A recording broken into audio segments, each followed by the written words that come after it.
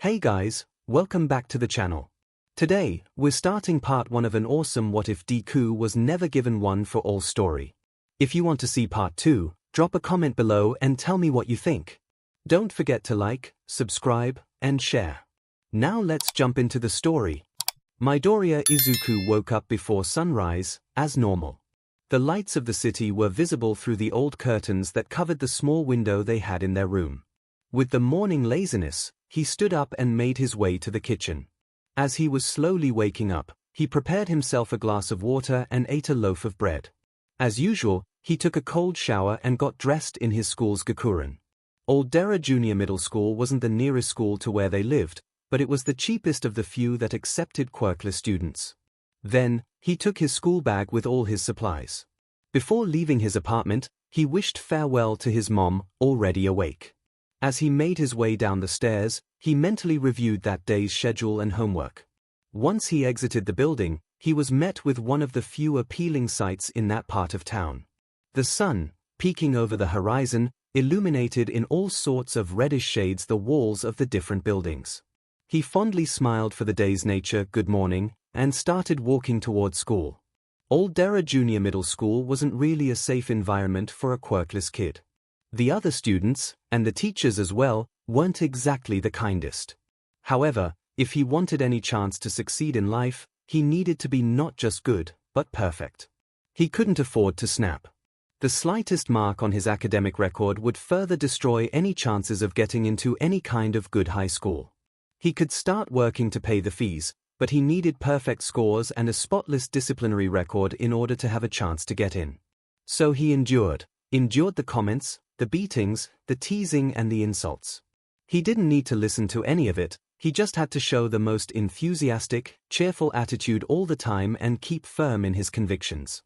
Whether he would become the first quirkless hero, he didn't know. All the odds were against him. Even so, he would at least try, because all this hard work wouldn't disappear because he wasn't accepted into any hero school. If the results were good enough, he would be able to apply to a good enough college, and, although he would have to pay the first semester, he would be able to stack distinction after distinction to get the different subjects for free. At least distinction deductions were still a thing for quirkless. As he got into his classroom, he stuck the cheeriest smile he could muster on his face and crossed the door. Just one more year, he reminded himself, just one more year. Katsuki was livid as always, and who wouldn't be, surrounded by so many extras whose praise he had already heard a million times. I know I'm the best, goddammit, why the F do you keep crowding me, you Fing extras? As if some of my greatness would stick to them by being near. If the morning wasn't bad enough, Fing Deku entered the room. The useless nerd was, as always, wearing that cheeky smile on his face, looking down on him. As if he didn't need a Fing quirk to become a hero. However, the most annoying SHT of all was how he always managed to act so cheery and happy while not having any chance to do anything with his life. It was Fing infuriating the way he just took out his notes and sat down like he was the Fing protagonist here. Katsuki was the main character here, this was his origin story, and Fing Deku kept trying to taint it. When class began, his extra of a teacher started homeroom.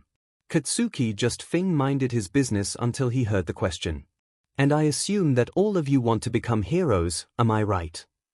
The Fing extras all exploded in cheers and demonstrations of their shitty quirks. He needed to remind them of their place. You can dream as much as you want, Fing wannabe extras, but I will be the only one in this shitty school to go to UA and become a hero. It is good to see you so enthusiastic, Bakugo, the shitty teacher said. Midoriya, you also wanted to apply for UA's hero course, are you sure about what you're choosing to do? And that was a big no for Katsuki and useless Deku. What the F are you trying? Katsuki growled to the nerd, what the F is he talking about, Deku? Well Kaken, I want to apply to UA because it's the best hero school out there, also there isn't anything wrong with trying. The quirkless freak said with a smile. There isn't anything wrong with trying, the useless Deku said. Now Katsuki was livid. Shut up, useless Deku, you will never become a hero without a quirk, he screamed at the DMN nerd, in hopes of getting it into his DMN skull. The shitty teacher continued with his lecture, handing application forms to everybody. Katsuki filled his form with only UA, knowing where he would end up. And then he finally disconnected and started minding his business again. Izuku knew well what that scream he received meant. It was a foreshadowing of problems in the near future. As the teacher left the room, he peeked into his backpack to check if he had the decoy. Since 𝐭𝐿 started being so mean, the act of breaking his notebooks had become a common occurrence for him. When he had broken the third one, Izuku had had an idea. He just kept the broken notebook with him, and if 𝐭𝐿 seemed to get ideas about breaking his notebook again, he would just use decoy to have it take the blunt force of the blonde's fury. This strategy had worked an incredible amount of times. One would think that he would have noticed by the third time, but it seemed that 𝐭𝐿 was more focused on hurting him than destroying the notebook, getting tunnel-visioned. As the final bell rang, Izuku prepared the decoy.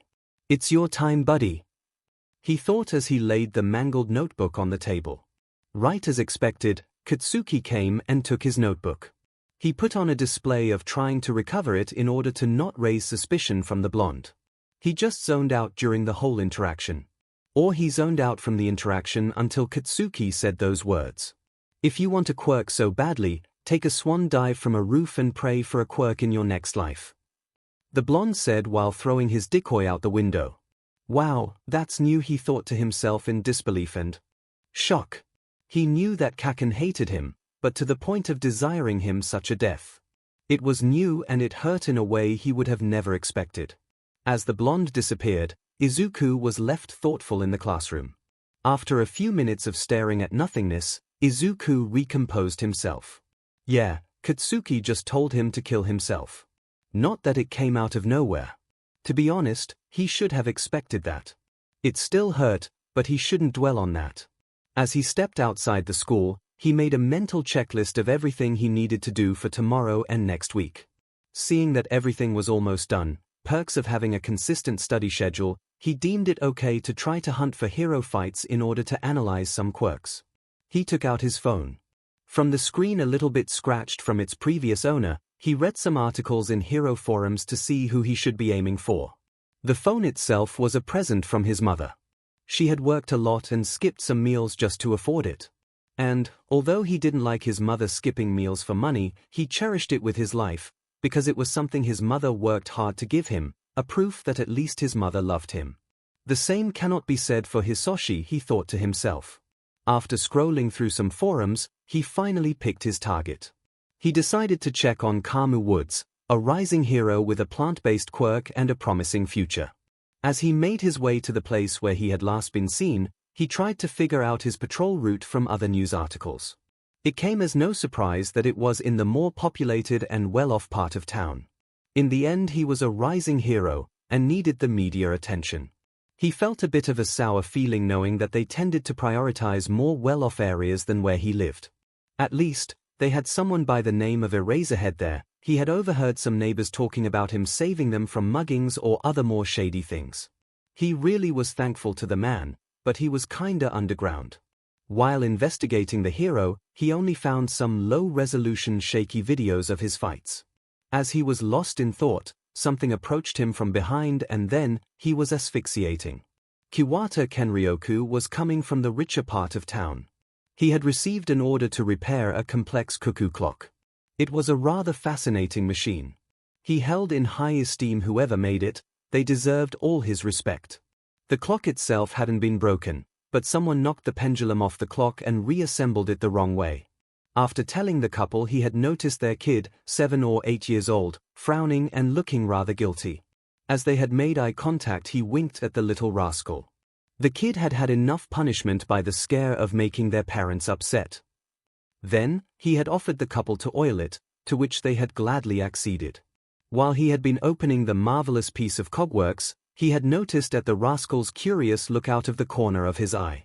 He had offered to show the child the insides of the clock, explaining in plain language each of the parts' function while oiling it and subtly demonstrating how to attach the pendulum. At the end, before covering everything with the ornamented cap, he had let the child see the machine insides while the clock was working.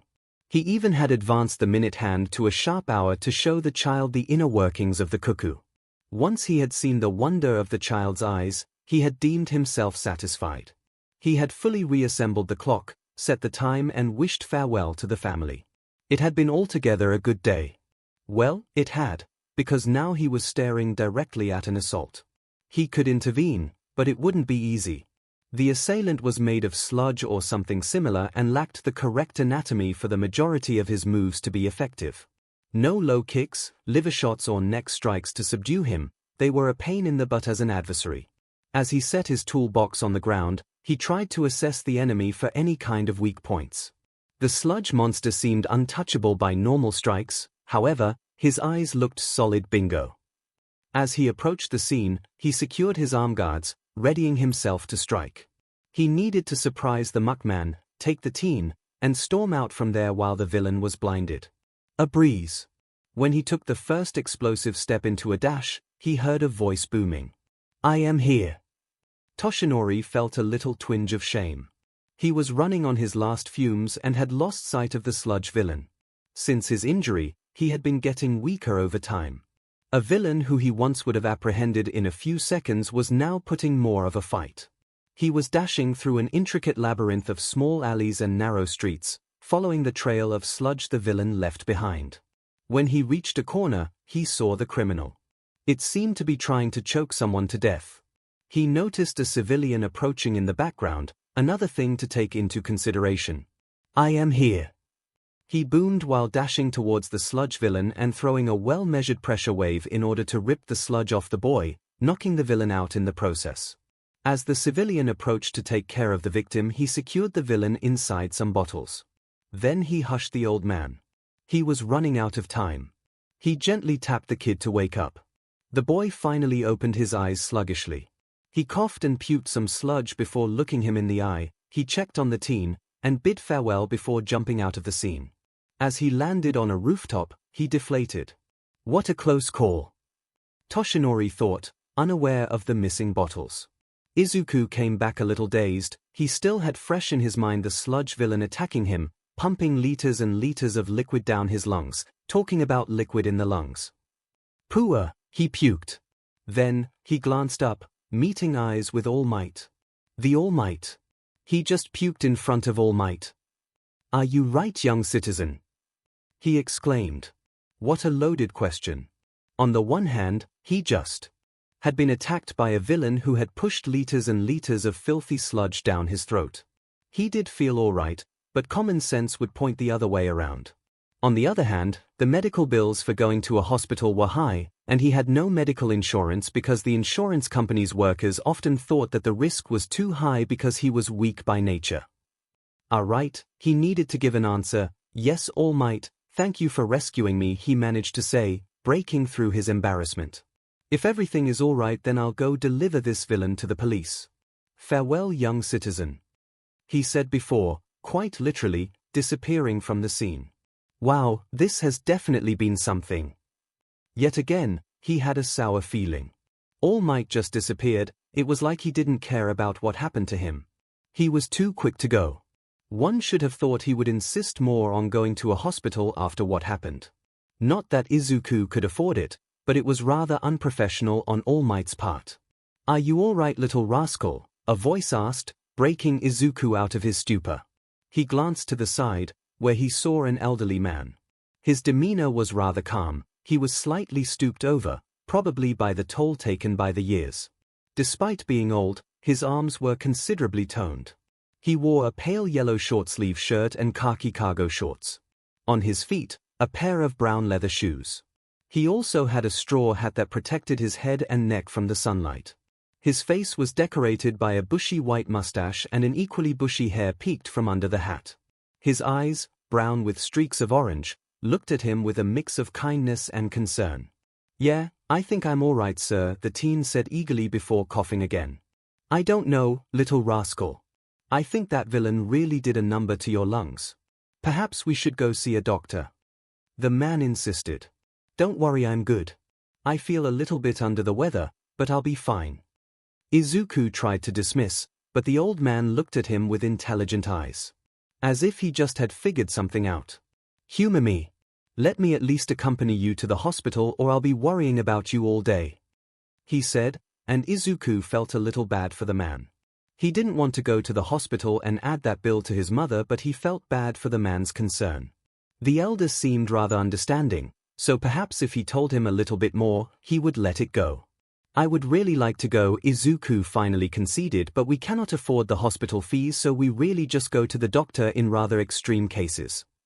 I see, said the man looking thoughtful, at least let me treat you to ice cream. It is quite hot today, and with the school uniform I'm sure you are soaking in sweat. Also, I'm sure sludge isn't tasty. Ended the man in a kidding tone. Izuku, seeing that he would be unable to escape the man's kindness, just let it go at that. Yeah, sludge isn't tasty, joked while standing up from the ground before making a beeline towards the man. Once they started talking, the man asked, so, little rascal, what's your name? I think that in the heat of the moment we forgot to introduce ourselves. Ah, sorry, my name is Midoriya Izuku and you? Kiwata Kenryoku. Izuku and Kiwata-san walked through the various streets to an ice cream shop Kiwata knew. He said that it was run by a family who had been 30 years in the business and that their ice cream was perfect. It was sweet without being oversweet and served at the right temperature, being still cold without causing your mouth to ache. With every minute he spent talking about it, the ice cream became more appealing. Once they arrived, they were warmly greeted by an old lady. She and Kiwata-san seemed to know each other for some reason, to which Kiwata-san assured him that all elderly people know each other in some way or other. As he took the first bite of vanilla ice cream, he understood what Kiwata-san was talking about. The ice cream melted in his mouth, refreshing it without freezing anything, and the taste was sweet enough to make him crave more, but without causing the throat to become itchy. As they were eating the ice cream, Kiwata-san talked a little bit more with Izuku. So how are things at school? He kindly asked. Things are going all right, I'm managing quite well. Now I'm in my last year of middle school and things are getting a little bit hard. He chirped, casually avoiding the relation with his peers and teachers. And how are things for you, Kiwata-san? I'm quite all right, little rascal, the old man answered. May I ask you something, Kiwata-san? Yes, you may. What would that be? Why are you carrying a toolbox? Izuku said, masterfully changing the subject. Oh, these are my work tools. I own an antique shop specialized in cogworks. Today I went to do some repairs to a appealing cuckoo clock, and on and on. Kiwata-san kept rambling about cogworks for a while, explaining to Izuku the different parts they had and his favorite mechanisms. It seemed to be a theme he liked quite a lot. Once they finished the ice cream, Kiwata-san insisted on paying, saying that he wasn't the one attacked by a muckball with eyes, and bid farewell to the lady who greeted them. Midoriya was cheery and polite, that much was obvious to Kenryoku. However, there were some red flags. The kid said he couldn't afford hospital bills, so, probably, they were at least a little short on money at home. Not that that was bad, but the fact that he was more concerned about being a bother for his mother than his well-being was nudging him. After talking with him in the ice cream shop, he managed to gather a little bit more information.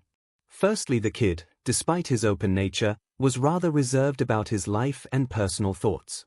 As if he feared being judged or facing any kind of consequence for saying anything that wasn't morally armored. The way he answered his questions about school painted a more understandable idea. He just gave a pretty general answer, without talking about his friends and focusing on the academic area just before deflecting the subject. Kenryoku decided to play along for now, just to ease the teen and give him a small victory. So, what he knew about the kid was that Midoriya was a 14-year-old in his last year of middle school with good academic prospects, a precarious economic situation at home, and received some form of rejection from his peers. Why, though, was a question he would like to answer. As they exited the ice cream shop, he approached the teen. Would you like to see my shop, Midoriya-kun? There I have some pretty interesting things I could show you. He asked. The teen, more comfortable with him now, answered, Oh, I don't want to be a bother to you, Kiwata-san, you've already done too much for me. Kenryoku saw his opportunity and, like a predator, went for it. You, a bother, that's nonsense, little rascal said, laughing, as if you could be a bother. Also, I don't have anything to do and today's work is already done. I will be bored all alone. With age you start to gain so much time that you don't know what to do with all of it. Seriously, I would appreciate the company. Hook, line and sinker. The boy seemed smart, and was quite humble, if the blush in his cheeks wasn't any tell, but he had quite the weak point in his heart of gold. The kid was a ray of sunshine, so much that he would do anything in order to help anybody. Did Kenryoku feel a little bit bad for exploiting that weak point? Yes. Would he do it again if it meant helping the kid? Absolutely. Speaking of which, well, if you ask me like that, I can't tell you no. But at least let me help you with your toolbox. Kenryoku gave the toolbox to the kid. Upon taking it, Midoriya stumbled a bit, taken aback by the weight of the toolbox. Wow, that's heavy, he exclaimed. Are you sure you should be carrying so much weight, Kiwata-san? Oh, don't worry kid, my quirk helps me there. No need to be concerned. At the mention of his quirk, the boy's eyes went wide and his face took a thoughtful expression. Soon he started to mutter. Strength amplification, telekinesis like mom, maybe weight alteration, and so on and on. Kenryoku would admit that in the moment he was quite amused to see the teen try to guess his quirk from so little information. His guesses were good, but all of them were ultimately wrong. Hey, little rascal, look where you're going or you'll stumble into something. The kid looked at him, a little bit too ashamed for what Kenryoku considered healthy. He also seemed somewhat guilty. Sorry if I made you uncomfortable with my muttering, Kiwata-san. And now it was Kenryoku who felt bad. No offense taken, little rascal, there is nothing to apologize for. You were trying to guess my quirk, right? The teen answered with a nod. Well, I will say that the guesses I heard were quite good, but you didn't get it right. He paused for a moment to give his words more weight. You know, let's make it a game. You ask me closed questions and you have to figure it out. The kid beamed at that. Good. So, if you may do the honors. Your quirk is a mutant type. No. And emitter. Yes. Is it a mental quirk? No. And a physical one? Yes. Is it some sort of strength enhancer? Kenryoku paused at that for a second. What do you understand by strength enhancer quirk? Any kind that gives you superhuman strength. Then, no. Is it? And on and on. They played for a while, until Midoriya finally guessed his quirk's overall idea. You got it right, little rascal. My quirk is called Young Spirit and it helps me maintain the basic physical abilities as if I was in the blossom of my life. The kid seemed quite happy after this game. Now it's my turn to guess, Kenryoku said, trying to keep the teen entertained. However, Midoriya seemed to deflate at that. Interesting. You see, Kiwata-san, he said rather nervously, I don't have. Kaboom! Izuku had been having a good time this far with Kiwata-san. He was a really kind old man. He really appreciated how the man had been treating him. He had been nothing but kind to him. At first, he was a little taken aback. The insistence on the man's part to go with him to take ice cream and then to his store was rather suspicious. Now though, he thought he had a better understanding of the man before him. He was an extremely kind elderly man who just might be a little lonely. He seemed rather happy to be with him, he was kind all the time and hadn't raised any red flags yet. He also didn't mind his muttering. Izuku had felt so bad after going full analysis mode on Kiwata-san's quirk. But he looked rather amused by the way Izuku tried to guess his quirk, and he managed to make a game out of it. Maybe if he gets in the hero course he could play it with his new classmates. But they might not like it. Like in middle school, his peers are quite adamant about how creepy his muttering is. Well, at least he can play it with Kiwata-san. As they continued walking, Izuku managed to guess his quirk. And what a quirk, it was a super cool quirk.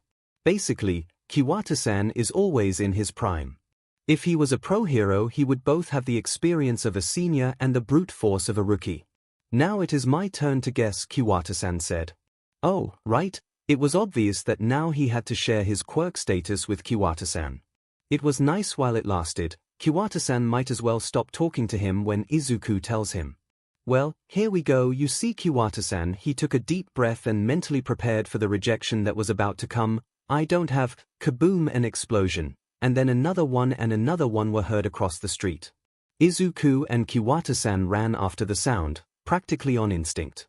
As he saw Kiwata-san outpacing him, He understood what the man meant with basic physical abilities. Once they arrived at the scene, Izuku was met with quite a chaotic picture. The buildings on the sides of the road were in flames.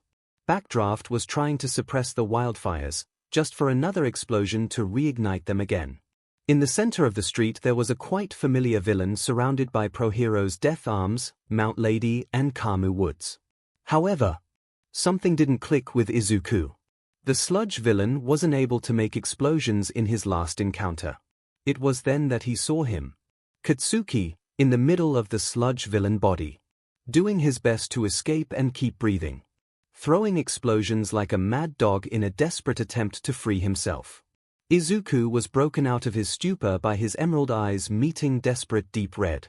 And, for some reason, everything seemed to be getting close. "Oh, I'm the one moving. I'm the one moving." As he approached the scene, he mentally assessed the criminal. The villain was entirely made of sludge, so he wouldn't be able to damage him. Well, he wasn't entirely made out of sludge, the villain had solid eyes. Being his only target, Izuku threw his backpack at the villain, aiming for the eyes. While the backpack was swinging midair, it opened, pouring its contents onto the villain. In what could be described as a slide of luck, a pencil poked the villain's eye, making it momentarily flinch. Taking advantage of the distraction, Izuku yanked Katsuki free from the sludge villain. The blonde looked at him with a mix of shock and anger, his damaged pride thoroughly painted on his face. "Cry me a river, Katsuki." Even though the villain had left them enough time to get Katsuki's head out of the sludge and give him room to breathe, the villain lashed out again in retaliation. "You again, brat. Prepare to die, you little twerp." Izuku braced himself for the impact. "Please, don't break anything. Please don't break anything." His thoughts were interrupted by a gust of wind. When he mustered the courage to look up, he saw again the shining smile of All Might, hitting a pose just after absolutely one-hit KOing the sludge villain. "Hey! You! What were you thinking?" Kenryoku was thoroughly impressed. "It looks like the little rascal has the heart of a lion under all that nervousness." How interesting. Midoriya did remarkably well for what seemed like a first-timer. He found the villain's weakness in the blink of an eye, and found a way to exploit it. His execution had been lacking, but the seed was there. However, what astonished Kenryoku the most was how the kid had beaten him in moving first towards the center of the catastrophe. The kid had a strong heroic spirit. The remaining question was if he had the wish. Guess there is only a way to find out. The teen was now surrounded by police officers and pro-heroes. The kid was looking downwards, shame on his features and tears about to spill from his eyes. Heavens, he looks upset. Well, it was time for a little nonsensical Kiwata Kenryoku's fake senile mischief. The old man wetted his lower lips, making sure to let little trails of saliva form. Then he tilted his hat backwards. At the same time, his spine curved forward, going from the range of ordinary elderly posture to Quasimodo levels of hump. As he leaned forward, he took a folding cane he made some years ago for this kind of situation. Making sure to sputter half the words with a rather raspy voice, he said, Midoriya-kun, did you find any yokai here?" "Showtime." "Seriously, kid, what were you thinking? You could have gotten hurt, kid. If All Might hadn't been here, you would be in an ambulance. What you did was really reckless, kid. I know that you meant well, but in the end you were getting in the way of our work. Not to mention that what you did is illegal. Intervening the way you did is considered vigilantism." Izuku couldn't believe it. He had really screwed things up. A criminal record. And to think that this little slip-up would cost so much. If I get a criminal record, I will get a black mark on my academic record. Having this kind of nuisance will get me directly blacklisted from half the schools he could apply to, and, from there, I will be denied entrance to the other half because of my quirk status. Without a proper high school education, I will be unable to attend college and, to an extent, attain a good job. Not that the degree is needed, but, being quirkless, any help is mandatory. And all of that for what? To fulfill a frustrated dream. For a moment of glory. He wasn't as determined as before, contenting himself with finding a way to help his mom, but no. He had to throw everything out the window to save Katsuki of all people. 𝐒𝐿 kept spiraling while the pro-heroes and officers around him kept chastising him. Not that 𝐒𝐿 heard them, drowning in his negative thoughts was consuming all his attention. 𝐒𝐿 was profoundly zoned out when he heard a voice. It was a voice he knew, but a little more modulated, sounding a little bit crazed and affected by age. Midoriya-kun, did you find any yokai here? Those words seemed to confuse everybody at the scene. The pro-heroes looked rather dumbfounded, and the officers lost a bit of composure. Kiwata-san jerkily approached him and raised his cane to give him a soft smack on the head. Oh, where did that cane come from? 𝐒𝐿 asked himself while rubbing his head. When he glanced up, he saw Kiwata-san winking at him. May I help you, sir? An officer kindly asked. Yes, young man. Have you seen any yokai here? Kiwata-san asked in return. Yokai? Mount Lady said, her face tinged with confusion. Yes, yokai, people don't think they exist, but I'm not crazy, they are real. The twerps keep messing with me. They sometimes move things from their place or hide my socks. Sometimes they even open my home's door and hang up my calls. The fake yokai hunter exclaimed, opening his arms and almost hitting Kamu Woods on the head with the cane. No, we haven't seen any here, sir. The officer said. Such a shame, I was tracking down one that stole something of mine with Midoriya-kun. Kiwata-san pouted. What would that be? Kamu Woods politely humoured the old man. They stole my straw hat. Kiwata-san seriously answered. As he kept rambling about yokai and how they were a pain in the butt, an officer silently approached 𝐒𝐿. Do you know that man? Yeah, I do, his name is Kiwata Kenryoku.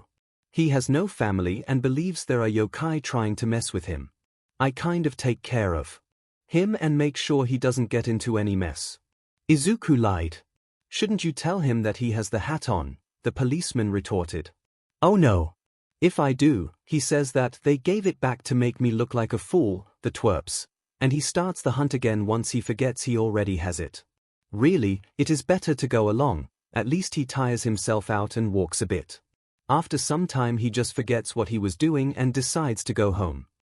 𝐒𝐿 furthered the fun. Kiwata started it, it was only right that he continued it. Is there anyone else to take care of him? No, as I said, he lives alone and I'm the only one who looks after him. The officer sighed. Okay, you're free to go regarding your special situation, but don't you even dare think about trying another stunt like that. I made myself clear. Yes, sir. 𝐒𝐿 quickly said. He bid farewell to the officers and made a beeline to Kiwata-san. Kiwata-san, we should start heading back home. 𝐒𝐿 told him. At the same time, he took his hand and toolbox and directed him out of the scene. Once they were out of sight, Kiwata straightened up to his normal levels of tilting. 𝐒𝐿 looked the old man in the eyes. They stood a minute in silence, assessing each other, just before they both cracked into laughter. You should have seen your face, little rascal. It was hilarious. 4 faces, the one that Mount Lady made when you told her about how they kept messing with you. Don't you think I didn't hear you, little fiend? Kiwata-san intoned his senile voice. They gave it back to make me look like a fool, the twerps. They chuckled a little bit more before finally steadying their breaths. So, may I ask you a question, Midoriya-kun? 𝐒𝐿 locked eyes with Kiwata-san. Have you ever thought about becoming a hero? It was twilight, the sun peeking over the horizon. Shades of red cast everywhere. The long shadows of 2 people walking cast over the alley. Have you ever thought about becoming a hero? Kiwata-san asked. 𝐒𝐿 looked the elder in the eyes. As much as 𝐒𝐿 searched, he didn't find any trace of mischief or dishonesty. 𝐒𝐿 took a deep breath. Kiwata-san had been nothing but good to him up to that moment. He even had put himself on the line to help him. He deserved at least to know that. When I was a child I wanted nothing but to become one. All I have ever wanted is to help people. 𝐒𝐿 said. And what made that longing change? Kiwata-san continued.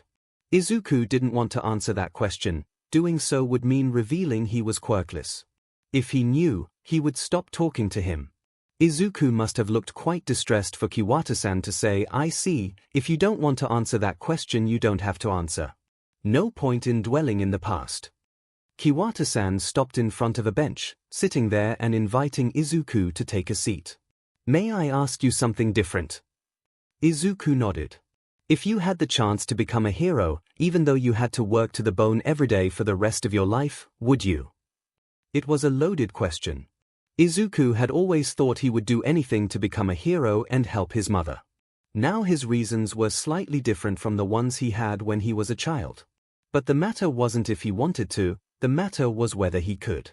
And the world always gives me the same answer, no. Even his mom didn't think he could do it. Kiwata-san, the teen started, tears in his eyes. Even though there's nothing that I would like to do than to take that chance, the fact is that I can't. Kiwata-san looked at the crying teen. I ain't asking you if you can or cannot be a hero. For what I've seen you do out there in the moment of truth, I know you can. The question I'm asking you is, would you? Izuku glanced at the man. He looked honest on what he was saying. That's because he doesn't know. No, Kiwata-san, you're wrong. I most likely won't ever be a hero. And why are you saying that? Izuku knew that he should tell him. There was no point in making the old man lose his time on him. Because I'm quirkless. Izuku said with a voice so low it almost was a whisper. Izuku mentally prepared himself for the immediate rejection, but it never came. Listen, little rascal. I don't care if you have a quirk as strong as All Might's or you don't have any at all. I know for a fact that when there was someone in need, you were the first to move into action. Not pro-heroes, not the police officers, and definitely not All Might. Yeah, you lack a quirk, but there isn't anything that you have told me that has changed my mind. Midoriya Izuku, I know you can become a hero. The question I'm asking you is whether you want to or not. Izuku couldn't believe what he was hearing. Someone has, for the first time in his life, said yes. His eyes were waterfalls by that moment. But how? Kiwata-san seemed to assess him. After a few moments he seemed to come to a conclusion. Little rascal, let me confide you a secret. I am what the law calls a vigilante. I once also strived to become a hero. However, I was denied that dream for similar reasons as you. My quirk, as you know, it's a passive one. Besides, its effects weren't visible until I was well into my 40s. They didn't accept me in any hero school because they thought I wouldn't survive being virtually quirkless. Despite that, I clawed my way through hard work and became the nearest thing to a hero that I could, a vigilante. And look at me, I'm alive and kicking. So I know there is a way, but it isn't an easy one. Izuku was now dumbfounded. The kind elderly that had invited him to ice cream a few hours ago was a badass illegal hero in disguise. Why? Izuku asked. Why what? Kiwata-san responded. Why are you telling me all of this? Kiwata-san pondered his response for a few seconds. Midoriya-kun, I find in you a kindred spirit. We both suffered the same in different ways. I didn't make it in time. I have come to terms with that reality and I'm happy with my life now. However, although I just met you today, I think you can become a hero and attain what I couldn't. Thus I'm willing to help you rise over me and reach what I ever could. So, Midoriya Izuku, do you want my help to become a hero? Izuku was, in short words, absolutely perplexed. He didn't know what to do. Kiwata-san believes in me, in Deku the useless quirkless freak. And he knows and still believes. Izuku almost didn't believe it.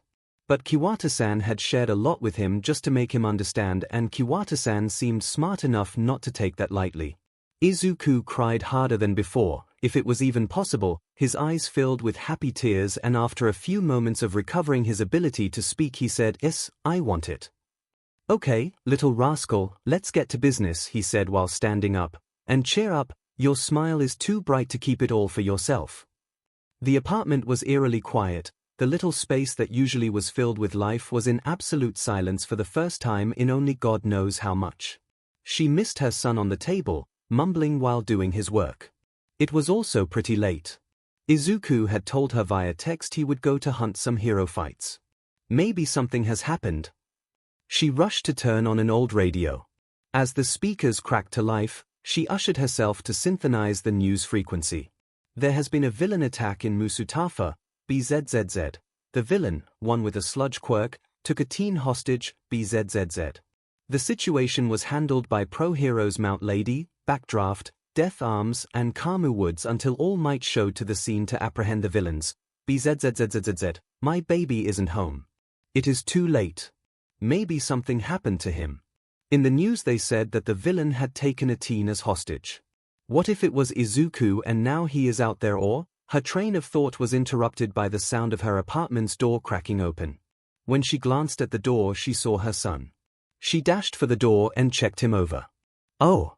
You had me so worried, I thought something horrible may have happened to you. The mother noticed the little traces of dried sludge in the arms of her son. Izuku. My baby. Are you alright? Should we go to a hospital?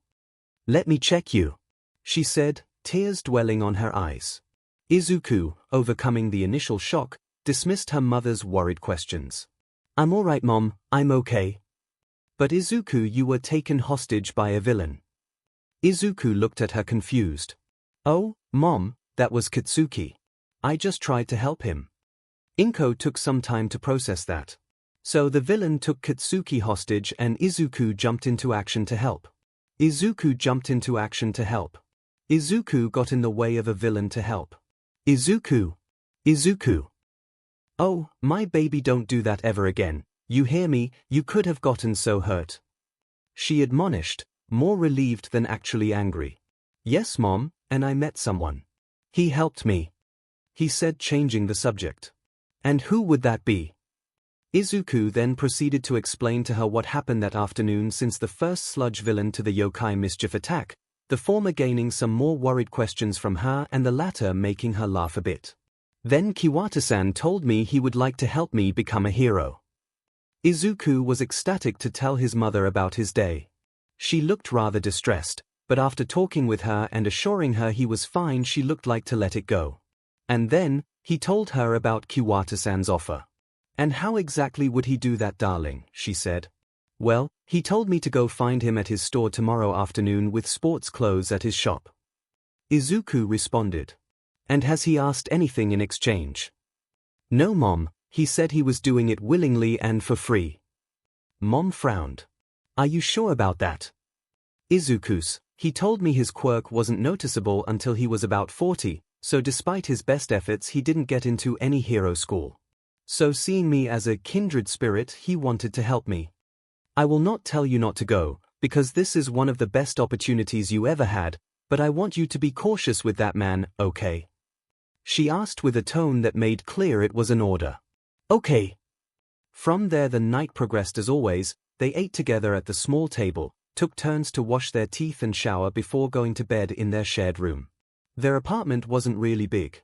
There were only 3 rooms, a kitchen with a table in the middle, a bathroom and a bedroom. As they both got in their beds, Izuku and his mother wished each other good night. Izuku closed his eyes and let the waves of exhaustion wash over him until he was asleep. The next day Izuku woke up, repeating his routine. It seemed that he would see that precious look in the streets again. When he got outside, Mother Nature greeted him again with that image. However, there was something different.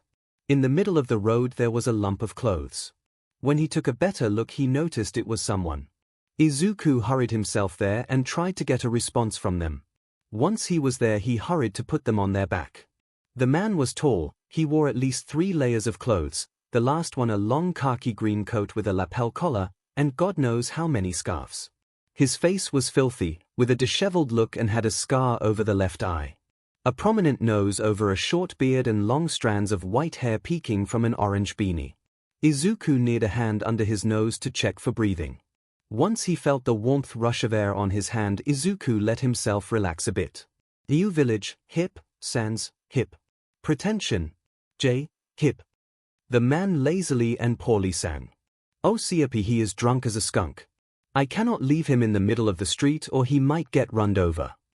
While the man kept mumbling with eyes in the sky, Izuku gathered enough courage to speak in the awkward situation. Excuse me sir, you're in the middle of the street and you could get run over. Black eyes zeroed on him. There is a park a few squares from here, it should be a better place to sleep. The man kept looking at him for a few more minutes. Whatever, he spoke. He tried to right himself but quickly lost balance. Izuku rushed to help him stand. "Do you need anything, sir?" The man looked at him funny, again. What he really needs? Something besides alcohol in his system. Izuku helped the man get to the side of the street and rushed to his home, getting a glass of water for the stranger. Once he gave it to him, he drank it in a single gulp.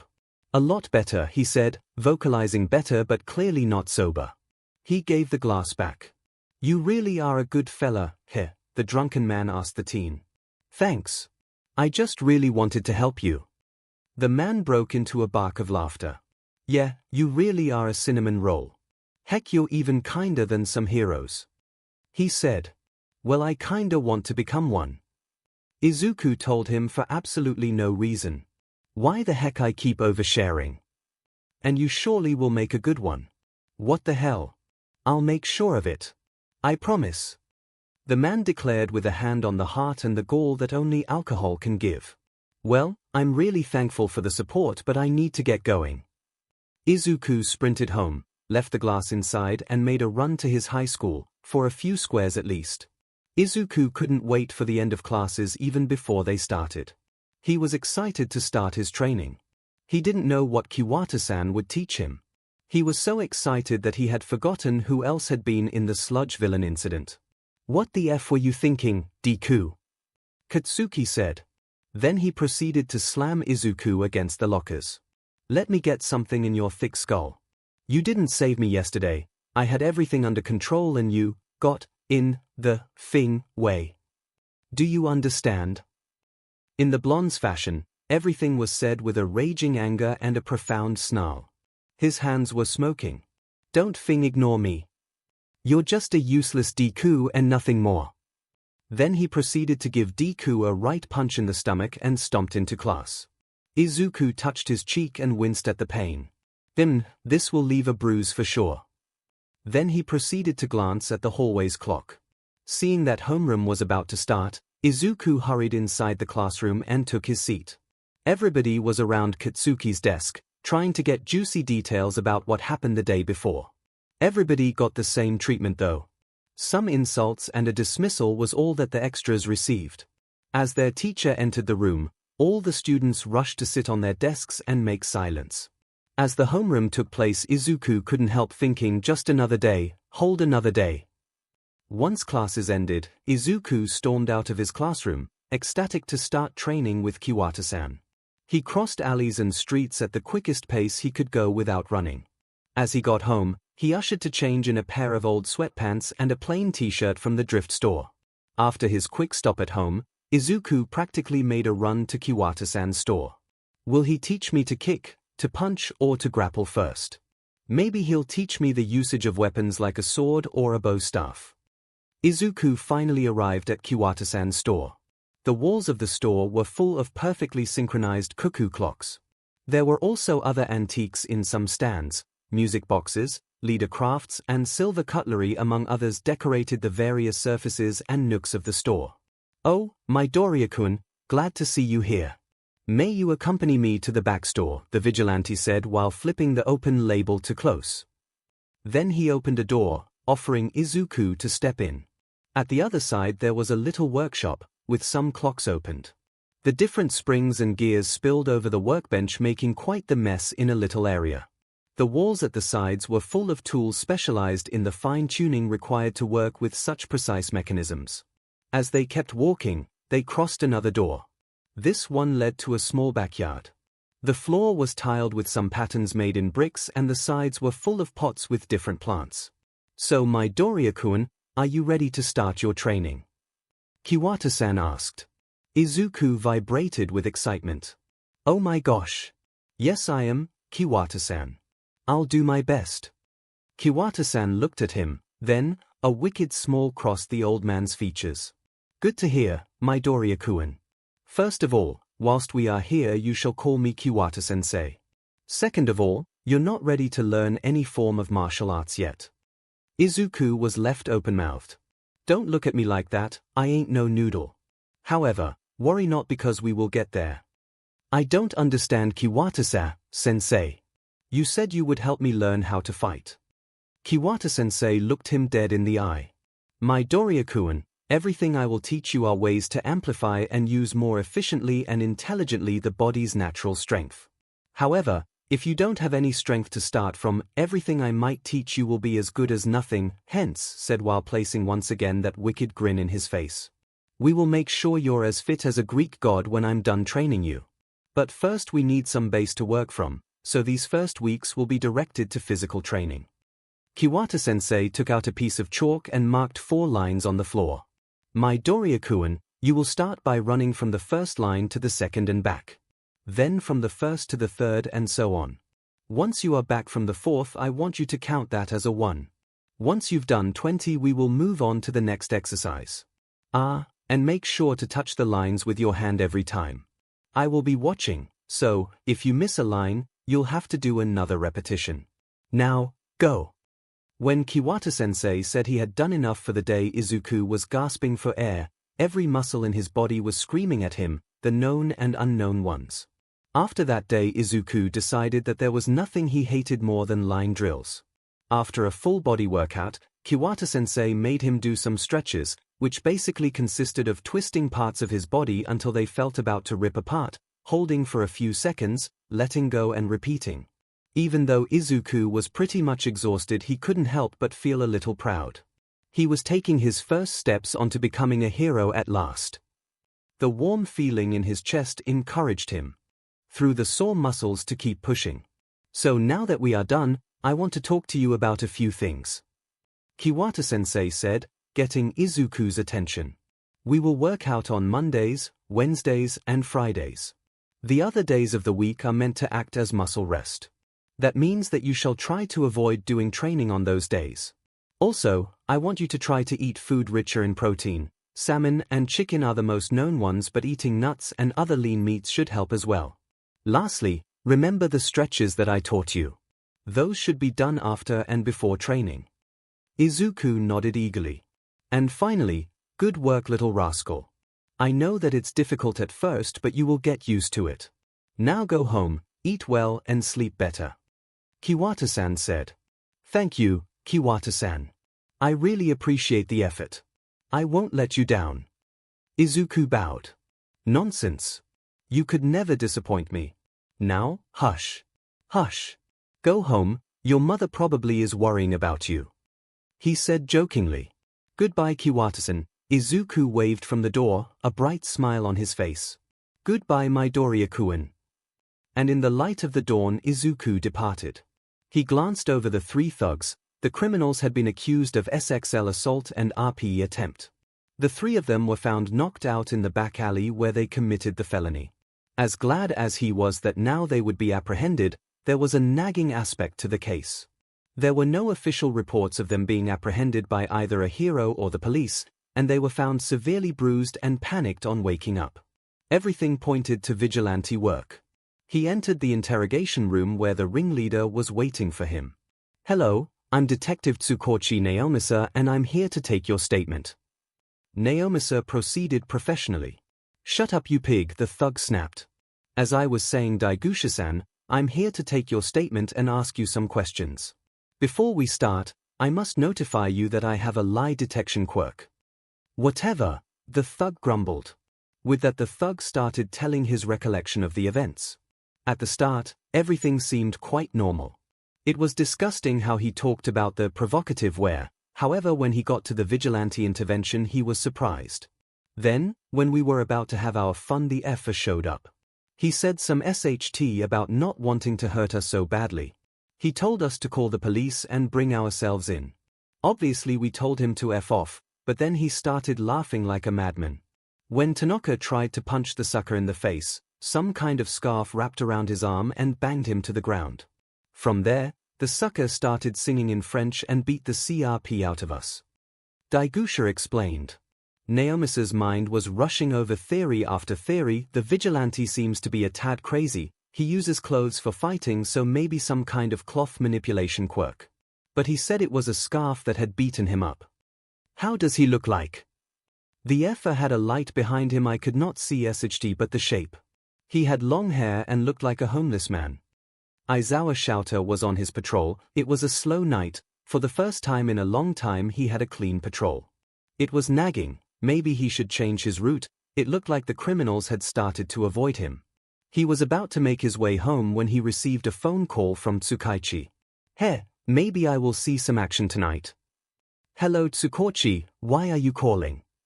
Eraserhead, please tell me you haven't gone rogue. 𝐿𝐴 was taken back by that.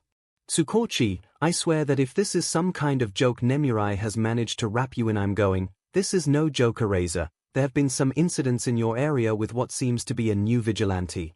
I had to ask because his description was quite similar to yours. Well, isn't that interesting? 𝐿𝐴 mused, no Tsukoichi, I haven't gone rogue.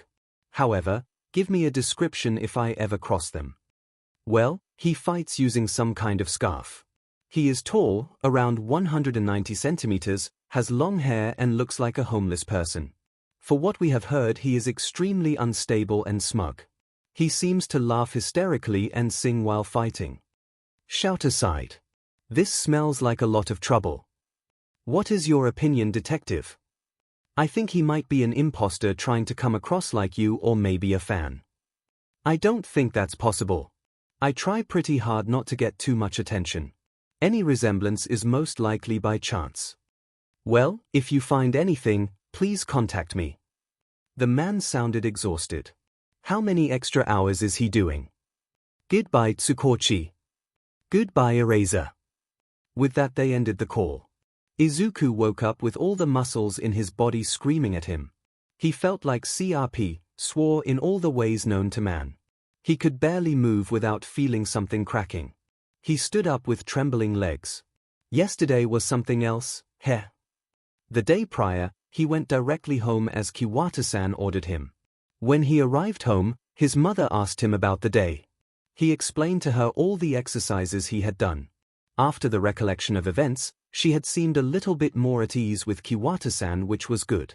When she had asked him if he isn't overworking you, he simply had told her what Kiwata-san had told him, that they would do training 3 of the 7 days of the week, leaving days to let the muscles rest. She had seemed fine with that.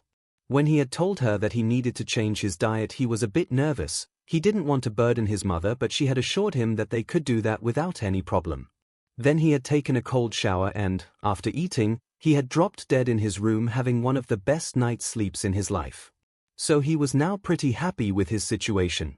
He dressed himself in his gakuren and prepared himself for school. Then he ate his normal breakfast, a loaf of bread and a glass of water. Then, he took a mental note to buy some nuts to dress it. Before going outside, he took his notebook and started to take notes on the exercises he had performed the day prior. Once his notebook was filled with instructions and sketches about different exercises and what they were supposed to train, adding a side note to remember that line drills are the worst and an invention of Satan, he deemed it necessary to start his way to school. As he made his way down the stairs, he wondered what would happen at school today. Yesterday he was lucky, and with his recent good luck he found himself confident enough to be optimistic. He got out of his apartment block, looking once again to the spectacle in front of him. It's Thursday, nothing bad ever happens on Thursdays, he thought to himself. Fate is a curious thing. Just as he thought that, a man covered in scarves and coats, a crazed smirk on his face and eyes not any better, casually approached him from behind. You Midoriya, wasa. You Midoriya, wasa. Izuku was frozen. Who the F is him and why the heck does he know my name? Izuku thoroughly considered making a run for it to the nearest police station. Excuse me sir, but I think you might have confused me for someone else. Izuku tried to slip away. The man cut him off. I'm pretty sure I didn't mess up. He glanced Izuku into the eyes. Wait a minute, you don't recognize me, do you? Let's see if this rings any bells. Yesterday. Completely wasted. In the middle of the road. Izuku thought for a moment, then it clicked, it's him, but he looked much more subdued. Izuku frowned. How do you know my name? I searched for information about you here and there. It's quite easy to find information about whatever if you know where to look. I need to know what I'm working with. Ah. So a stalker. Nothing bad happens on Thursdays, my butt. Hey, don't look at me like that, bucko. I ain't any kind of SXL harasser or degenerate. I made you a promise, remember? The man exclaimed. Izuku recalled the memory, and you surely will make a good one. What the hell? I'll make sure of it. I promise. He said he would make sure I would become a hero. Wait a minute, you were serious? Izuku questioned, dumbfounded. Maybe I was drunk enough to try to flirt with a statue, but I made a promise, and a man of my caliber always keeps his word, he said, self-assured. Izuku just eyed him incredulously. I think I should introduce myself, he announced with fanfare. Then he opened his arms and laid back a bit. Only God knows how he didn't fall on his butt. My name is 𝐒𝐭𝐚𝐲, vigilante name Rairo, the freest man in Japan and #1 vigilante. Yep, completely delusional. Izuku slowly took a step back, then another and another one. Hey, where are you going? 𝐒𝐭𝐚𝐲 said. Sorry, I have school, gotta go. He began to run. Had said it earlier. 𝐒𝐭𝐚𝐲 waved him farewell. Kenryoku prepared himself for the patrol. As always, after stretching, he dressed himself in his uniform. First, a black undershirt with padding that covered all his torso, including the arms to the elbow. Then, some dark brown baggy trousers that got tighter at knee level. Obviously, it had a double cloth, the interior one covered with padding whilst the other one had enormous pockets to store throwing needles. Over the undershirt he wore an orange sleeveless gi, inside which he hid some smoke bombs. He also used custom-made arm guards.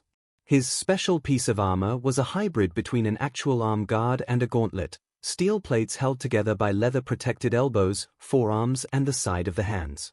In the palms, a coat of mail protected the hands from any cuts and, in the knuckles, a dented piece of iron made the works of a brass knuckle. Leg guards in similar fashion protected knees and shins.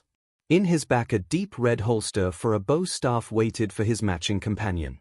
To protect his head he wore a black balaclava, also padded, that covered everything but his face.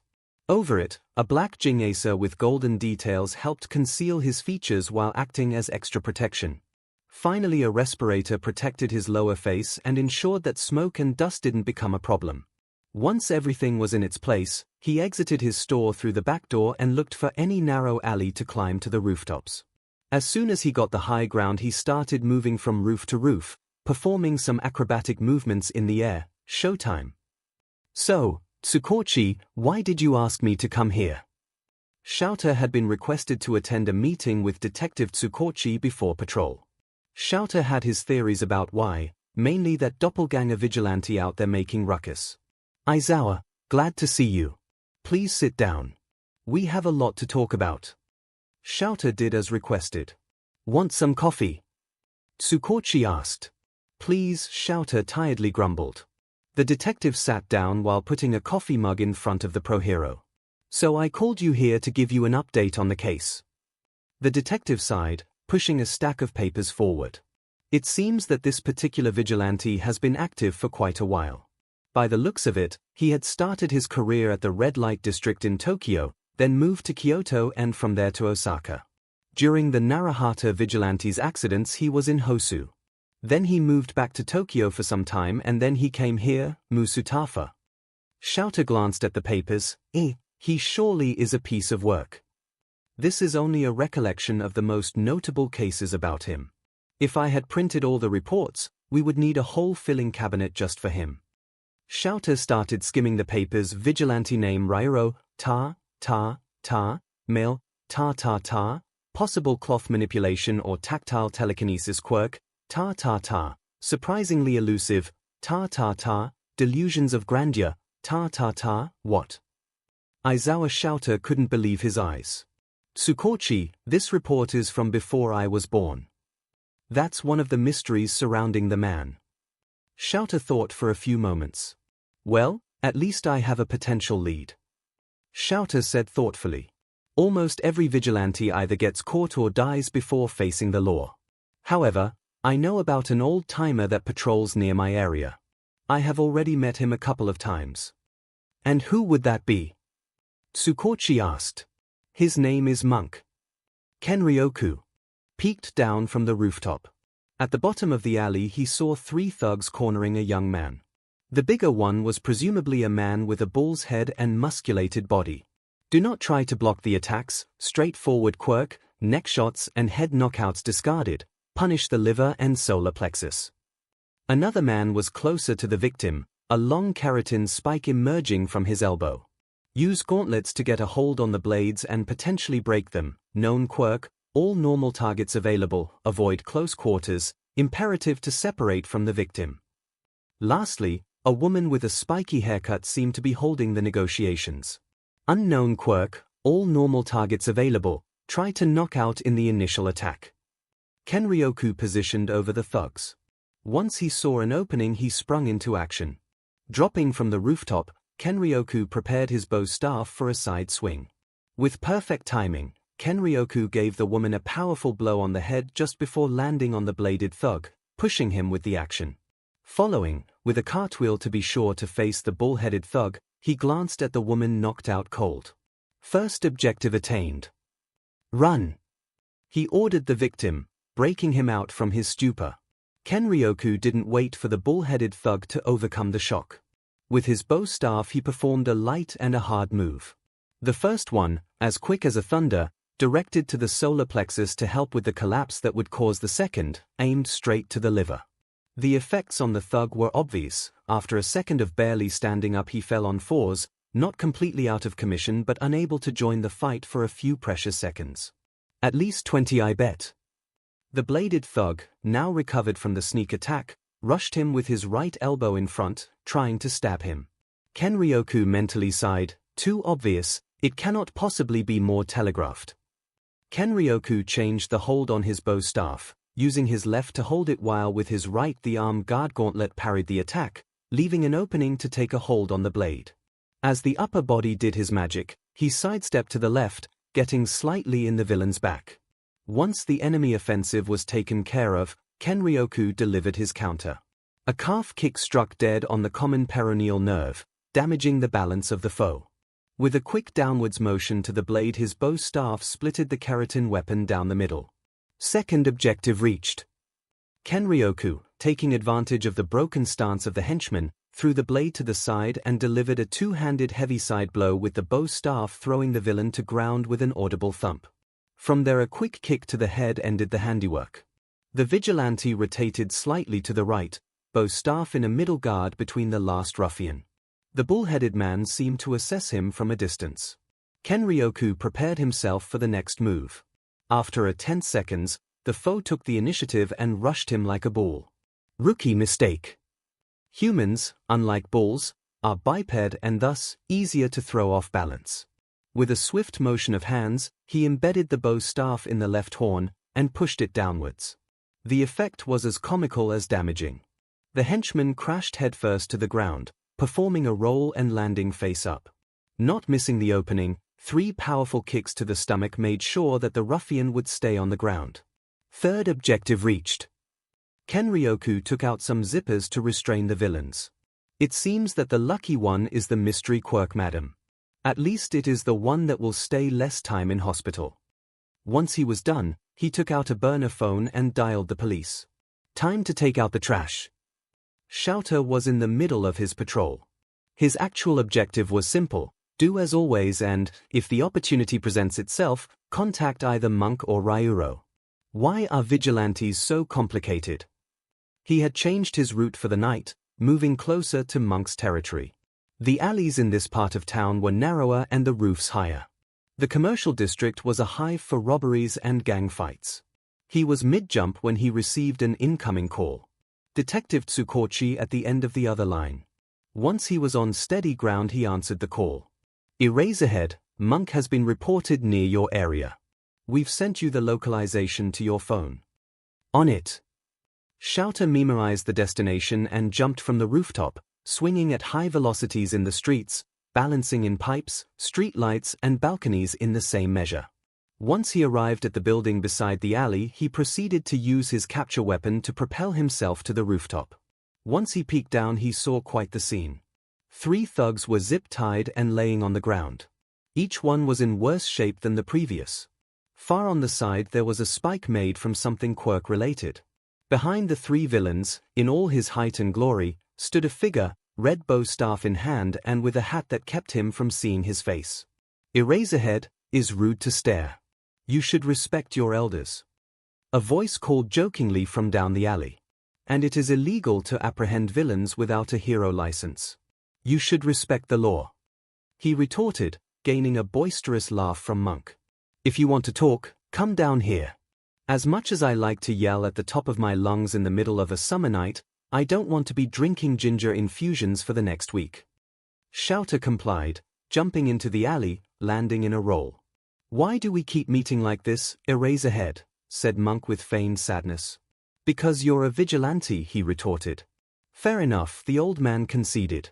I won't beat around the bush, there have been reports of another vigilante in the area and I'm here to ask you some questions. His name is Ryuro, ever heard about him? Monk thought for a few moments before responding. If I recall correctly, he is quite a formidable foe. From what I've heard, he never had to back down from a battle and always manages to apprehend the villains without getting caught in a fray with pro-heroes. Also, he is thought to be some kind of underground overlord, being active for more years than All Might itself. Rumors says he has a longevity quirk. I personally have never met the legend, but is someone that I would rather not cross. Did I help you? Almost everything you said was recorded by the police. However, the longevity quirk is something. 𝐤𝐻𝐻 could not end the sentence. He had to move sideways to evade an incoming attack. God bless situational awareness. One of the zip-tied villains had spitted at them, but the sputum, instead of falling to ground, moved at supersonic speeds, leaving a dent on the wall. 𝐤𝐻𝐻 activated his quirk, nullifying any incoming attack.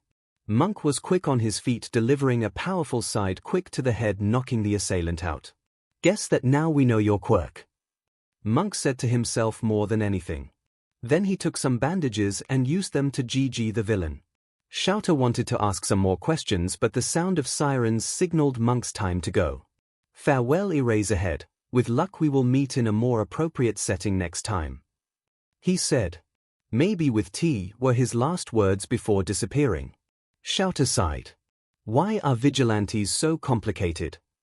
Izuku was eager to start Friday's training session. He dressed himself in his workout clothes and made his way to Kiwata-san's shop. Internally, he wondered how the afternoon would go. He really hoped that there were no line drills. Line drills are a crime against humanity and Kiwata-san makes me do them at the start and at the end of the workout for some reason. Something about pushing my stamina and improving my footwork. After about 20 minutes of walking across the city, Izuku arrived at Kiwata-san's shop. Using a key he gave him the previous time, he entered through the back door into the establishment. Once inside, he crossed the main hall into the workshop and, from there, he got to the backyard. Little did he know what was waiting for him inside. At the side of the backyard, under the shadow of a cherry tree, Kiwata-san sat on a little table, 2 teacups served and a chessboard in the middle. At the other side, 𝐒𝐭𝐚𝐻 was his name. Yeah, 𝐒𝐭𝐚𝐻 rested, a smug smile on his face. Oi bucko. How are ya doing? This is a dream. Definitely a dream. Midoriya-kun, start stretching. We have some things to discuss. 𝐒𝐿 had had a couple of busy days. When he had woken up on a bench with a hangover capable of killing a bull, he had tried to remember what had happened the day prior. Seeing that he had been unable to recall anything, he had proceeded to graft the city camera system. From there, he had seen a recollection of the events that happened with Midoriya. Seeing he had made a promise to the young man, he quickly had called Taibakeru to get as much information as he could on the boy. Keeping his connection with the camera system, he had proceeded to observe the kid during his routine. From there, he had seen the kid enter a shop in the early evening and exit it at almost dawn completely exhausted. He had taken a mental note to check the place and had called it a day on his investigation, opting to do some vigilante work to relieve stress. The next morning he had tried to approach Midoriya about his training, but they were cut short due to the bucko's tight schedule. That evening he had approached Taibakeru's cocktail bar to pick up the information he gathered. On Friday, he decided to investigate the shop where he had been working out. He patiently waited for the antique shop to close. Once he saw the owner about to flip the open sign, he stepped inside. Heya! Wanna have a quick word? The owner eyed him suspiciously. Of course, come in, come in. He invited. Once they were both inside, 𝐒𝐿, not wanting to lose more time, proclaimed, I'll cut to the chase. I'm here to ask you about your deal with the Midoriya bucko. The owner seemed to freeze for a second. We should go somewhere more private to discuss this matter. Then, he proceeded to guide him to a backyard. DMN. He does his homework. 𝐒𝐿 thought, looking at the green of the plants. Do you want some tea? Ugh. Etiquette. I'm too old for this. 𝐒𝐿 sighed. Gladly. The owner served 2 tea mugs on a table and offered him a seat. 𝐒𝐿 took his place with a quick thanks. I think that proper introductions are in order at this point. The owner politely said. 𝐒𝐿 wasn't in the mood to have that kind of talk. Listen, old-timer. We could go back and forth for a while in a battle of crappy compostures and wits, but I really don't feel like it. My name is 𝐭𝐚𝐲, but almost everybody knows me by Ryuro. The owner looked rather amused by his bluntness. So the rumors were right, Ryuro is in town. What takes someone of your level to come here? A promise. And stop beating around the bush, old-timer. You haven't presented yet or even answered my question. The old-timer chuckled the prick. Sorry. You may call me Kiwata Kenryoku. But, I must ask, why are you telling me this? I could go now and report this to the police and get you in quite some trouble. Despite being technically a criminal, you waltz everywhere yelling your name. Well, this is funny. 𝐒𝐿 broke into his precious laughter. You say that the fuzz or a glorified cop in tights can do jackety fella, you're such a blast. He wiped a tear from his eye. Let me tell you something, I could level this whole city in less than an hour and only All Might would be able to do SHT about it. Kiwata frowned. Those are quite strong words. You surely have a lot of confidence in your abilities. Then he glared. No Fing Wei. He is trying to sound intimidating. How silly. Calm down, lad. I'm not here to destroy any city today. I came here to help the Green Bean become a hero, and that's what I'll do. Kiwata didn't seem to believe him entirely, however, his frown uncurled a bit. I shall inform you that Midoriya-kun is actually under my tutelage. Kiwata objected. And? The more the merrier. Besides, I'm sure that if he really wants to have a good chance to succeed, it would be better to drink from more than one fountain. Why a dig? Kiwata sighed. Certainly I cannot argue against you, can I? Kiwata conceded. You'll see the world rip apart and hell emerge from the cracks before I give up. 𝐒𝐿 assured, earning a small giggle from Kiwata. I didn't know you could make such flourishes. He joked. Well, if you're an old-timer, I'm a Fing skeleton. It would be a shame if I talked like a preschooler with 15 decades in my back. So what do you want to do while we wait for Midoriya-kun? 𝐒𝐿 paused for a moment. What thing could the old-timer and I have in common? Do you play chess? Izuku couldn't keep his eye from glaring at 𝐒𝐭𝐚𝐲 while he was stretching. Why the F does that lunatic follow me everywhere? I'll call the police. He grumbled, trying to threaten 𝐒𝐭𝐚𝐲. Why? They wouldn't be able to join us. Chess is a 2-player game. The mass of clothes curiously asked. Izuku could not be diplomatic anymore.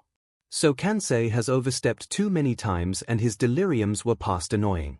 Because a Fing delusional homeless man keeps going behind me saying SHT about being the strongest vigilante out there. And who would that be? I'm the only homeless man here following you. Izuku facepalmed. Kiwata-sensei might have felt some resemblance of pity for his disciple, because he proceeded to tell Izuku a masterful sentence, delivered with the tactful hand of an old man completely focused on another task. Midoriya-kun, he is telling the truth. A beat check. What? Izuku exclaimed, his eyes went wide, jumping a good 20 centimeters in the air. Oh, you didn't believe me, bucko. Man, this has surely been awkward for you fella. 𝐒𝐭𝐚𝐲 said dumbly. And why would I believe you? As far as I've known, you were a homeless man. Izuku tried to justify himself. Because, I'm the strongest vigilante and the freest man in Japan. 𝐒𝐭𝐚𝐲 proceeded to tap his index finger twice on his head.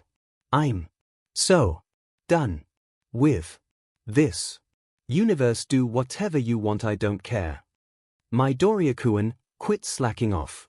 You'll do 3 extra line drills. Kiwata-sensei admonished. And checkmate. A precious rook and king endgame, don't you agree 𝐒𝐭𝐚𝐲-san? USHT. Why always to the endgame? You're a drippy BSTRD. Always opening with the queen side and playing SHT like Caro-Kann or Indian king defense. 𝐒𝐭𝐚𝐲 whined. Don't be such a sour loser, this time you have almost made me think. Come on, you'll surely win the next. An all-powerful homeless man and Kiwata-sensei trash-talking at chess. This is definitely a dream. The ache on every muscle of his body made it clear that it wasn't a dream. The sun was setting on the horizon. 𝐒𝐭𝐚𝐲 and Kiwata-san seemed to be talking about something before 𝐒𝐭𝐚𝐲 opened the door and went outside. He was doing the final stretches. Thankfully, besides the initial confrontation, the workout had progressed without further problems.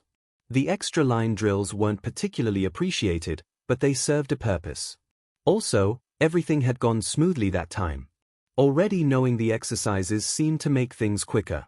Midoriya-kun, may I talk with you?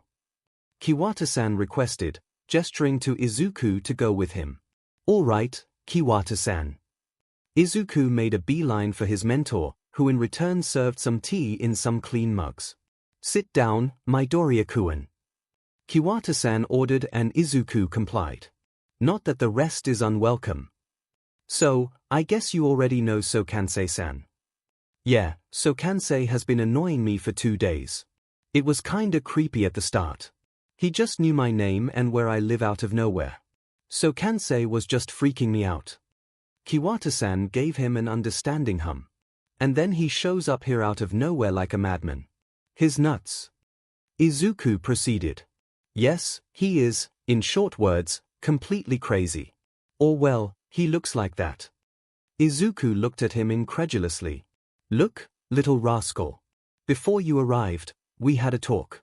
The subjects weren't exactly important, but I learned a thing or two about the legendary overlord of the underworld on the other side of that building. He pointed to the store. If I had to guess, I would rather say he is more of an antisocial hermit who tries to live according to his own rules than the madman he tries to portray himself as.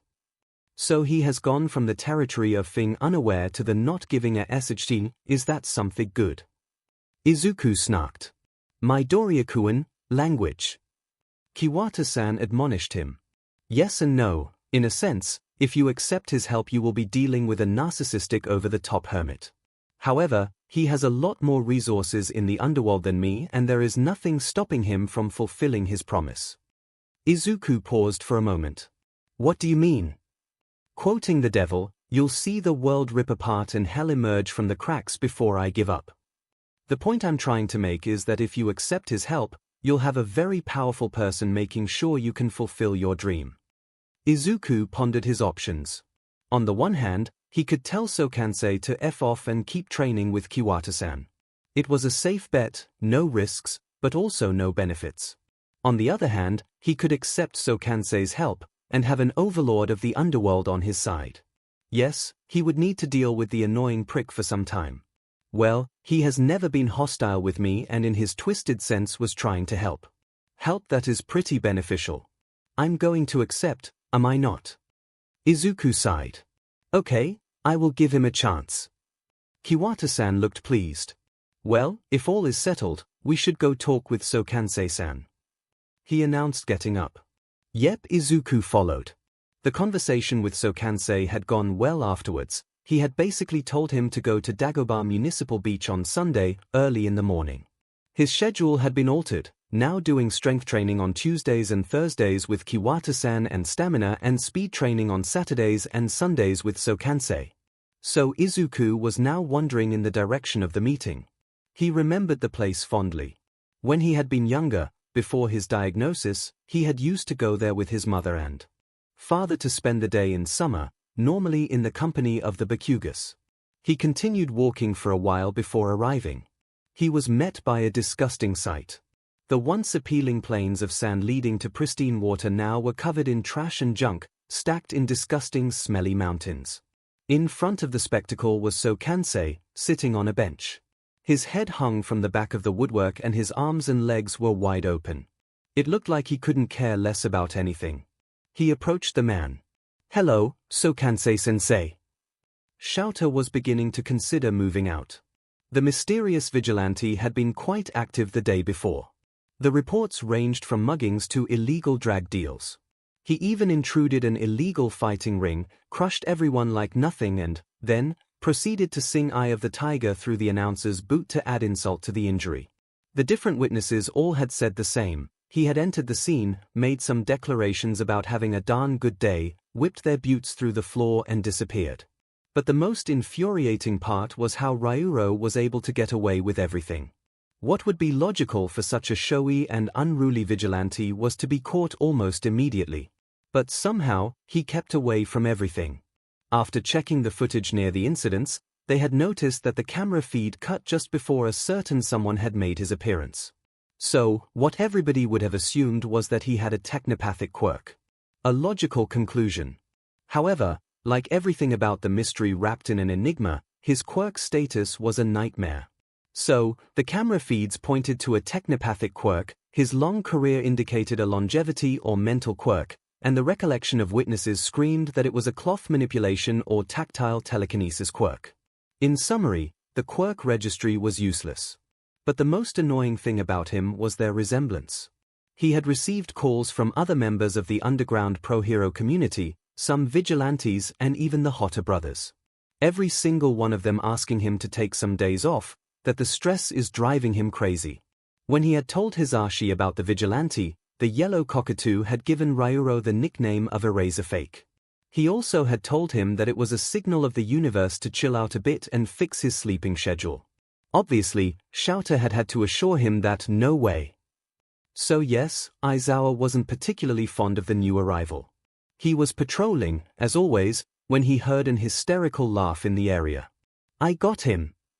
𝐶𝐿 moved through 3 rooftops before arriving at a small alleyway. When he glanced downwards he saw nothing but a busted homeless man laughing maniacally. False alarm. "Hello, 𝐒𝐭𝐚𝐲-sensei," Izuku said and waited for a response. When none came, he moved to the front of the vigilante. "He's fast asleep." Izuku sighed. Suddenly, 𝐒𝐭𝐚𝐲 jumped, yelling, "I'm awake." "Good to see you ready to start our training, 𝐒𝐭𝐚𝐲-sensei," Izuku said with a little sarcasm. 𝐒𝐭𝐚𝐲 was quick to stand up and puff his chest first of all. He paused, "Good morning." He deflated secondly, "Don't call me 𝐒𝐭𝐚𝐲-sensei, it's too mouthful, call me either 𝐒𝐭𝐚𝐲 or sensei. Lastly, follow me, I have something prepared for you." Well, Izuku was surprised by that. He didn't expect such level of preparation from 𝐒𝐭𝐚𝐲. Maybe he will do this right after all. When he saw him squirming between the towers of trash, all hopes vanished. After seriously considering the safety, or, in better words, lack of safety, of the environment, he decided to follow through.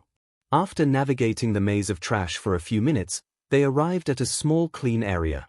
A valley of sorts. "I've cleared this space for us. Here no one will bother us and we'll have some privacy." Okay, that was definitely proof of some effort. Why am I trying to redeem the man? He is a pain in the butt. Bad Izuku, you should stay angry at him. Then he asked a rather uncomfortable question. "This is great, but why didn't we use Kiwata-sensei's backyard?" He expected something in the line of not wanting to depend on the man or another form of hurt pride. Instead, 𝐒𝐭𝐚𝐲 crouched and took a handful of sand. "What am I holding?" he asked. Izuku looked at him dumbfounded. "Sand." 𝐒𝐭𝐚𝐲's eyes took a crazed look and he slowly pronounced exactly. For some reason that flared all the survival instincts in Izuku. "It's probably nothing, what's the worst that could happen?" 𝐒𝐭𝐚𝐲 walked in a straight line. At the same time, his scarves moved like they had life of their own, drawing 4 marks on the floor at about 3 meters of each other. "Do you remember the line drills? Do 40. Nothing my butt." After the excruciating pain of 40 line drills, of which he only had properly sprinted 5, they took a break. 𝐒𝐭𝐚𝐲 offered him a gulp from his hip flask, gaining a suspicious look from Izuku. After reassuring him that he had cleaned it and filled it with water, Izuku decided to listen to his dry mouth and drank a mouthful of water. "Easy there, bucko, you don't want to get a stitch." 𝐂𝐭𝐚𝐲 warned. The sand makes everything more horrible. Izuku whined, provoking 𝐂𝐭𝐚𝐲 to burst into hysterical laughter. Yeah, bucko, the sand makes it harder, but that's the point. If you can run fast in sand, you'll be a thunder in every other terrain. Izuku could see the logic in that. Maybe I was quick to judge 𝐂𝐭𝐚𝐲. His thoughts were interrupted by 𝐂𝐭𝐚𝐲's signal. Well, enough slacking off. Time to run a little. He then pointed at a track he drew with his scarves while Izuku had been regaining his bearings. Follow the track at your pace, no need to go fast, but try to keep a consistent rhythm. I'll count 12 minutes and we will see how many laps you can make. Seeing no chronometer in 𝐂𝐭𝐚𝐲's hands, Izuku asked curiously, and how are you going to time the 12 minutes? Oh, that's easy. 𝐂𝐭𝐚𝐲 extended his scarf, making it enter in contact with the speaker. A few moments later, the speaker cracked to life. Do you hear me? Do you hear me? 1, 2, 1, 2. Testing, testing. 𝐂𝐭𝐚𝐲's voice sounded through the speaker. Izuku was astonished. How did you do that? With my quirk. Anyways, when we start I will play Chopin's Nocturne in E-flat major. It was composed at around 60 BPM, so I just need to count beats up to 720. 𝐂𝐭𝐚𝐲 explained. Izuku stared at him for a few seconds. Was it so difficult to get a chronometer? His thoughts were interrupted by a stern voice. On your mark. Get set. Go. Then Izuku heard the first bar of the song and understood why he had chosen that method. He's such a BSTD. Nocturne. https://www. YouTube.com watch. V9E6B3SWBNWG and list road 9E6B3SWBNWG and start radio 1. After 12 minutes of running, Izuku managed to score 12 laps. He was beginning to hate training with 𝐂𝐭𝐚𝐲 a lot. Izuku glared daggers at him. Don't look at me like that, you made 12 laps, that's about 12 or 1300 meters. And you did it tired and in sand. 𝐂𝐭𝐚𝐲 explained. That's not stellar, but neither bad. When you become able to hit 20 consistently, I'll consider that your stamina training has finished. He concluded. Now take a gulp. 𝐂𝐭𝐚𝐲 instructed, throwing the hip flask at Izuku. As Izuku was drinking, 𝐂𝐭𝐚𝐲 explained the next and last exercise of the bunch. It was something about jumping and skipping. For some reason, it didn't sound like something he was about to like. Here we go. As soon as they finished, 𝐂𝐭𝐚𝐲 had him do some stretches and drink some water. Once they were done with the training, they both exited the beach. 𝐂𝐭𝐚𝐲, I don't know how, but you've managed to make a worse version of a line drill. Izuku complained. What can I say? I'm a miracle worker. He joked. They kept making some small talk, nothing too important. That's when they touched a particular topic. I didn't know you listened to classical music. Izuku said. Oh well, I had a sister, she used to go to the conservatory. She has played the piano since she was 7. I never missed any of her pageants. She practiced all day, and sometimes even all night, for those. She played every day, so, at the end, she rubbed some culture on me. 𝐂𝐭𝐚𝐲 said fondly. For the first time since he met him, 𝐂𝐭𝐚𝐲 didn't look like a lunatic or a serial killer. His normally hyper-focused mad eyes were now looking to the infinite, lost in the horizon. Well, there's no point in dwelling in the past. 𝐂𝐭𝐚𝐲-san changed the subject. Izuku decided not to push any further. May I ask you a question? Whatever you want, green bean. Izuku decided to ask him a question that was nudging him. What's your quirk? Not telling you yet. It is something spectacular, that much I can assure. You can ask something else. Before training you were fast asleep, why? Oh well, I usually patrol at night and then I rest during the early morning.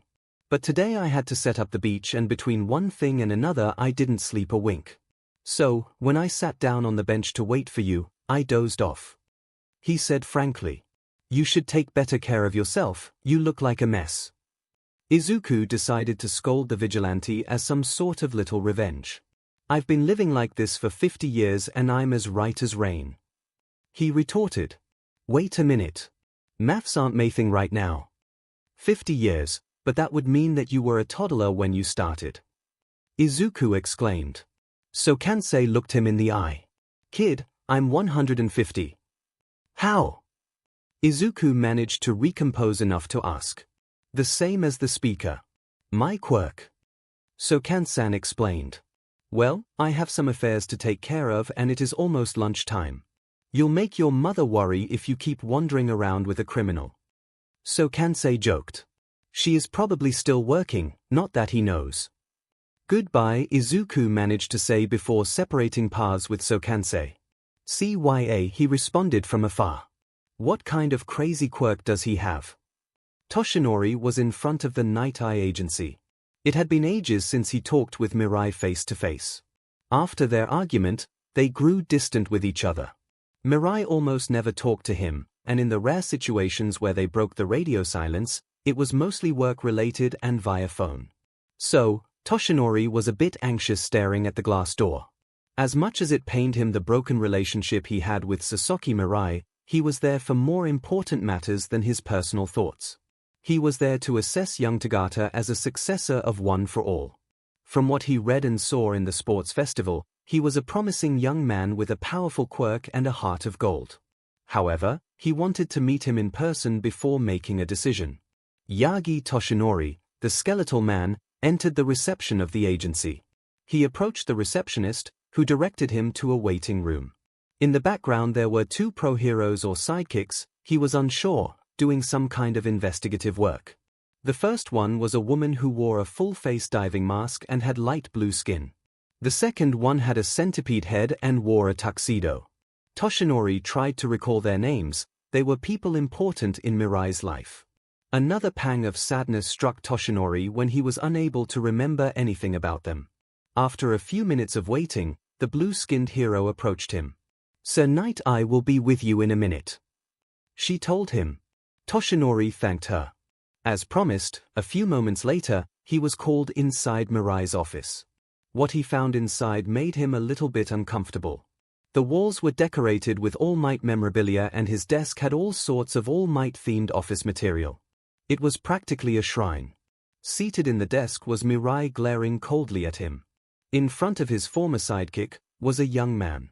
He was tall and had a well-toned body. His hair was blonde and his eyes blue. When he saw him, he gave him a bright, almost blinding, smile. Hello Yagi-san, Sir Night Eye told me you wanted to talk with me. My name is Tagata Mirio, hero name Lemillion. It's a pleasure to meet you. He said brightly. Oh no young Tagata, the pleasure is mine. Toshinori dismissed him.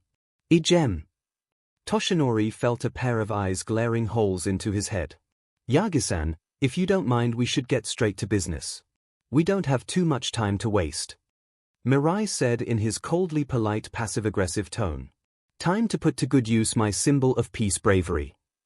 After the first day of training with 𝐒𝐭𝐚𝐲, things had become more smooth for Izuku during the following weeks. Training had been going well. He had been managing to barely outperform himself each time. It wasn't a lot, but it was progress.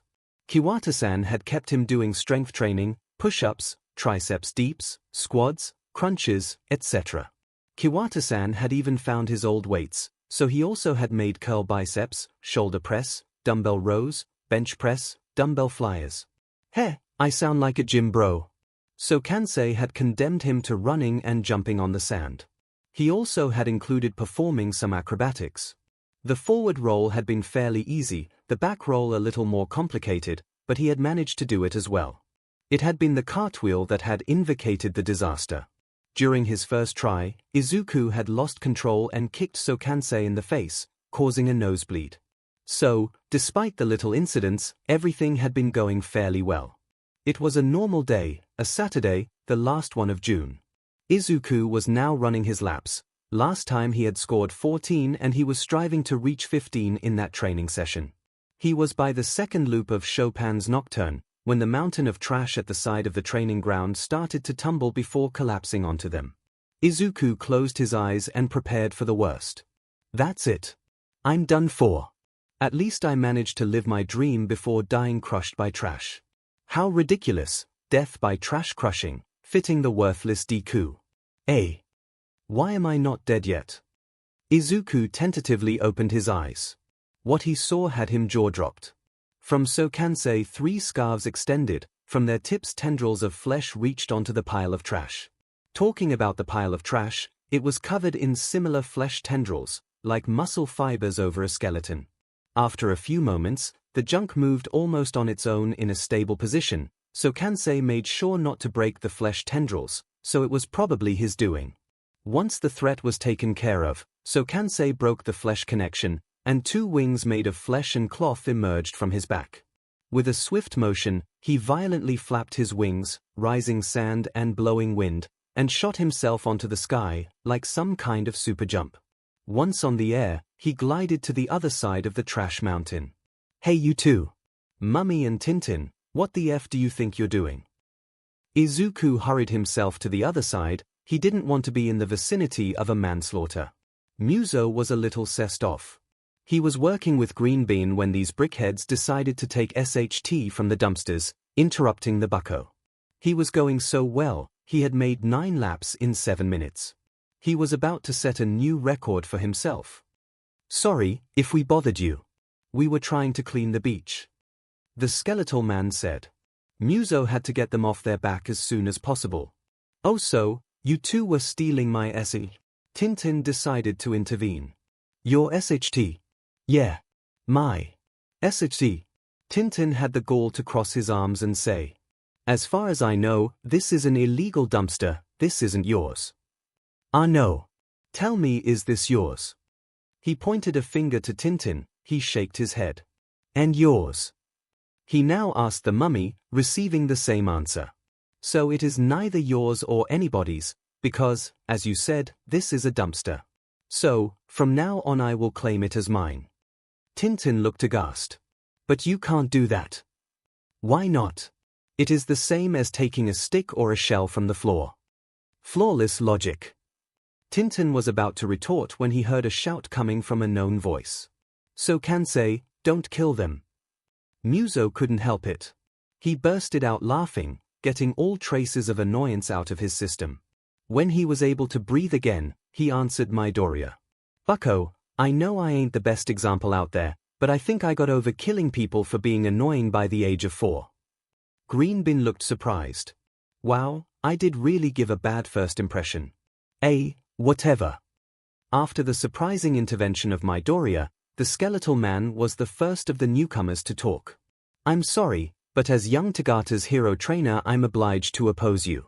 We need to clean the beach, both as hero training and a way to help the community.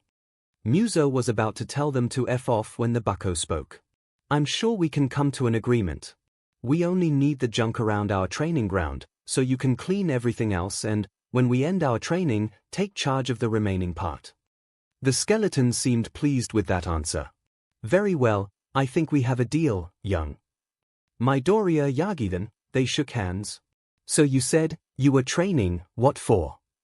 Oh, I'm doing mostly physical training now. I want to get into a hero school, so I need to train hard to do it. Oh, that's good, but don't forget to do quirk training too. Midoriya seemed a little anxious about that. Well, if Midoriya feels ashamed of that, it is time to show some support to his pupil. No need to do that, he doesn't have a quirk, so we can focus on the physical aspects of his training. He doesn't need one anyways. Then the skeleton's whole demeanor changed from supportive to worried. Toshinori needed to do something. He couldn't let the young man in front of him waltz into his death. Even All Might, him, with all his power had suffered a near-fatal injury. Heroics was too dangerous of a career for the quirkless. Young Midoriya, are you sure about that? He said tentatively, listen please, heroics is a dangerous profession, even pro-heroes with powerful quirks die daily. I cannot, in good faith, let you get a hero license just to die the very next day. My opinion, as a member of All Might's agency, is that you should try to find another profession. Maybe you could join the police force or become a doctor. Those also save people and are very important in today's society. The kid looked saddened by his response, his eyes were glassy and he had his head casted downwards. Toshinori felt bad for the kid, but someone had to do it. He didn't notice young Tagata's judgmental look in his direction. When he was about to bid farewell to the young man, Toshinori felt an aura. An aura he hadn't felt in 6 years. Every nerve in his body screamed at him to run for his life. Only his years of being the symbol of peace kept him from following through. Then he heard a hysterical laugh that only intensified the thick ambient. In my 150 years of life, I've never heard such bullshit coming from someone's mouth. You, skeletal piece of SHT, Ken, in good faith, take everything you said and shove it up your butt and get back to the dark coffin from where you come. 2 enormous wings extended on the sides of the homeless man. His scarves moved like snakes ready to strike. His whole body was covered on flesh tendrils that extended to the ground, interlocking with the sand. Then the ground beneath him rose until his shadow covered Toshinori. Listen to me, worthless sum. The only thing that comes the same to everybody is death. Don't try to justify yourself with it. Even all might is mortal. Those who live most aren't normally the strongest or bravest but the smartest and luckiest. Look at yourself. You're lucky that I don't do murder, because otherwise you would be already dead. You're also lucky that your little disciple was disgusted about what you said. It's the only thing keeping me from kicking you out of here. Toshinori, with all his power and might, was only able to feel fear. True and utter fear. Why? I've faced worse. His thoughts were interrupted by the demon in front of him. Let me get you something clear. Midoriya will become a hero without a quirk because he is so good he doesn't need one. Now, get lost. We have training to do. Toshinori was happy to oblige. After their little encounter with the deepshit, they had gone back to training.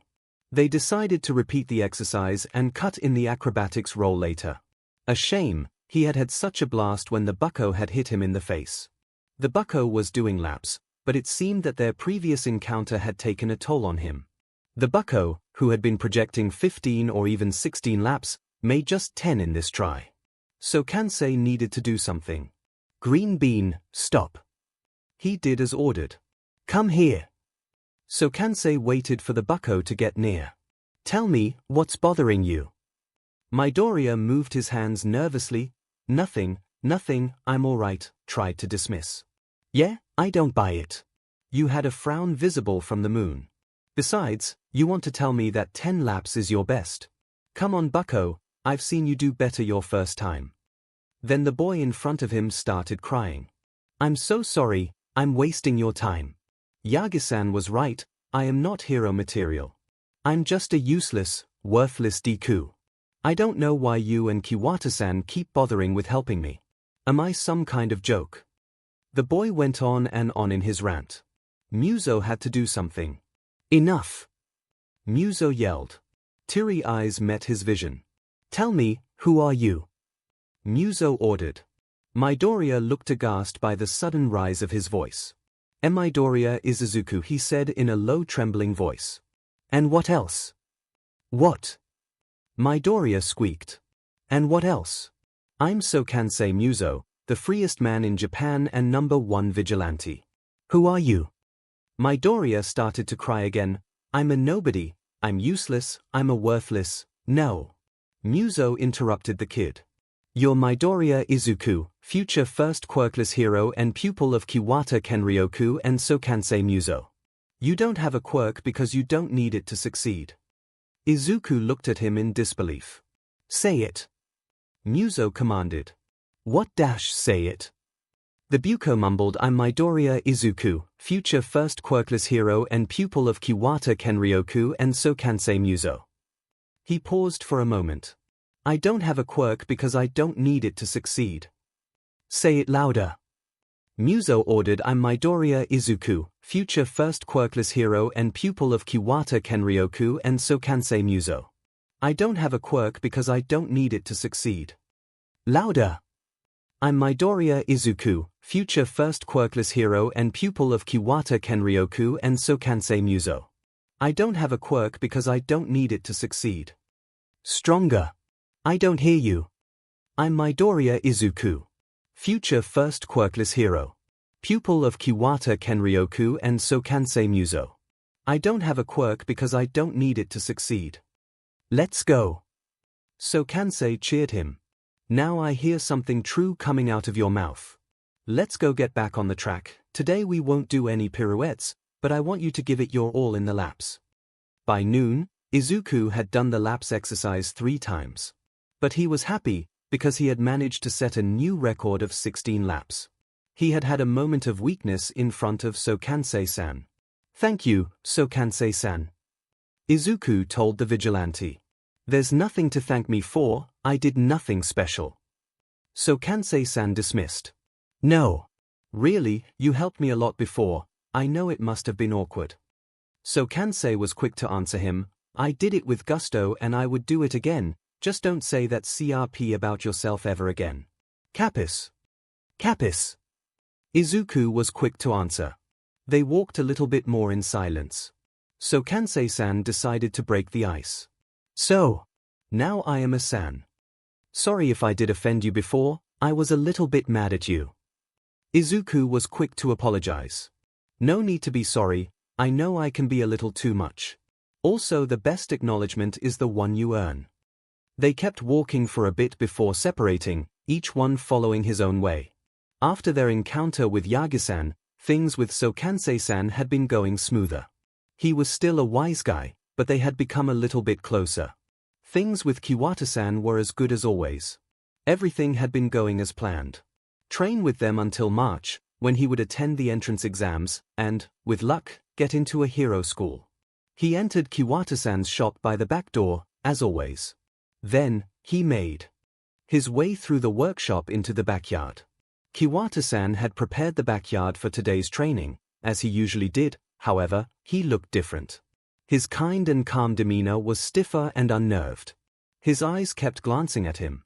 Leaving out of sight, he said, "I suppose you didn't hear the news, little rascal." Izuku eyed him curiously. "Come here, take a seat." Izuku did as told.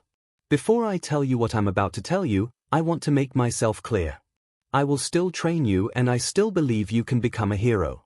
Little rascal, do you understand?" Izuku nervously nodded.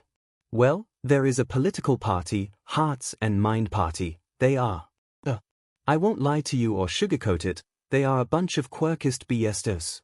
So, in the previous investiture debate, they managed to get a deal that led them to push forward some law projects.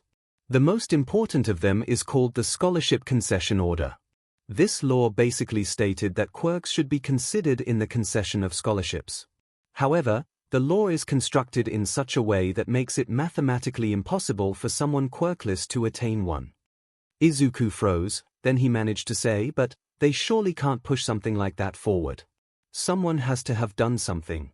This is too great of a deal to be let go without a major backfire." Kiwata-san eyed him sadly. "Little rascal, I'm talking to you because they have already done it. The law will come into force next school year. I'm really sorry." "Why now? Why? Everything was going so well. Why does the world hate me? What have I done?" Kiwata interrupted his line of thought. "There's no point in dwelling on that. Little rascal, you're distressed. Let's burn some fumes, it'll help you get your head back on track. After training we will discuss your future options." Izuku did as told, he was about to cry the whole time, but, somehow, he managed to hold it. Kiwata-san was right. Working out did help relieve some of the emotions he had. Izuku felt horrible, but it wasn't the horrible that makes you want to cry and whimper for hours, it was the kind that makes you want to go and do something, anything. Surely there had to be a loophole or something that would allow him to attend UA or any hero school. The tuition in those places was expensive. Really expensive. He couldn't burden his mother with that. Izuku sat down on the chair in front of Kiwata-san. "I'll be honest with you, your chances to attend a normal hero school are near zero." Izuku couldn't believe Kiwata-san. He told him that he still could become a hero. Had he lied to him? However, there is still a possibility. As I said earlier, this law only applies to the concession of scholarships. Therefore, you can also become a hero by presenting yourself directly on the provisional license exam and, after a while, examining yourself for the definitive one. Izuku nodded in silence. "So, basically, you can make a double or nothing. You may get homeschooled via the internet, and do more training with both 𝐒𝐭𝐚𝐲-san and I." Or, you can study to get good grades and try to get into a good college while working to pay for everything. Izuku stood in silence for a few moments, completely unsure of what to do. He had lost his plan B, his safety net. It was all or nothing now. And that was way scarier than anything. I cannot make a single mistake if I try to do this. Kiwata-san, seeing his struggles, decided to give Izuku some time to think. This was an important decision, so Izuku needed time to choose. As far as the old man said. Izuku got out of Kiwata-san's shop and started his way towards home. Kenryoku was, for the first time in ages, utterly livid. Those sanctimonious supercilious BSTRDS, talking about wanting a freer society but taking people's hopes and futures and throwing them into the trash. Kenryoku jumped from one rooftop to another. And what's worse, not even UA said anything. I thought that the principal, knowing his past, would say something. What a bunch of hypocrites. Kenryoku had to stop his line of thought when he saw a group of people, all wearing suits. They were exchanging devious amounts of money for a briefcase. The contents were unknown to him at the moment. There were 5 foes. One with an obvious lizard mutation quirk. He would have to hit harder to make the strikes matter. Another one had an open bottle of fizzy water. Some kind of gas or water control. The last one with an obvious quirk had a cannon for the left hand. Might be some trouble, it depends on the strength of the blast. He quickly formulated a plan and sprung into action. As he fell, he threw a metal needle to the water control guy's hand, making him drop his bottle. He landed on top of the gun hand thug. Using his bow staff, he performed a sideways two-handed strike to the nearest unknown quirk user's head, knocking him out. The other one, recovering from the shock, turned both his fists into rock. The cannon ruffian pointed at him from below. Keep dreaming. Kenryoku quickly broke his elbow with a knee strike, gaining a scream from the receiving end. Refocusing on the other 3 thugs, and seeing himself cornered against the wall, Kenryoku decided to reposition himself. He made some quick move to push the enemy back before jumping against the wall, breaking into a wall run and getting the lizard criminal between him and the other 2 attackants. Without losing any time, he threw 2 more needles to the stragglers, making them lose some time yelping in pain. Then he made a powerful move onto the lizard man's stomach. As he bent forward, Kenryoku took advantage of the opening, giving him a powerful knee strike to the face. He remained on the ground. The other 2, seeing they were facing a demon, decided to make a run for it. Kenryoku just sighed and threw another pair of needles into their tights. Both of them fell face first into the ground. After the scuffle, Kenryoku decided to ask some questions. It had been a while since the Yakuza dared to enter his territory. But, first, he wanted to check the mysterious briefcase. He was really surprised to find 2 red injections. He glanced at the very beaten thugs. Maybe I overdid myself. No, they deserve it. He menacingly approached them while, with a growl, he interrogated them. What's in the briefcase? We'll never tell you. Kenryoku gave him a right hook into the face, strong enough to not want another one, but not able to knock the man of courage. The other 3 that were awake winced in sympathy. Have I given you a convincing enough argument, or do you want another? Besides, if you won't talk, I can always ask any of your friends. The thug, with BLD spilling from his lip, grumbled never. He was interrupted by another one. Shut up, Tanaka. You will get all of us into the ICU. The valiant ruffian looked down resigned. They're Fing quirk boosters. See, was this so hard? The other one said. Tanaka snapped back, now overhaul will kill us, Aiko. F you. It doesn't matter whether he will kill us if we end up like veggies. Kenryoku coughed into his hand, regaining the attention of the bunch. Who is this overhaul? He is the new Yakuza boss. A few months ago, the old boss got really sick and he took his place.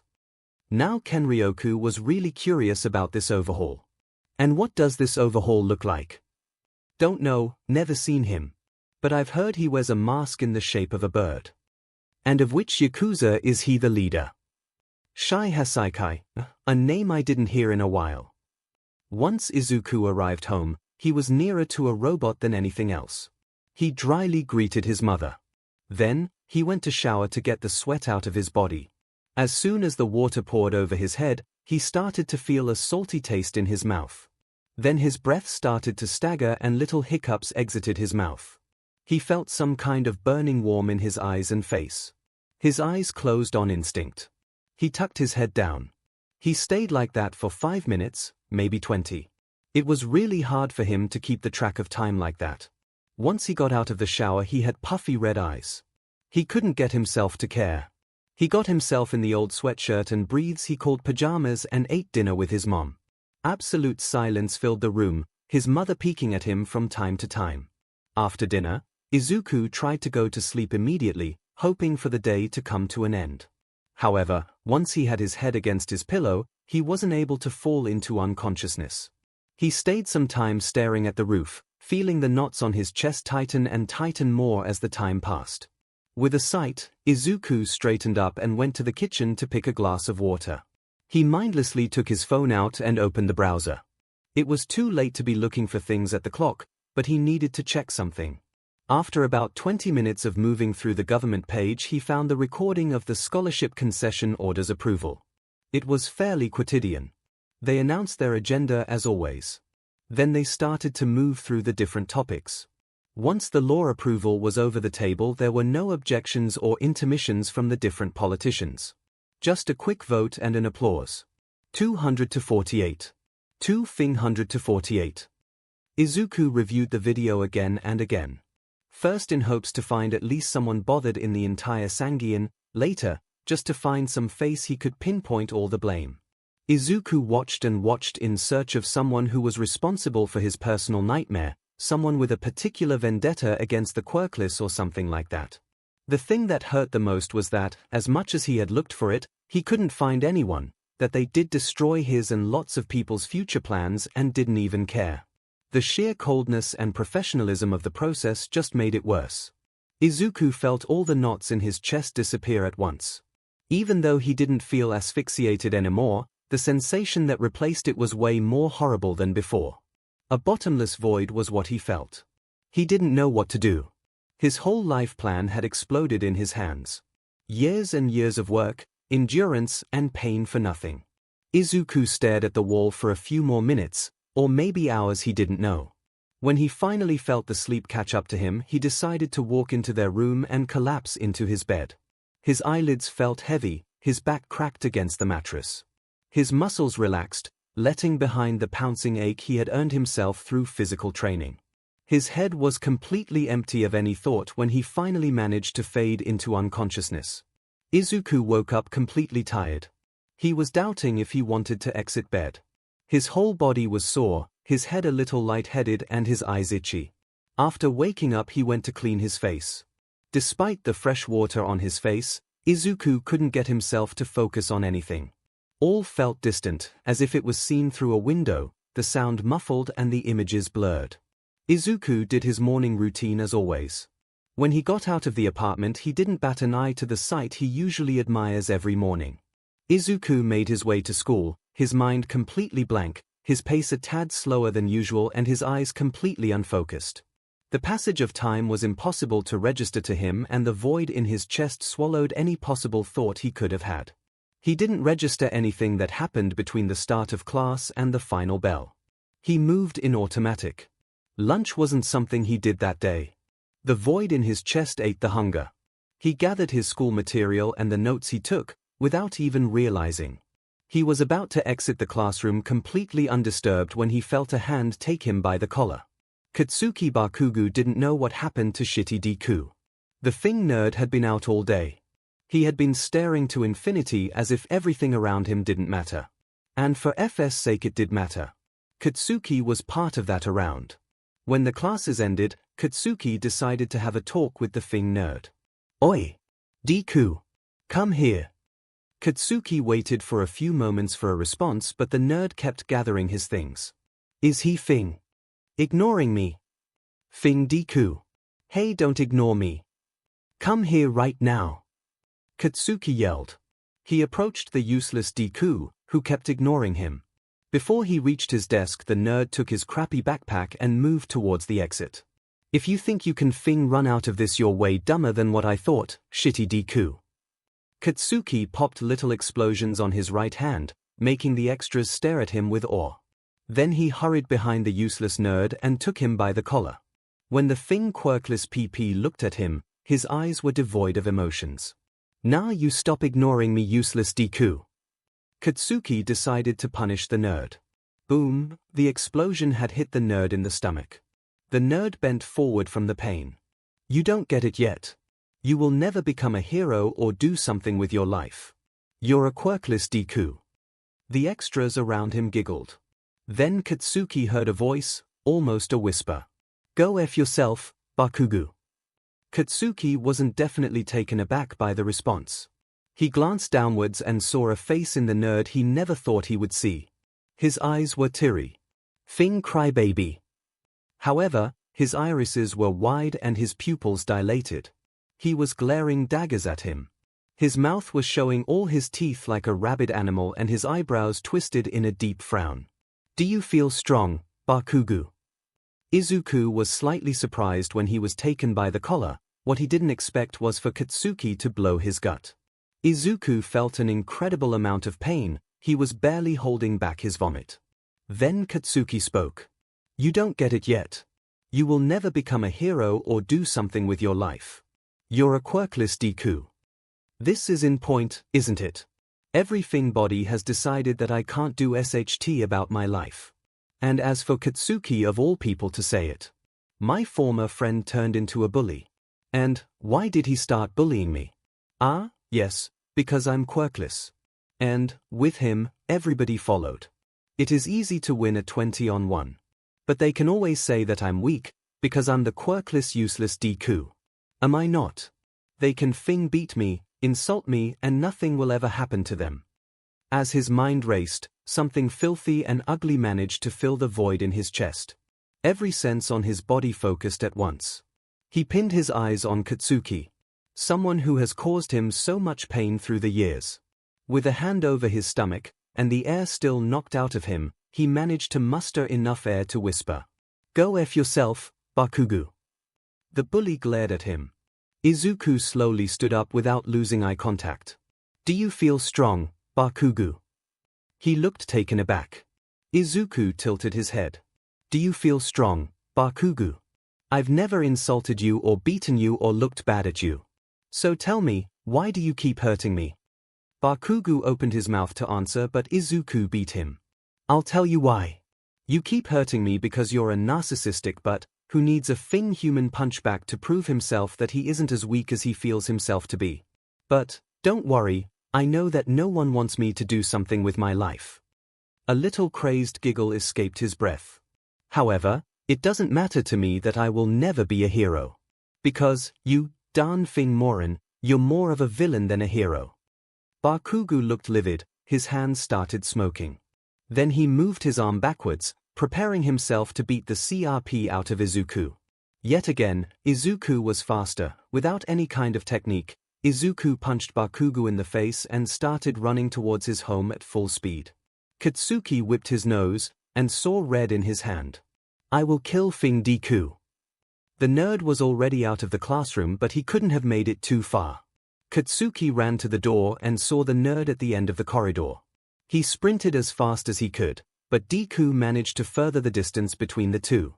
The team that once was at about 20 meters from Katsuki now was a green and black blur in the distance. When the F did the nerd become so quick? Katsuki would kill the nerd the next time he saw him. He had called him weak and said he would never be a hero. Then punched him in the face. And, moreover, the coward fled. Deku needs to be reminded of his place. Kenryoku was in his backyard with Sokansei-san. They had been meeting every Friday since they got acquainted. They normally talked about anything that came to their minds while having some tea and playing some rounds of chess. Sokansei-san had white while Kenryoku played black. I'm a bit worried about my Doria-kun. Kenryoku said. Yeah, I've been keeping an eye on him since your call. Have you seen anything suspicious? The century-old vigilante thought for a moment. Nah, the bucko is just feeling like CRP, he looks like a walking corpse. Even so, I'm gonna keep tabs on him when school ends. Kenryoku took a look at his watch. Classes end in about 10 minutes, you should move along. And lose this already one match? No way. By the way, take this. 𝐒𝐭𝐚𝐲 sacrificed the white square bishop. Oh, a Greek present.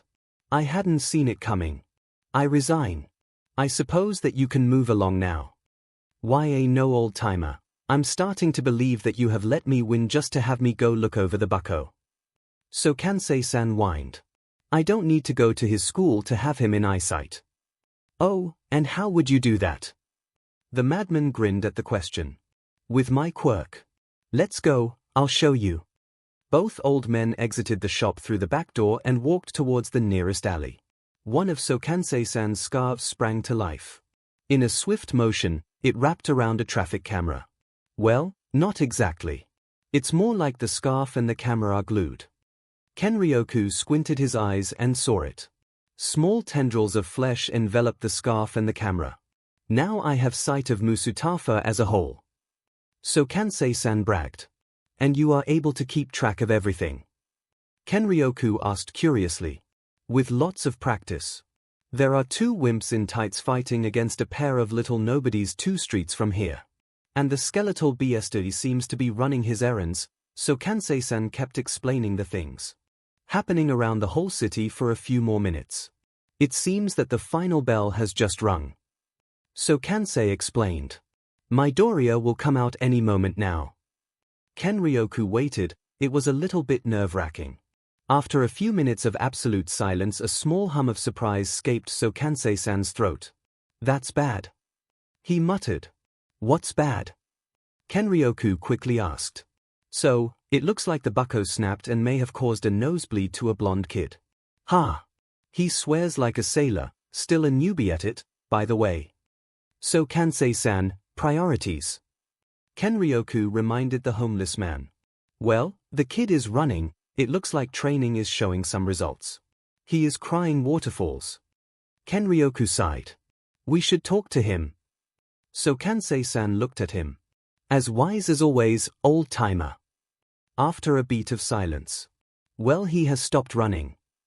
𝐒𝐭𝐚𝐲-san disconnected himself from the camera. So, what's the game plan, mister? Kenryoku looked at him for a few moments. What do you mean?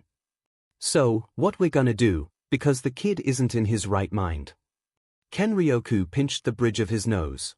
And why does the #1 vigilante want me to take care of this?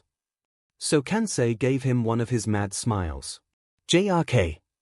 Because Mr. Miyagi knockoff knows the bucko for longer and it's something I don't want to do. Kenryoku glared at him, holding your tongue isn't your forte. And you should respect your elders.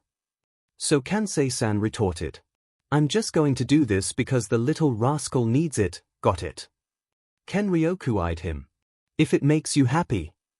𝐒𝐭 knew well that her baby wasn't fine. Instead of the excited chatter he used to give every night at dinner, he was in complete silence. For God's sake, he closed himself in the shower for 20 minutes. So yes, she was completely aware he wasn't okay.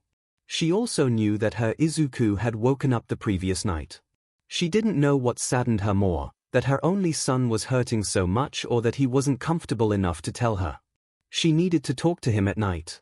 Her shift would end in about 2 hours, so there wasn't much she could do until then. She absent-mindedly did her duties until she felt a buzz in her pocket. 𝐒𝐭 took the phone out to see who was calling. She made a little yelp of surprise when she saw that the call was from Izuku's school. Am I talking with Miss Midoriya? A bored voice called from the other end of the line. Yes. What can I do for you today? She answered. The voice, which belonged to the principal's secretary, proceeded to explain to her how her son, her baby, had assaulted a fellow student, causing a nosebleed, and then fled from the school to avoid punishment. 𝐒𝐿 was smarter than to believe what they were telling her word by word. She knew her son well enough to know that it wasn't unprompted. Anyways, she needed to speak with him as soon as possible. When her shift ended, she bolted out of work, practically running towards home. Her baby needed her, and she would be there for him. Once Izuku arrived home, he collapsed on his bed. His face hitting the mattress. I'm dead. I punched 𝐵 Katsuki Bakugo in the face and made a run for it. He was emotionally and physically exhausted. The turmoil and lack of sleep hours hitting him hard. He wondered why he had to endure all of this while people like Bakugo had life delivered on a silver plate. He isn't a better person. He hadn't put any effort. He hadn't suffered a bliss in his entire life. All praise and good wishes, and he is such a horrible person. I don't get it. I don't get it. All I want to do is help people and have a life. But, no, everybody thinks it is funny to pick on me, to hurt me, to make me feel bad, to take their shot at the quirkless useless Deku. And why am I keeping my dream of becoming a hero? To help those same horrible people.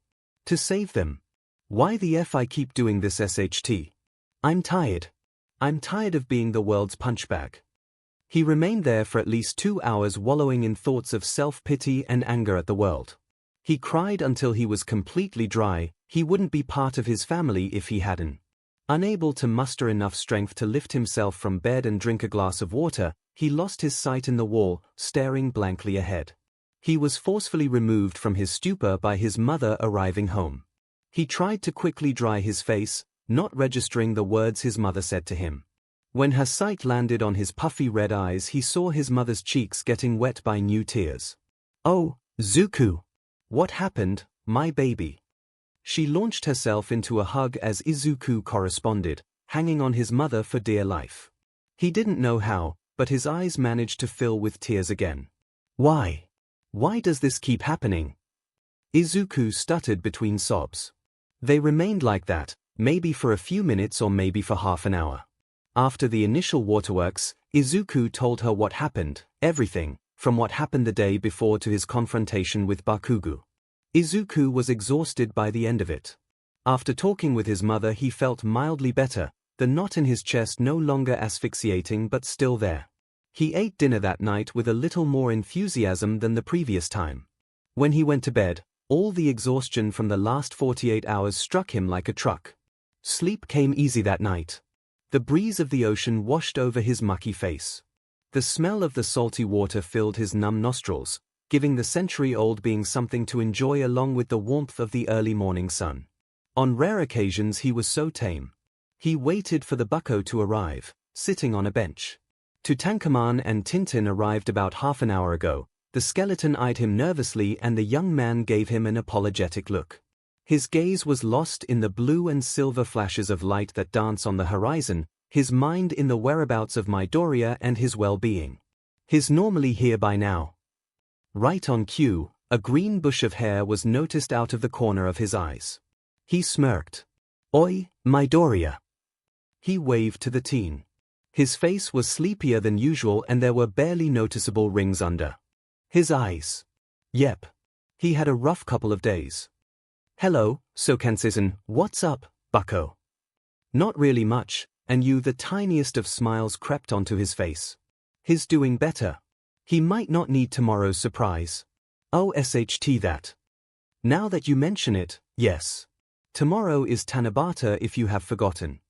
He made a little dramatic pause. "And Kiwata has invited both your family and you to his place to celebrate. If you don't remember, he lives in a pretty commercial area, so there should be plenty of things to do." "I don't know what to say." The bucko sounded thoughtful. "And there is nothing you can say now, I'm not Kiwata. Also, he took a little piece of paper from his pocket. Take this, it's his number. It was about darn time you both exchanged contacts." "Thanks, I'll talk to my mother and give him a call." He concluded. "Yep, you do that later. We gotta start training." Muzo started to stomp towards the beach. The bucko didn't wait for long before trailing behind. His mother had easily accepted Kiwata-san's invitation. She was eager to meet the old man that was helping her son become a hero. As she had said, it was about time. They both traversed the streets and avenues of the more commercial Musutafa. Paper decorations and lights filled the walls and street posts. All kinds of food stalls offered delicious treats to the people who cramped the streets. The lively atmosphere put both Midoriyas at ease into having a good time. Him and his mother wandered through the streets for some time, enjoying the sight, and his mother asked him about the different heroes present. They even approached Fat Gum, who normally was in Osaka but had been placed in Musutafa to help with security. The hero was really nice and invited them to a pair of takoyaki. The night had been going well from there. When the meeting time with Kiwata-san was nearing, Izuku guided his mother towards Kiwata-san's shop. Has Saibutsu-ten? Has she read out loud? Are you sure it is here? Yes, Mom, it is here. Izuku guided her to the back door and knocked. After a few moments, the door opened. Hello, little rascal, how's it going? Fine, Kiwata-san. The old man directed his attention towards her mom.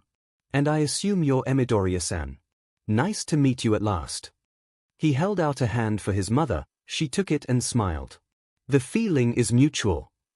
Well, come in, come in. They entered the shop and made their way towards the backyard. In the center was a wood folding table accompanied with 3 folding chairs. The place was illuminated by a combination of lanterns and candles. At the side, a little portable barbecue emitted a flavor of grilled fish and charcoal. Make yourself at home, Kiwata-san said, dressed in a light blue shirt and ochre briefs. Thank you, Kiwata-san, his mother said, entering the backyard. So here is where you train, Zuku. Yes, Mom, I normally work here after school days. Oh, and where do you two do training on weekends? SHT, I haven't told her about 𝐒𝐭𝐚𝐲-san. Maybe I could tell her. An image of 𝐒𝐭𝐚𝐲-san busted in the middle of the road crossed his mind. Or I could better keep it for myself. At the sight of his mother waiting for an answer, Izuku hurried to answer, I go to work out at the beach. His mother opened her mouth to pry further but he beat her to it. It smells really good. What are you making, Kiwata-san? The older Midoriya narrowed her eyes. Kiwata-san giggled. I'm making taiyaki here, and inside home, there is rice and miso soup. I also bought mochi as a treat. Sounds good. Izuku nodded, ignoring the we will talk later glare. They talked for a bit about Izuku's progress and how, with luck, they would be able to start combat training the following week. Well, this is almost done.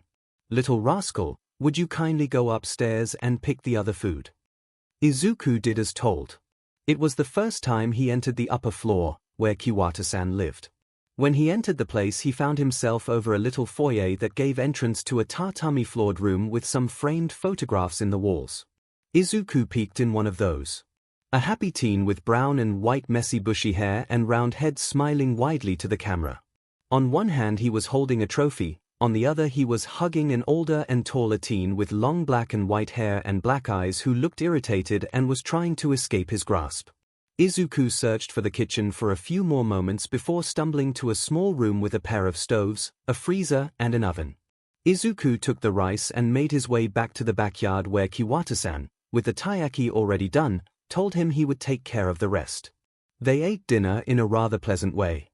They chatted over the food and talked about everything and nothing.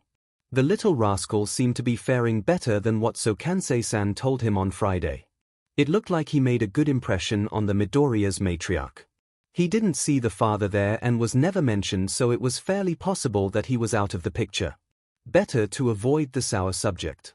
Speaking of sour subjects. Although Midoriya-kun was faring quite well, he was still shaken. His demeanor was a little tamer than usual, his nods and gestures faintly less enthusiastically. If Kenryoku had to describe it, he would say he looked duller. Now they were enjoying the mochi before hanging their wishes. Midoriya-kun, may I have a quick word with you? The teen looked at him curiously before nodding. Kenryoku made his way towards his kitchen where he brewed some tea for both of them. He signaled the young man to take a seat on a pillow before following with his advice. So, Midoriya-kun, did you think about my offer? The kid thought for a moment before slowly nodding. And do you have an answer? His sight fell to the ground. From the kid's mouth escaped the quietest of numbers. Little rascal, there is nothing bad about not knowing, it's an important decision that you need to think thoroughly about. He deeply inhaled. Having said that, an answer would be much appreciated sooner than later. I'm sorry, the kid muttered. There is nothing bad about not having an answer. There is nothing wrong about asking for help or advice either. The kid seemed to ponder his proposal. He finally opened his mouth. Am I a bad person for having doubts? And that felt like a slap in the face. Of course not. You're just looking for your future. It is only natural to back away if you don't feel you can do it. But, I will tell you that I still stand with what I said the other day. No trace of doubt in his tone. It's not that, Kiwata-san. I know I can do it. The question is, should I? Almost everybody sees me as less. When people hear I'm quirkless, they either avoid me or try to take their shot at the quirkless useless nobody. So if I become a hero, yeah, I would be helping people and providing for my mom, but I would also be helping the same people who hurt me and others like me without even batting an eye. And this feels like degrading myself. Like just letting people hurt me without any kind of repercussion. And let me make myself clear, I'm tired of people hurting me without repercussions. When he ended his rant, his eyes were filled with tears. And that's what makes me a bad person, because I'm considering not helping people out of spite. His voice cracked at that last part. Kenryoku waited until the kid made eye contact again. You're not a bad person, Midoriya-kun. It's only natural not to want to help the people who had wronged you. However, I shall say that one thing doesn't negate the other. I think that if you decide to go through and try to become a hero, it doesn't necessarily imply that you agree with the past treatment you received. And it's normal to be spiteful about what happened to you. If it helps your peace of mind when you become a hero, if you want to become a hero, spite may be another driving force for you. Midoriya looked at him through puffy red eyes with a curious expression. If you become a hero, it would mean that everyone who has ever doubted you or tried to hold you back was ultimately wrong. That despite their best effort, you have stepped over them, that you managed to do what any of them could. And it is okay to want to be a hero for something like that. Absolutely, I talk from experience. After their conversation, Kiwata-san and Izuku returned to the backyard where her mother was waiting for him. She gave him a worried look when she noticed his puffy red eyes. He gave her a small smile to assure her he was all right. She didn't seem to believe him, but she at least didn't comment on it. After a little bit more of small talk, they decided to write their wishes in Tanzakus. Izuku wasn't sure if he still wanted to be a hero. Almost everybody had been mean to him for no reason for being quirkless.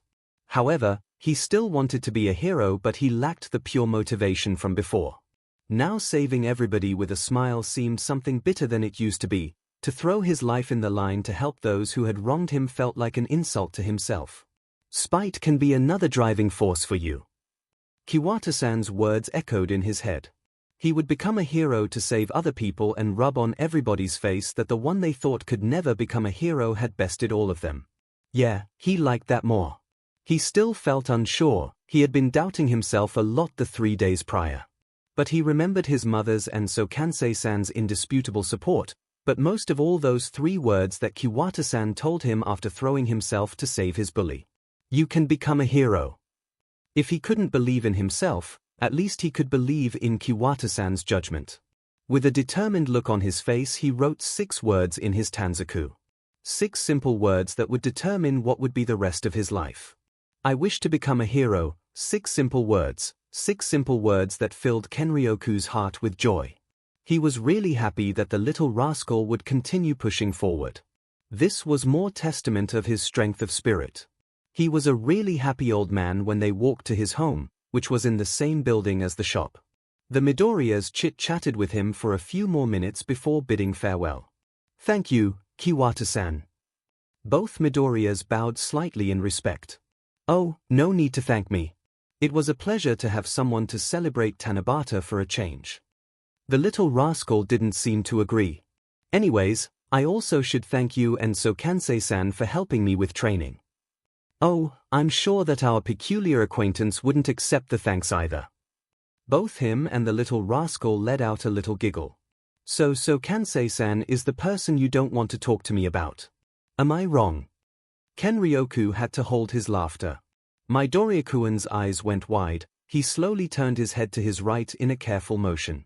The face Ms. Midoriya was giving him a bright blinding smile, but instead of radiating warm and motherly love, it was a smile that inspired fear and promised doom. Monday had been peculiar thus far.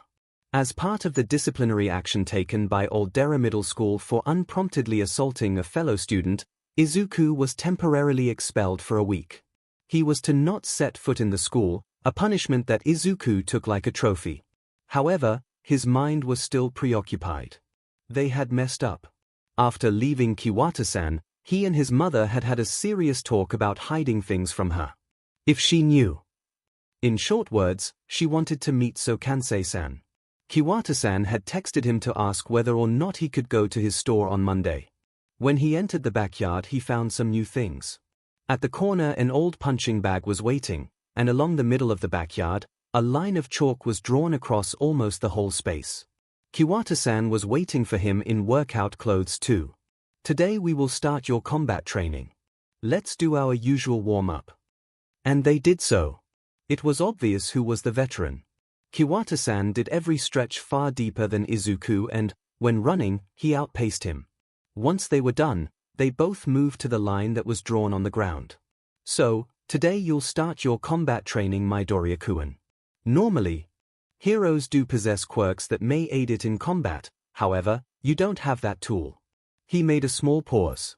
Even though you lack that supernatural power, the art of fighting is something as old as the human being. As such, it has developed in a fairly wide spread of schools and philosophies. There are those that center around the usage of weapons, those whose main point are grapples and takedowns, those that revolve around striking and combinations of the formers. However, one of the oldest yet more popular of them is the art of hitting without being hit, boxing. After such an introduction, he expected something like karate or Muay Thai, not boxing. Seeing no response, Kiwata-san proceeded. Boxing is a sport whose origin goes back to ancient Greece. It is quite straightforward and covers almost all the basics to be a good fighter. As time goes on, I'll teach you more and more moves and concepts of other martial arts. But, for starters, boxing will do. Then Kiwata-san got in a fighting stance, knees slightly bent and both arms held up.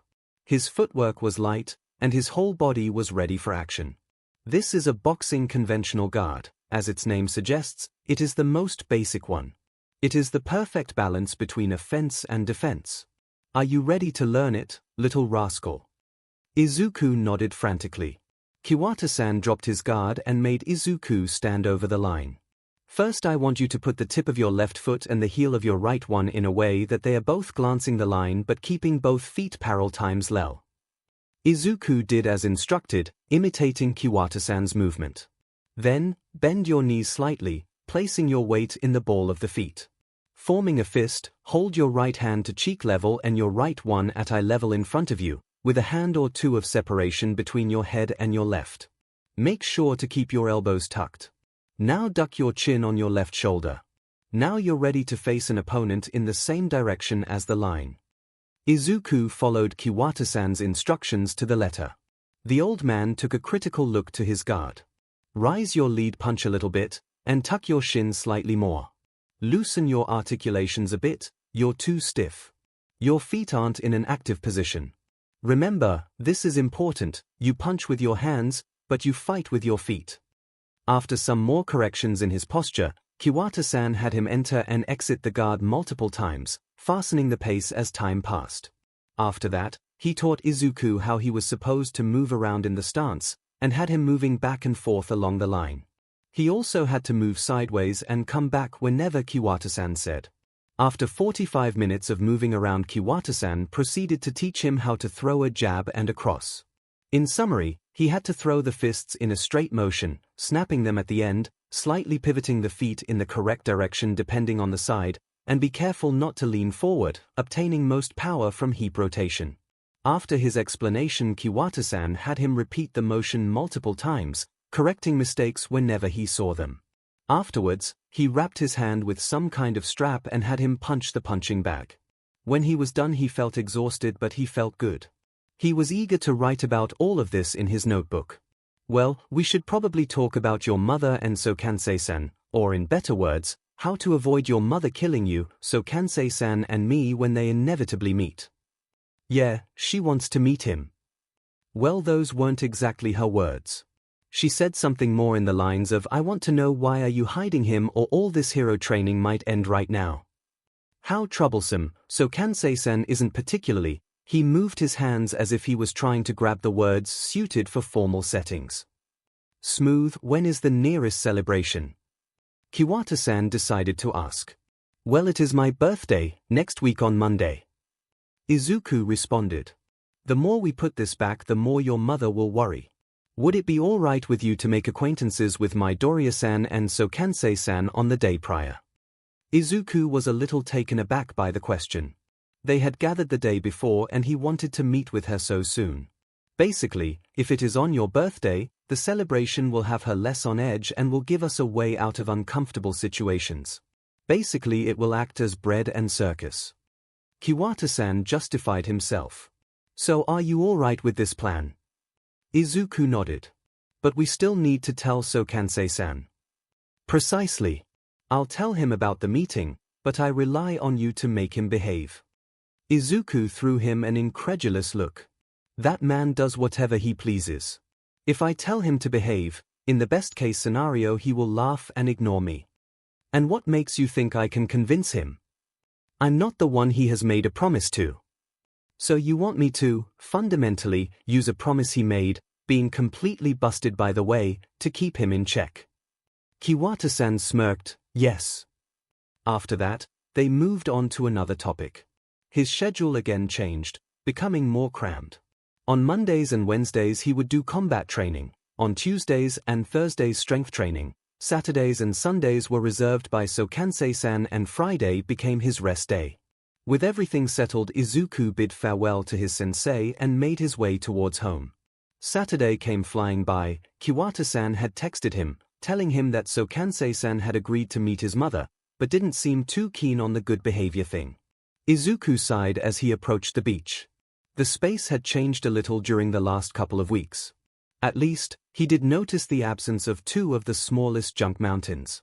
Izuku wasn't one to usually hold grudges, but lately he felt more petty. Even though he resented Yagi-san for his reaction, he could admit that their chosen training system, as unorthodox as it was, both helped the trainee and community. Hello. Izuku looked at his side. A teen, maybe a year or two older than him, with blonde hair and blue eyes waved at him. He seemed familiar, but he wasn't able to pinpoint who he was. Izuku felt slightly bad and was mildly nervous because of the rudeness of not remembering someone he had already met. Sorry if I'm making this awkward. You probably don't remember me. Izuku was relieved that the stranger didn't look offended. Sorry, but I don't remember who you are. The other teen gave him a shining smile. I'm Mirio Tagata. Yagi and I are the ones cleaning the beach. Oh, he was Yagi-san's trainee. It made sense for him to be here. Oh, I'm Midoriya Izuku. Can I help you with something? Izuku was a little bit wary.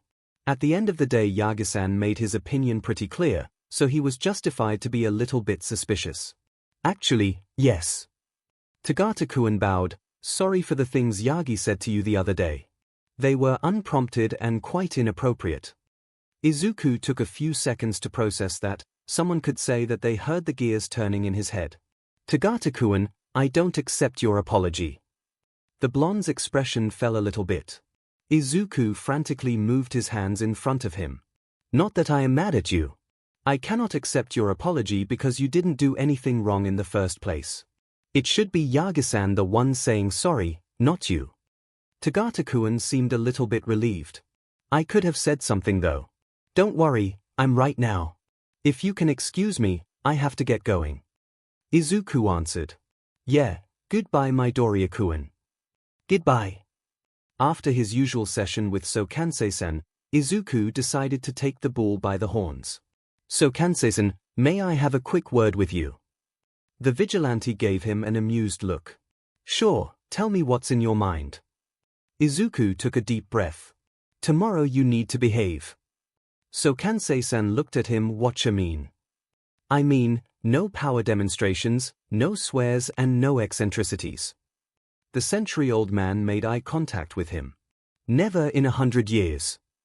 But, 𝐒𝐭𝐴nsei-san, if my mom sees you like this, he pointed at the disheveled white-haired homeless man with a hip flask in his hand. She won't let me continue training. Just for once, do something you don't want to do. Midoriya, it isn't just something I don't want to do, what you're asking me is something I hate with all my guts. He looked a little more serious than usual. Izuku was taken aback by the change of mood.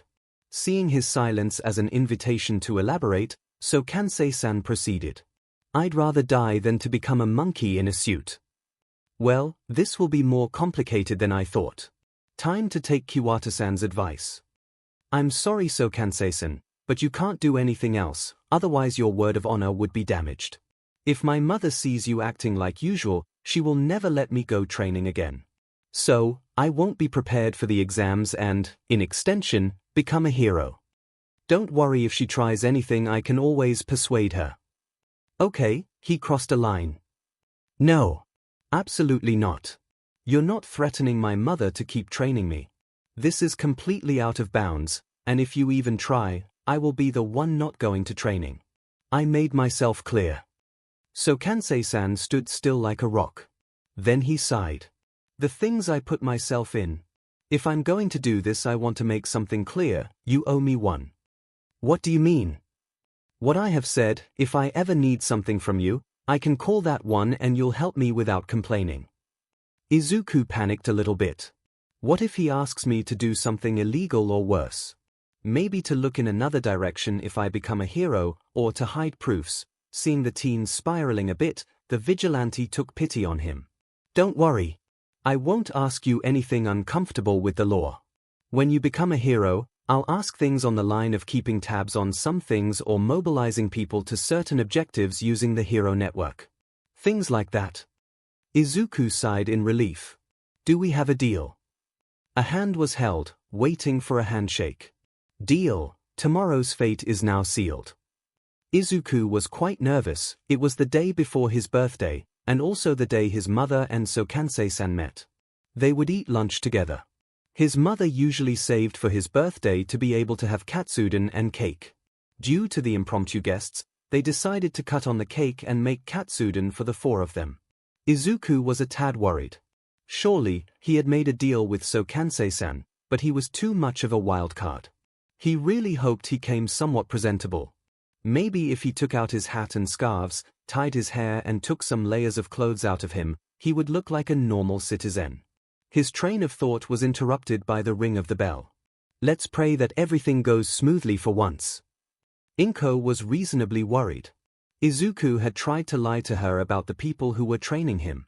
Kiwata-san seemed honest about his intentions.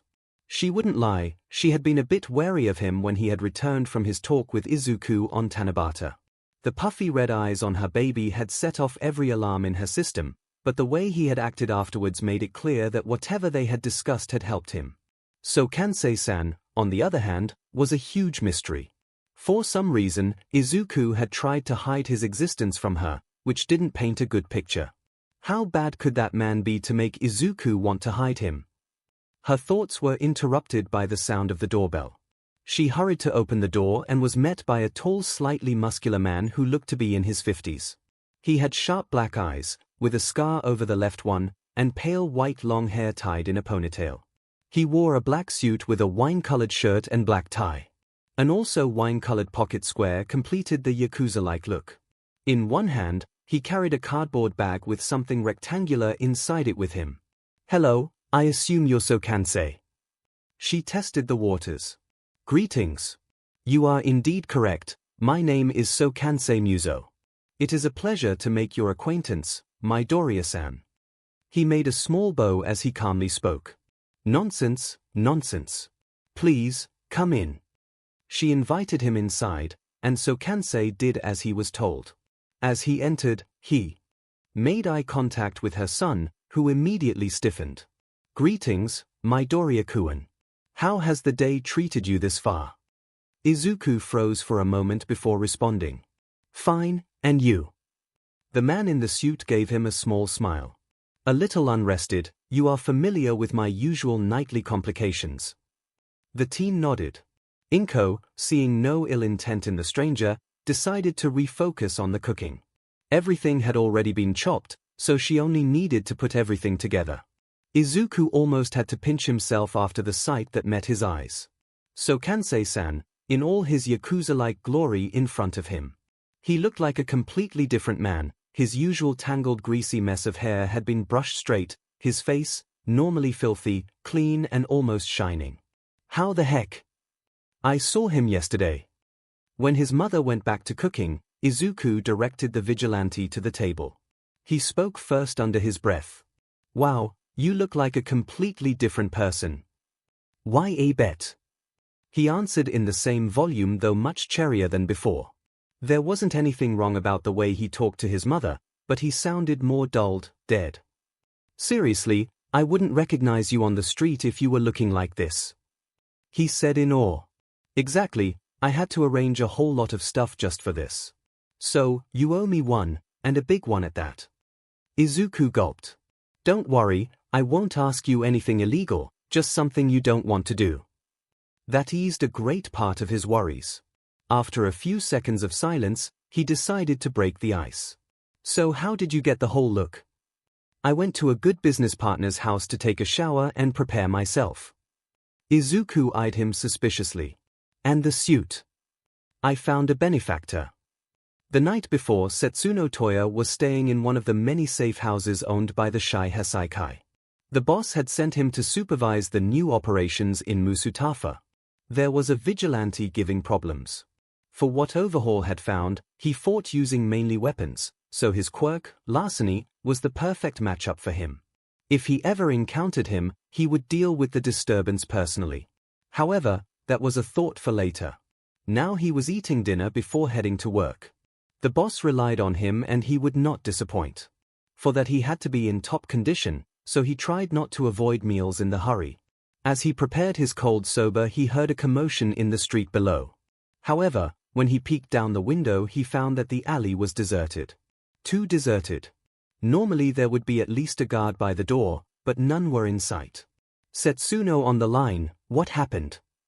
He tried to get a response from the guards below through the walkie-talkie. No response came. Sounds of another skirmish came through the door. Setsuno grabbed his katana and hurried to the ground line that connected directly with the headquarters.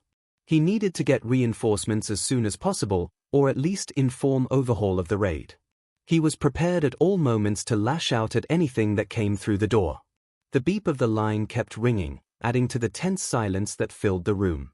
The Yakuza was about to have a heart attack. If it was a normal hero raid, the fuss would have broken in the house just after dealing with the guards outside, so that was something else. His train of thought was interrupted by the sound of his call being answered. Thank Fing God.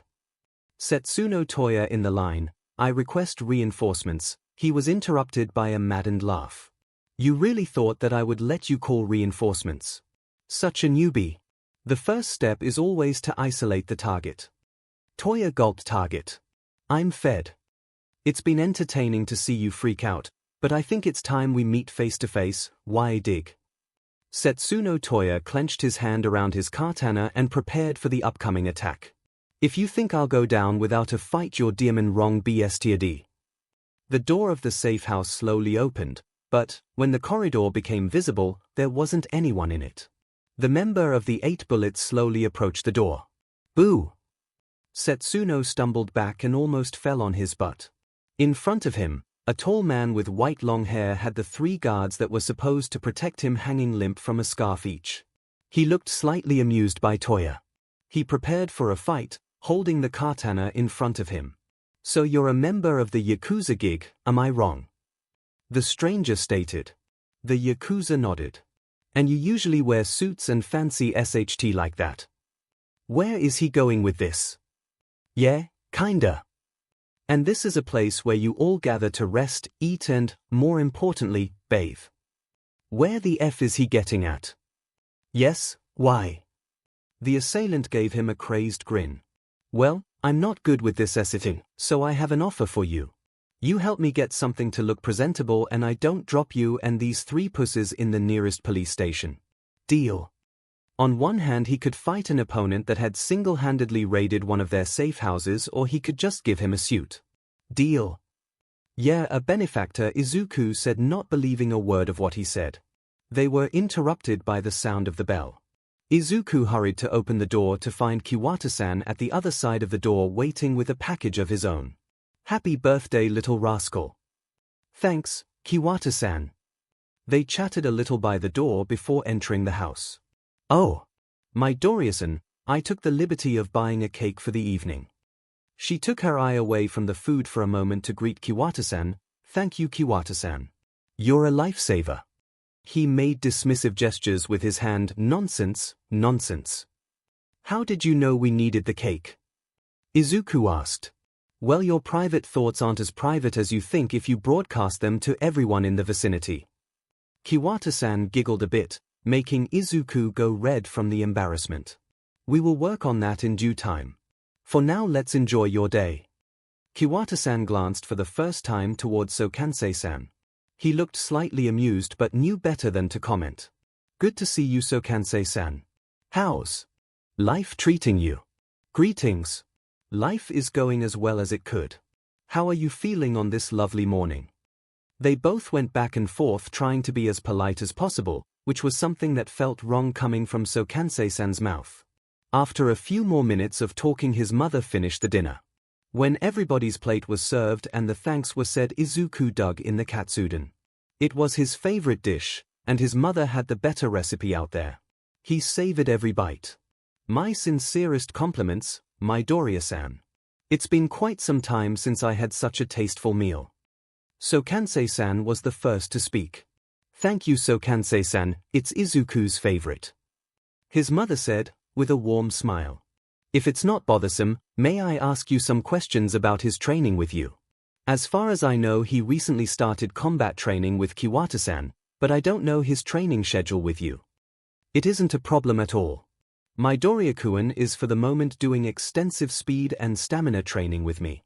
In order to improve both physical attributes, we are training on sand in hopes of speeding up the process and getting him used to unstable terrain. As a method to grade his progress, he is periodically taking a modified Cooper test. At the pace he is currently improving, he will meet the minimum standards that I request by early August or late July. His mother kept asking him questions about how things would evolve, and 𝐒𝐭𝐴nsei-san politely answered her questions. Izuku was feeling giddy to get his teeth into parkour and support gear design.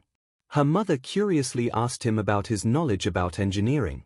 𝐒𝐭𝐴nsei-san gave a short answer about having studied a technical degree. Another tidbit of information about 𝐒𝐭𝐴nsei-san was stored in Izuku's mind. One day I'll figure out this mystery of a man.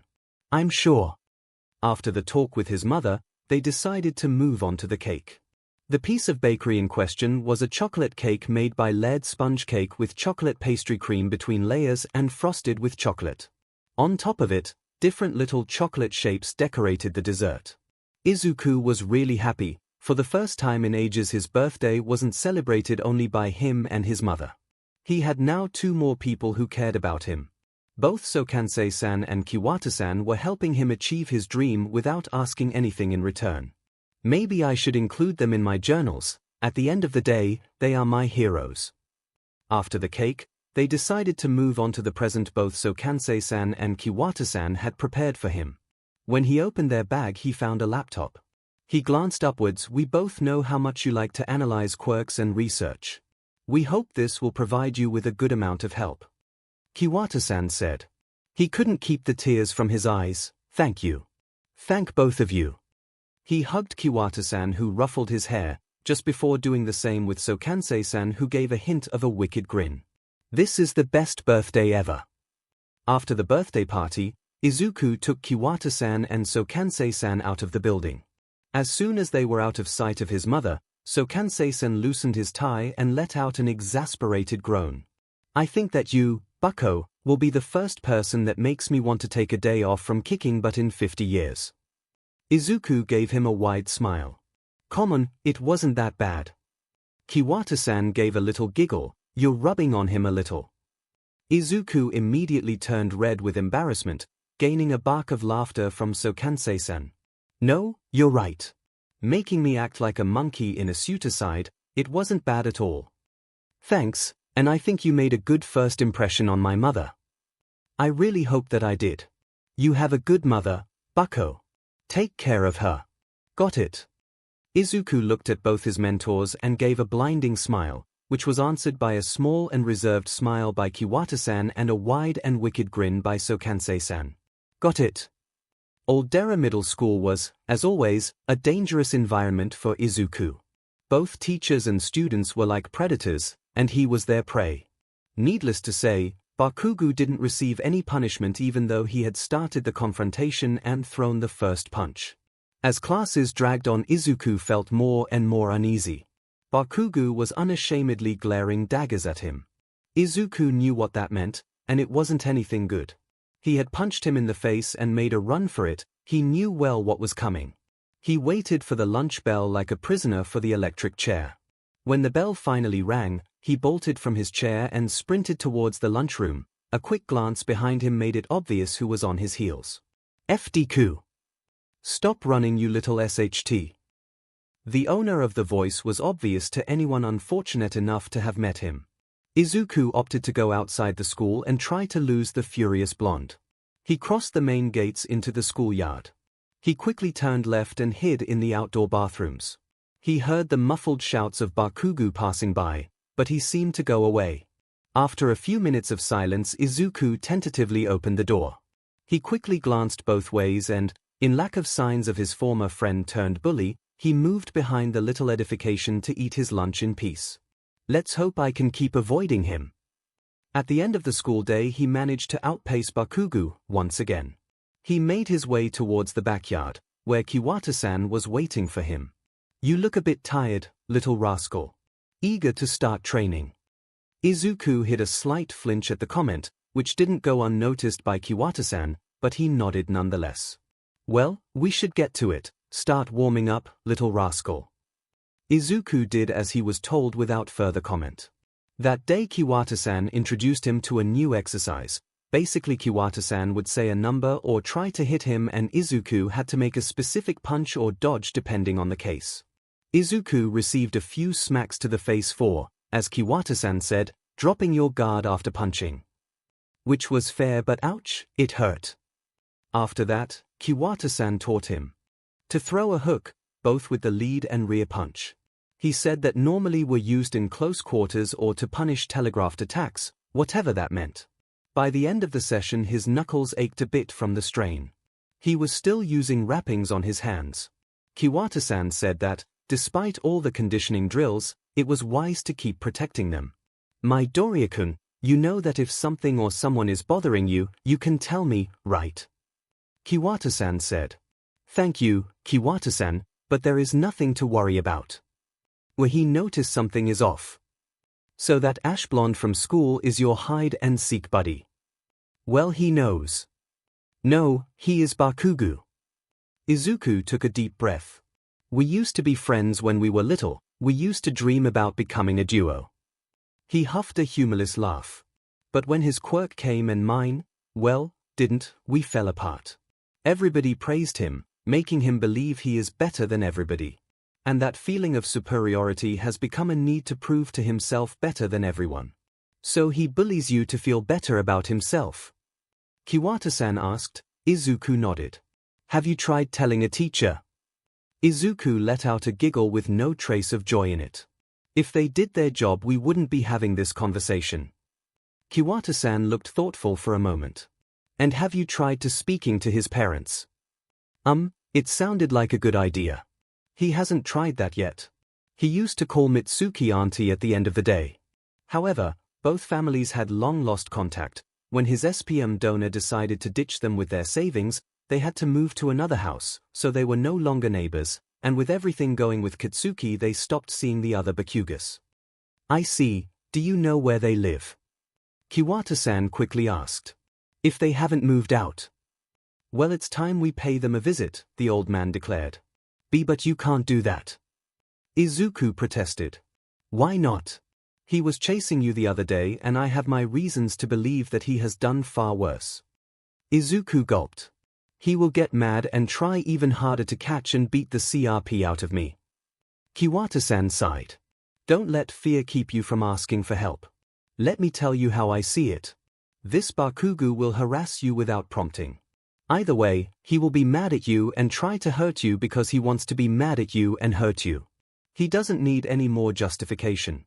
The main difference is whether he will face consequences or not for his actions. And isn't that right? I wanted to stop being a punchbag, didn't I? I should retaliate. And what would Bakugo do? What could he do that he hadn't done yet? Suicide bait me. Oh. He has already done that. Even more, maybe Mitsuki could put a stop to Bakugo's behavior, to the point of stopping the beatings at the very least. Yep, let's go talk with Mitsuki. Izuku said. Kiwata-san gave him a warm and encouraging smile. Lead the way. Mitsuki was preparing dinner. He was making spicy curry, just the way the brat liked it. She was humming to a tune along the radio when he heard the bell ring. Brat. Go open the door. I'm taking a SHT right now. You have 2 legs too, old hag. Katsuki yelled from the upper floor. Don't talk to me like that, brat. I'm your mother. I'll go answer, Mitsuki. Masaru said without even batting an eye at their antics. She went back to cooking, making sure to keep an ear on the conversation at the door. What she didn't expect were the words that escaped Masaru's mouth. Oh, Izuku. Good to see you, it's been a while. Mitsuki stopped in her tracks. He hadn't seen Izuku since he was practically a baby. She stopped on her tracks and bolted towards the door. And there he was. He still had those freckles in his cheeks and his bushy green hair, slightly damped by what she thought it to be sweat. By his side stood a slightly taller old man with a bushy white mustache and brown eyes with streaks of orange. Izuku. How are you? Paying your auntie a visit. How's Inko? The kid looks a little taken aback by the sudden attention. Midoriya-san is well as far as I'm concerned, Bakugo-san, said Izuku's companion. Sorry, but who are you? As far as I know, Inko's parents passed away a while ago. The stranger let out a small chuckle. I should be the one apologizing here, I haven't introduced myself to you too. My name is Kiwata Kenryoku. I'm Midoriya-kuen's instructor. He gave a warm smile, but something was odd, there was an underlying hostility in it. Come in, come in.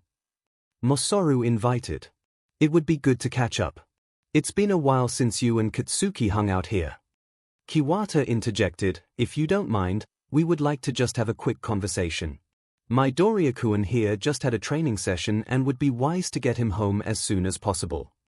Mitsuki frowned a little at that. And what would this conversation be about? The elder locked eyes with her, he was smiling but his eyes made clear that he wasn't happy at all. About Bakugo-kuen and his animosity towards my student, of course. What? She exclaimed. Your son has been harassing Midoriya-kuen for a while and, in lack of action from their school, we have decided to talk directly with his parents, you. No, we understand what you said but it's just hard to believe. Masaru was quick to say. The fact that this is obviously astonishing to you eases some of my worries, can I assume that you will take the appropriate measures? Kiwata said. She couldn't believe it. Why would Katsuki do something like that? The brat and Izuku were supposed to be friends. How could he? He was about to accuse the old man of lying when her brat made his appearance. Deku. Katsuki stomped toward the door. Speak of the devil. Kiwata said. What have you done now, brat? Nothing at all, old hag. Well, Izuku and Kiwata came here to tell me that you are picking on him, care to explain? Katsuki stopped looking at her and locked his eyes on the greenette. What the F, Deku? If you have to say something, say it to my face. Tell me again I'm a villain-fin coward. He lunged towards Izuku, but Kiwata was quicker, he deflected the open palm towards the door with a quick push. After the explosion that followed, scorching marks were left on the wood. Mitsuki was, in lack of other words, horrified. But, he wanted to be a hero. What is happening here? Katsuki, go inside. You don't tell me what to do, old ha. Now she shoved him inside. Sorry, Izuku, Kiwata, but we need to have a family talk. She quickly closed the door and mentally prepared for what was to come. Izuku let out a sigh of relief. I guess it didn't go as badly as I thought. The Morin practically exposed himself in front of his parents. I have never seen such a short fuse. The teen laughed humorlessly while rubbing the back of his neck. Well, we should get going, it's almost dinner time and we wouldn't like to make your mother worry, would we? Izuku shook his head and started walking alongside Kiwata-san. "Thank you," he said. "There is nothing to thank me for, little rascal." The old man waved off. "No, really, thank you. When we met you didn't have to help me after the sludge villain or getting me out of the police. And after all of those things, you decided to help me become a hero. No amount of gratitude will ever be enough." Kiwata-san looked contemplative for a moment. "Kindness is free to give and priceless to receive. Remember that all your life, and you'll never lose your way." Izuku nodded. The old man ruffled his hair with a warm smile. "You're a really good person, little rascal. Don't let anyone ruin you." After that, both of them kept walking in silence. The underground facility was a really boring labyrinth. The walls were painted a boring shade of white, the people there were boring wimps, and the schedule was measured to the millisecond. That wasn't Kendo's kind of shindig, but the boss had beaten him 12 times, so he had no choice but to put up with it. He was moving towards the 8 Bullets meeting room. Overhaul wanted to speak with them about some SHT. The man had been in a mood for a few weeks now. Last time, he had sent Setsuno to keep an eye on a difficult area. Which wasn't fair of him to hog all the fun. When he entered the room he found that everyone had already taken their seats. He ignored Nemoto's bantering about being punctual. And sat at Setsuno's side, who looked pale and had bags under his eyes. The chatter died when Overhaul entered the room. "Good evening to everyone." After that they proceeded with the normal meeting SHT about production and establishing a network for the product. What caught his ear was the last topic of the agenda. "Gentlemen, there are at least a pair of hero syndrome disease that are intruding on our operation. I trusted Setsuno here to take care of them, but they proved to be more of a headache than I had foreseen." Gold Eyes lazily glanced at him. Rapper was practically trembling with excitement. It had been ages since his last ride. And they sounded so strong. He needed to fight them. His mouth watered at the mere thought of a proper battle, and he was already fantasizing about the combat. He almost didn't hear the words that Overhaul said. "Rapper, I trust you to take care of this matter." After their meeting with Bakugas, his former friend turned bully seemed to have backed off a bit. He still insulted him and tried to humiliate him on a daily basis, but he had stopped beating him. Izuku couldn't ignore hooks, but he could tune out insults. Speaking of hooks, after the little bumps in his training at the start of July, everything evolved quite smoothly. He continued doing his stamina and speed training with Sokansei-san and his strength and combat training with Kiwata-san. He was approaching the 20 laps at a quick enough pace, and he had learned to throw uppercuts and body shots with Kiwata-san. By the start of summer break he would teach him another guard. And he was really excited for summer break to begin. His mother and his mentors had arrived at the conclusion that if he did well enough on the semester's finals they would let him do intensive training during summer. Izuku wasn't stupid by any means. His previous life plan relied on him being academically excellent, so he had the studying habits well drilled in his mind. Balancing his training schedule with his study time had been hard, but the computer he received on his birthday had helped him quite a lot. So, it was no surprise when he aced them. He didn't get perfect scores because his teachers would find the most absurd of reasons to lower his grade, but he was used to the hardship. So, after the end of his first semester, he was eager to start his intensive training. He made his way towards Kiwata-san's shop. He was ready for whatever the old man might throw at him. He wasn't ready. Not even close. Kiwata-san threw him headfirst directly into his first sparring session. And, wow, Kiwata-san was amazing. He always managed to slip a hit on Izuku, holding his punches, making sure to not hurt Izuku. Basically, he exploited the weak spot on his leading side, that the conventional guard left, with right swings. Afterwards he went over everything that he did wrong and everything that he did right during the matches, and had Izuku correct his mistakes with the punching bag. He ate lunch with Kiwata-san, and after some rest he did some strength training. So, yeah, he was sore, sporting some new bruises and about to collapse in bed. However, he couldn't keep the small smile that spread across his face. He was quick to take notes about what he knew about Kiwata-san and Sokansei-san, their vigilante activities and their quirks. He hadn't seen any of them on patrol, but he could guess how they probably fought. For what he knew about Kiwata-san, he was a close-quarters beast with lots of experience that could and would knock a street-level thug in less than 20 seconds. So Kansei-san, on the other hand, was more of a quirk-based fighter. For what he had seen during their encounter with Yagi, he could manipulate both the clothes he wore and other objects of his environment as if they were parts of his own body. He showed that he used his 6 scarves as extra limbs, and some kind of fabric he hid in his body as wings. If he had to guess, he would use the extra mobility given by the wings and the extra firepower his scarves provided to quickly overwhelm their opponents. The whole extent of his quirk remained unknown to Izuku, but it was powerful if it could keep the mountain of junk from collapsing onto them. He finished his mentor's entries with a quick sketch of them in civilian attire. 𝐒𝐲 could feel it in the air. Today was the day. The bucko was doing phenomenally. He had cleared 11 laps in 6 minutes. He was about to do it. 𝐒𝐲 couldn't have been prouder. The initial line drills were no longer a challenge and his pace was a lot quicker in the sand in comparison to the first day. The kid was giving his all. He was sweating buckets and his respiration had become a little shaky. They were on minute 11, last lap. Come on. You have it, bucko. The kid tried to push harder, 20 seconds before the end. 𝐒𝐲 began to run beside Midoriya, cheering for him. Let's go, bucko. You almost have this. 10 seconds, the final sprint. Midoriya quickened his pace as much as he could, trying to go all out on his last lap. 5 seconds, his footing faltered. 3, looked like he wouldn't do it. 2 seconds, his legs dipped beneath him. 1 second, he jumped. In a not-so-graceful movement, he landed at the other side of the finish line just before the 12 minutes. The kid locked eyes with him.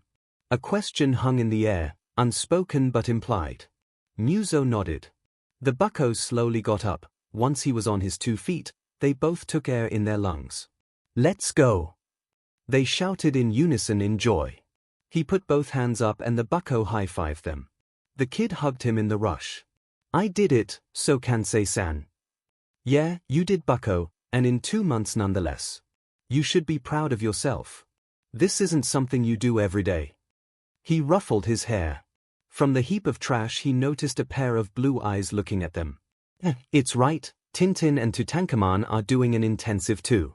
What a pain in the butt. He shot a glare at the young man. When the bucko noticed, he waved at the other teen and gave Kansei a little frown.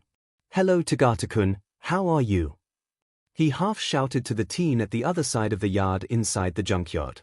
I'm fine, here working out with Yagi-san. How are you? The bucko gave a blindingly shining smile. Fantastic. Well, I'll let you get back to your training, then. Bye. The young man said. Bye. Izuku turned slowly towards 𝐒𝐲. So, about your quirk, Izuku wanted to know everything about Kansei-san's quirk. He had been at arm's length too much time, and he felt like he had earned the right to know about it. So, about your quirk, his hands twitched as he spoke, feeling the need to have a notebook on them. You want to know about it? Izuku eagerly nodded. Kansei-san looked at his eager expression and decided to concede. What I'm about to tell you has to stay between the two of us, and maybe your mother, and Kiwata. Whatever, don't go announcing it through the streets. Some people would try to hunt me down and attack my weakness if it became easily accessible knowledge. I made myself clear. Izuku nodded. Just close friends and family, got it. Okay, he snapped his fingers, tendrils of flesh expanded from his feet covering various meters of sand and junk. See those tendrils? They're my quirk. My quirk is called environmental graft. It lets me graft parts of the environment to myself and use them like extra limbs and organs. I can move scarves as prehensile tails, form wings with cloth pellets, or see through security cameras, for example. It is an emitter. How does that relate with your augmented lifespan? You can move everything as if they were extra limbs, so it means that you give them some sort of muscle. That's the tendrils function. Can you stack the tendrils to give you some kind of super strength? Does it work with living things? Do you have a limit? When Izuku stopped his ramble, he looked mildly ashamed. I've done it again. Now he will tell me it's weird or something like that. It relates to my augmented lifespan by a thing technicality with the inner workings of my quirk. Yep, I can move everything I graph thanks to the tendrils. I can't stack enough tendrils to a single object to give me super strength. It doesn't work on living things cause antigens and, yes, it has limitations. With 50 years of daily use has given me enough stamina to make quirk exhaustion something not to worry about. However, I still get phantom pain if I grow a lot. Thankfully, it fades in a day or two. You don't find it weird that I started rambling about your quirk? 𝐒𝐭𝐚𝐲 gave him a bark of laughter. Weird as F, but it's thing awesome, don't put yourself down like that. It's weird, but in a good way. Like it is weird to be as strong as All Might is. Weird is what isn't normal, and things would be awfully boring if they were all normal. Okay, that's 2 out of 2 old vigilantes that don't mind my ramblings. Is there some kind of correlation? Thanks. There is nothing to thank, bucko. Tell me, is there something more in your mind? He said he couldn't stack his tendrils to give him super strength, however, the other day he moved a whole mountain of junk, which means that the strength is proportional to the amount and size of things. 𝐒𝐭𝐚𝐲, I have an idea. The vigilante looks at him curiously. You said that you couldn't stack tendrils, but what if we did stack another thing that has the flesh tendrils attached to them? Maybe if you use your scarves or something similar to envelope your arm, you'll get some kind of fake extra power. The white-headed man stood tall and gave him a crazed smirk. Let's try. His arm was enveloped in flesh tendrils, as did 3 of the scarves he wore. Right now. Yep, right now. With a loud thwip, 3 scarves curled around his arm, and in a swift movement, he landed a punch on the ground. The sand rose, leaving a cloud of dust and a little crater in the impact point. Izuku scoffed for a few moments, trying to get the dust out of his nose. Well, guess it worked, said 𝐒𝐭𝐚𝐲 nonchalantly. You could have said something before going bombastic on the beach, 𝐒𝐭𝐴𝐚𝐲.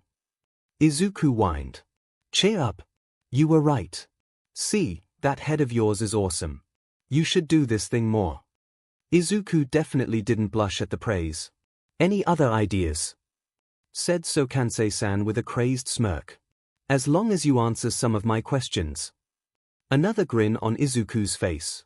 Kendo was excited. His fists had been itching for a fight all day. He had a pair of vigilantes to fight.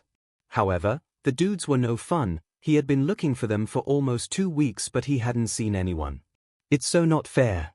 Setsuno arrived and the very same day found them, and I am here for the whole 2 weeks and it's like they are avoiding me like the plague.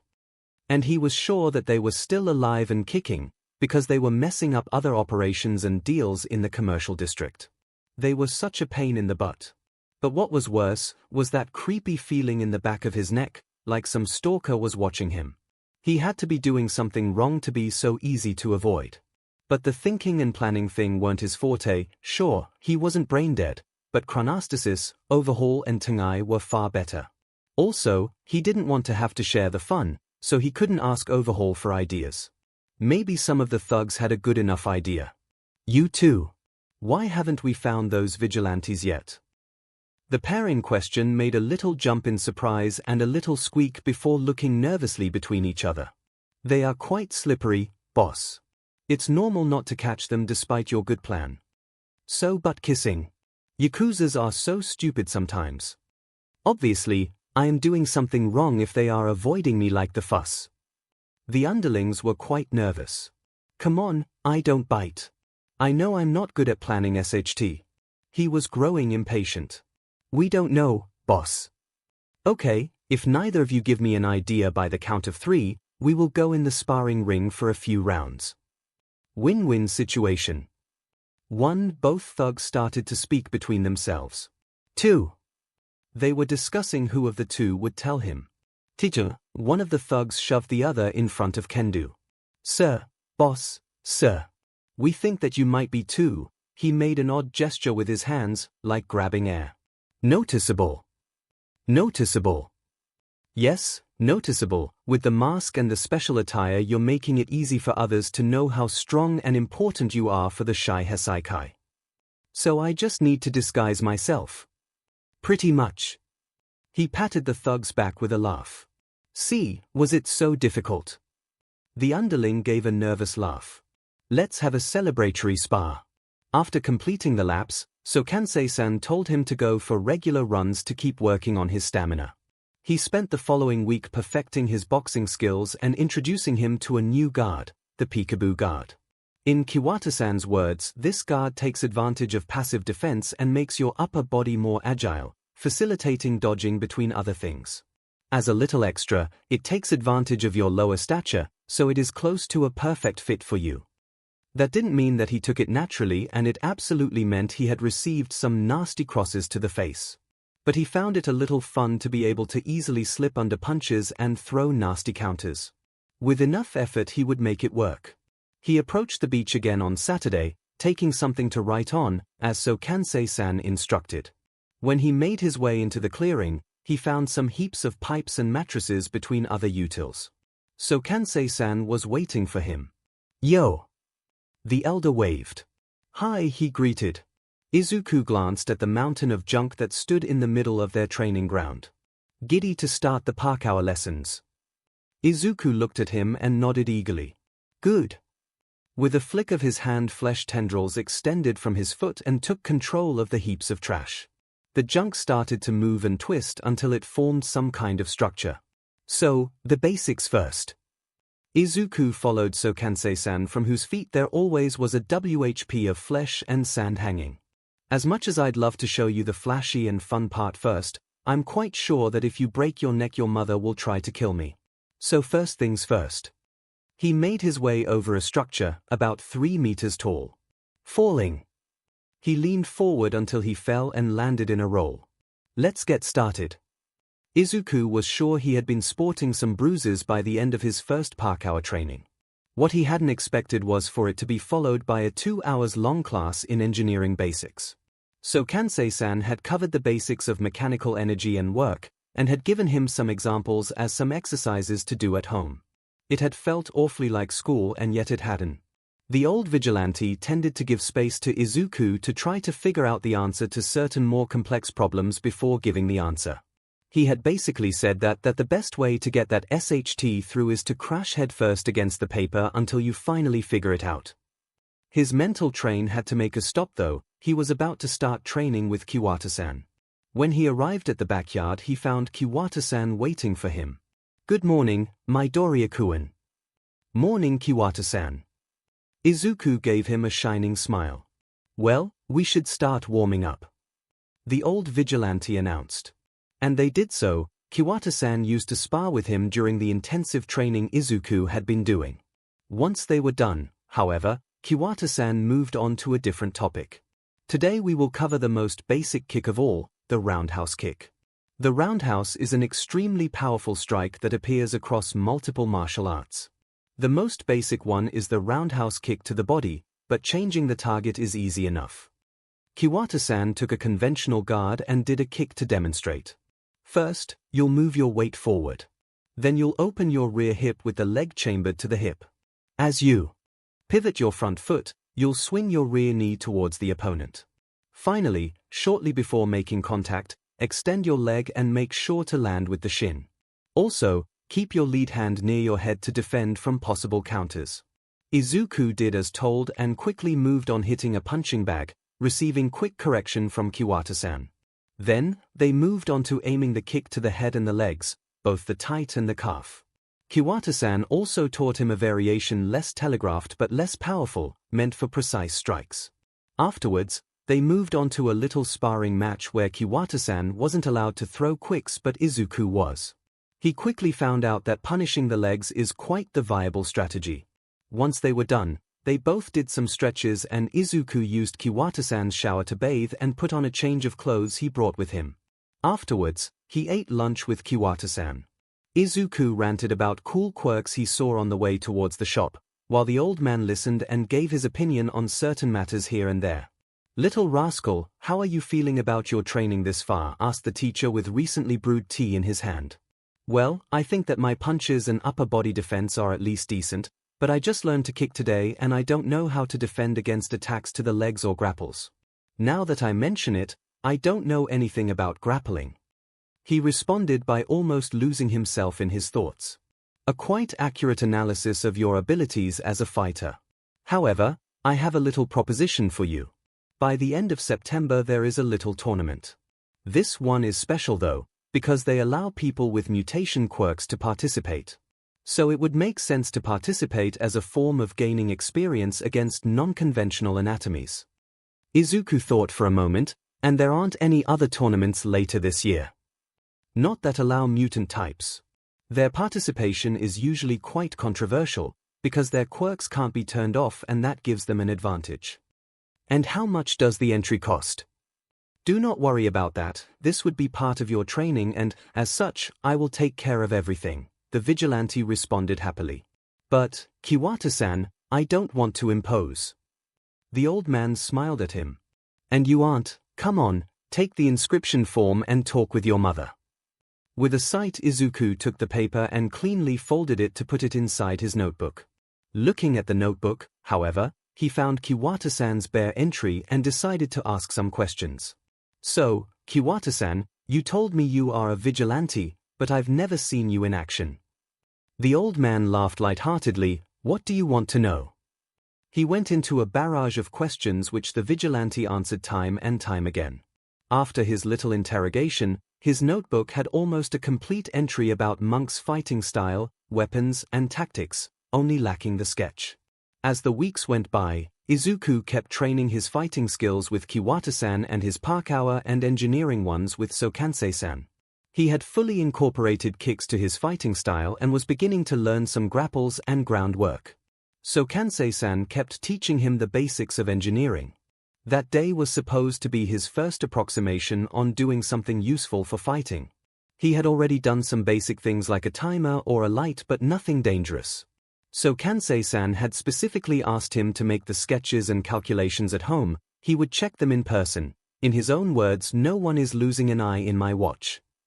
The teen nervously checked what would be his first design.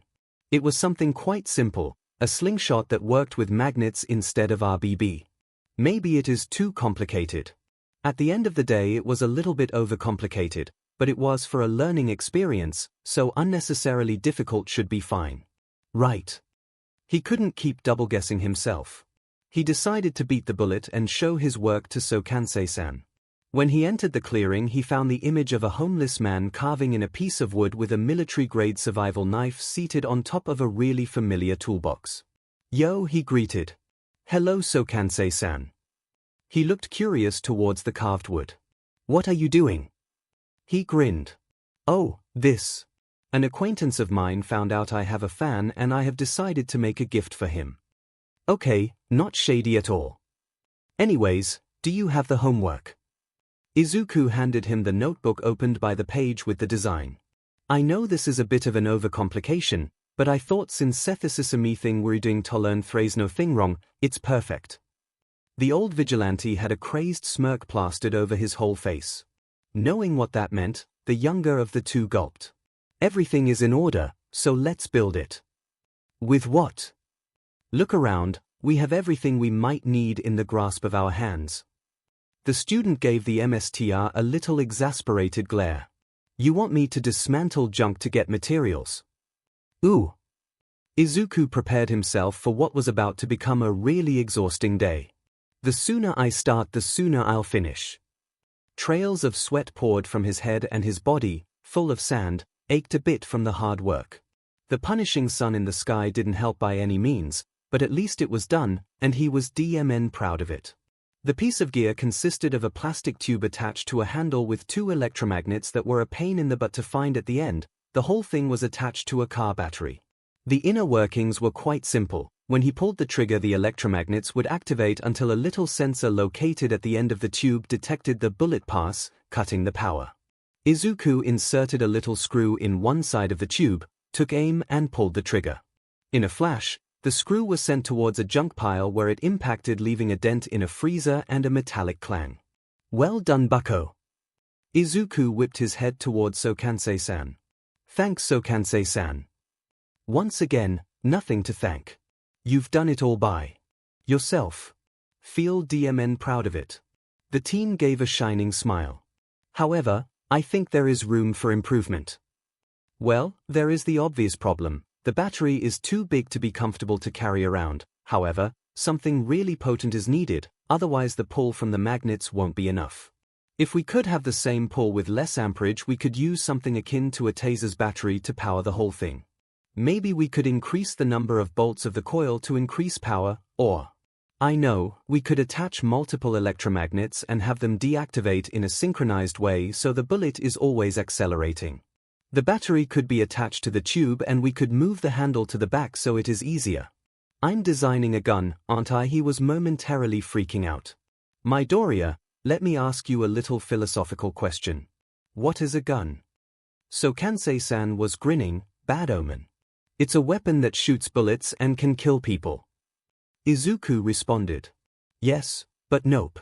A gun is a weapon that, via a chemical explosion, propels a bullet through a barrel towards its intended target, usually with lethal capabilities. So let me ask you, did you design a gun? Izuku looked at him incredulously. Obviously. Then the testimony could please point in which part of his design a chemical explosion is taking place. So Kansei-san had a mad grin on his face. Yeah, but this is dangerous. Oh, this is a hell lot of dangerous, and we will properly tune it out so it isn't fatal to the receiving end. But in the eyes of the law, this is a magnetic slingshot and that's our alibi, Capis.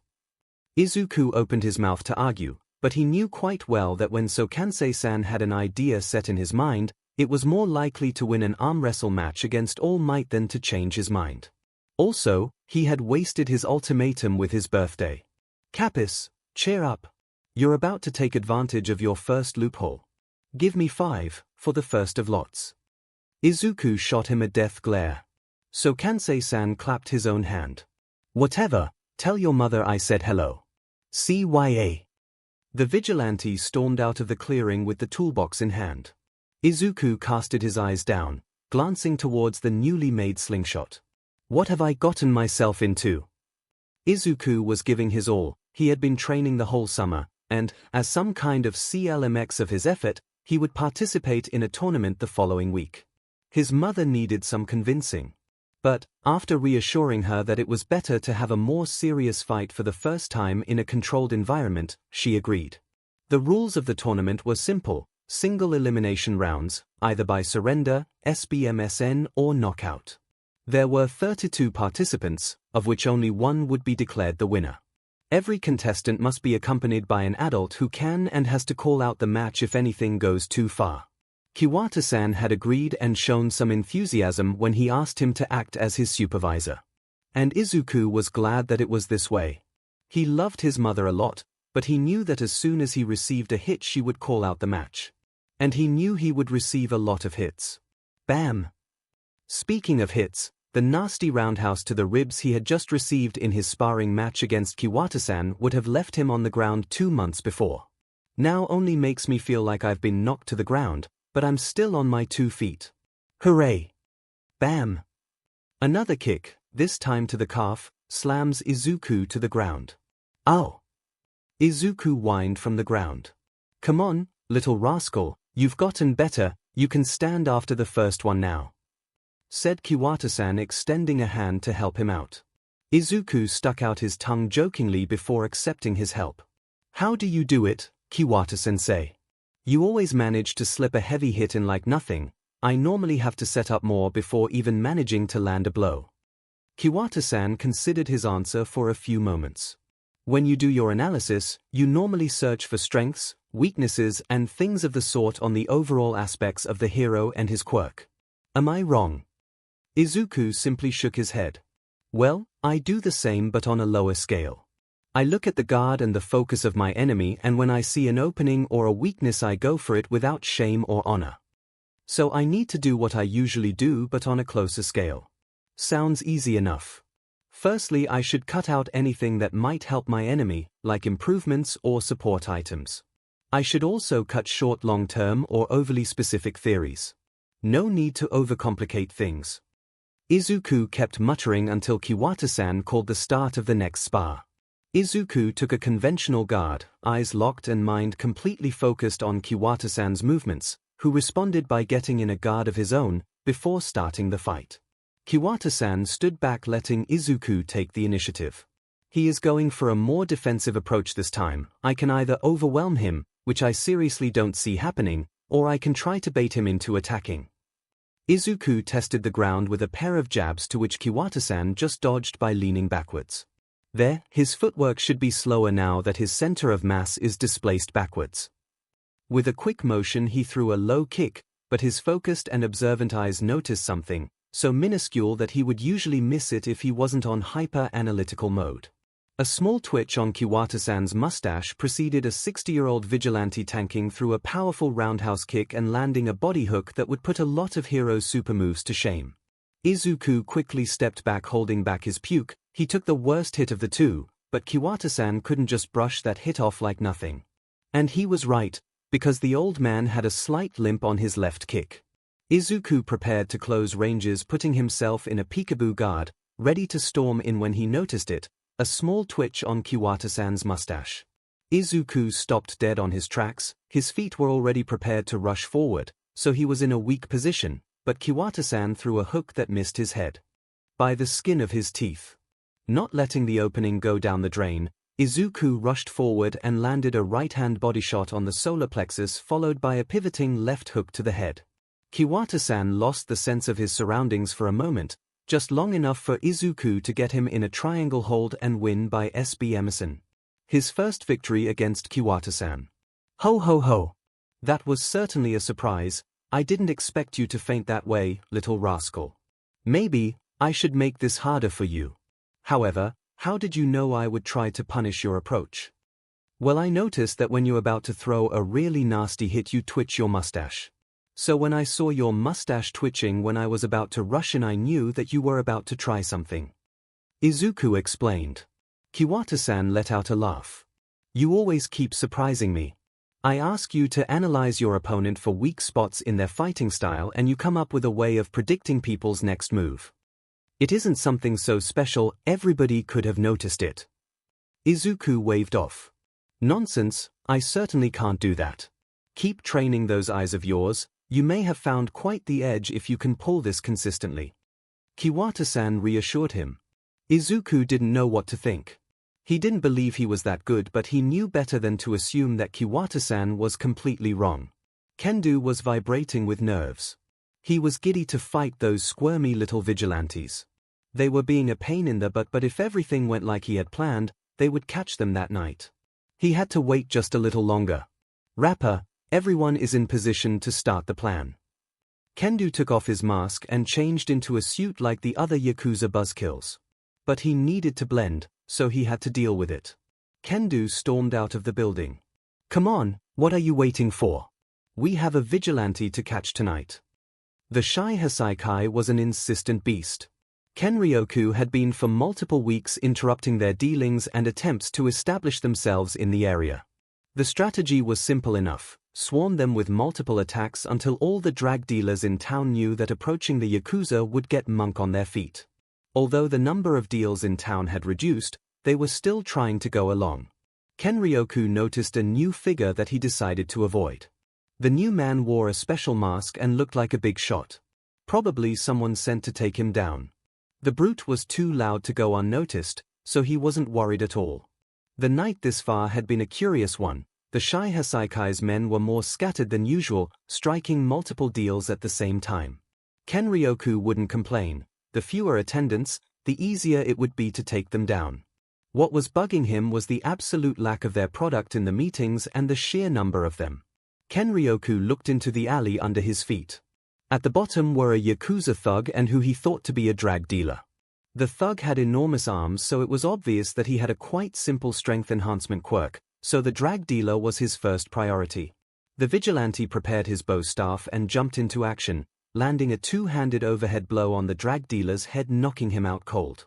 When he looked to the side, however, he found quite an intimidating image. The Yakuza, instead of panicking, was in a relaxed posture. His arms were low, but not untensed. He was ready to attack at moment's notice, but his defense was seriously lacking. "Oh, man. I'm so pumped," said the thug. "You're really slippery. I even had to make a plan to find you. Come on, let's fight, let's clash like real men." Okay, so this was the higher up. What kind of leader is this overhaul and how could the previous boss choose him? I thought he was more cautious than to leave his organization to Mr. Let's Fight Like Man. Kenryoku didn't disappoint though. With a swift motion of his hands he threw 3 metal needles at the man, gauging the thug's reaction. The thug dodged with a jump before closing quarters. The huge punches and his rushing forward painted a clear picture. Stay away for DMN life. Kenryoku waited until the last moment before dashing backwards out of the way of a barrage of punches. His assault ended in a few seconds though. Food for thought. He quickly moved his bow staff trying to hit either the neck, solar plexus, or liver, but the thug swiftly moved backwards to avoid the Kenryoku's own offense. So he cannot use his arms after attacking. Certainly an interesting match. However, it is quite obvious that a single barrage of that man can kill me, whereas I aim to take down, breaking some bones at most. I need to think of a plan. I have to buy time. Ha! This will be a battle of endurance, I see. Whatcha mean? The thug asked. It's quite easy, this is some kind of alternating cat and mouse game. If I'm in your range of attack when you're ready to hit, I'm done for, but the same goes the other way around. After attacking you are almost at my mercy, only having the option to flee. Whoever catches the other first wins. Kenryoku glanced at the dead end of the back alley and an idea popped in his head. You're boring. Let's fight for FS sake. The brute charged forward. Kenryoku, once again, waited until the last second before backstepping the swing, the breeze of the punch moving his hair. Kenryoku retaliated, trying to win as much ground as he could before the Yakuza regained his bearings. However, he had to keep his balance since he didn't know when his opponent would be ready for another round. They both went on a sort of deadly waltz. A single misstep meant at least several broken bones. Bit by bit, assault after assault, Kenryoku gained terrain on the thug at his front. A quick move to the leg, a side blow to the liver, a two-handed overhead strike, none of them connected, but it was all right, it was part of the plan. The rhythm of the fight kept going in the same fashion until bingo. They reached the dead end of the alley. That was it, the brute could no longer defend himself or dodge. Kenryoku prepared himself for a swing to the head. That would end the fight in the moment. A clean enough knockout. However, when he swung the bow staff it was met by nothing but air. The brute had slipped under the bow staff and was quickly closing the distance between them. Kenryoku had half the mind to put the bow staff between the incoming strike and his body. A hit that was strong as a bullet tore through the bow staff and struck Kenryoku dead on. The broken weapon had somewhat cushioned the punch, and the padding protected Kenryoku from getting anything more than a bruised rib. However, he still flew a few meters away from the punch. Come on, I thought you were tough. A single punch and you're done. You are one of those who are nothing without a weapon. You're no fun. You aren't strong. You're so damn boring, man. Without your 𝐒𝐻𝐷 you're such a weakling, almost useless. Just a bump in the road. The brute tried to taunt him. Useless. Powerless. Just a bump in the road. Unworthy. A shame for the family. It had been a while since Kenryoku had heard those words. They were long buried in the past. Street thugs didn't mind about his quirk when they were having their buttes handed to them, but at the end of the day, he was powerless, a bump in the road, a mere nuisance. You're so cool, Kiwata-san. How did you do that? It's awesome. Do you really think I can become a hero? That's right, I have somewhere to be this week. Kenryoku got up holding his head high, much to the Yakuza's surprise. He stretched his torso, hearing some pops from the damage he had just suffered. I shall apologize. I think we haven't properly presented ourselves. Who are you? Kiwata-san asked almost casually. Cut the CRP. Let's end this. The brute said before lunging. As he approached, Kenryoku felt that familiar calm envelope him. Everything seemed to move in slow motion and at the same time it felt really quick. Kenryoku's mind was moving at light speed, but it was more of a calculated motion than a frantic rush. Dodge to the left, right, duck, sidestep, uppercut. The thug staggered back from the hit. Well, since you don't seem too keen to keep basic manners, I will present myself. Kenryoku glared, the strikes of orange in his eyes almost shining in the night, like sparks of a raging fire. I'm Monk Shai Hasaikai Scourge, a title I gained a lot of years back, but that I will honor here and now. Kenryoku approached the remains of his weapon and took them like a pair of eskrima sticks. I am not powerless, I am not useless, and for God's sake, I am not going to lose against you. Kenryoku took a fighting stance, he remained quick in his feet and his body low. Ha! I think I have judged you wrong.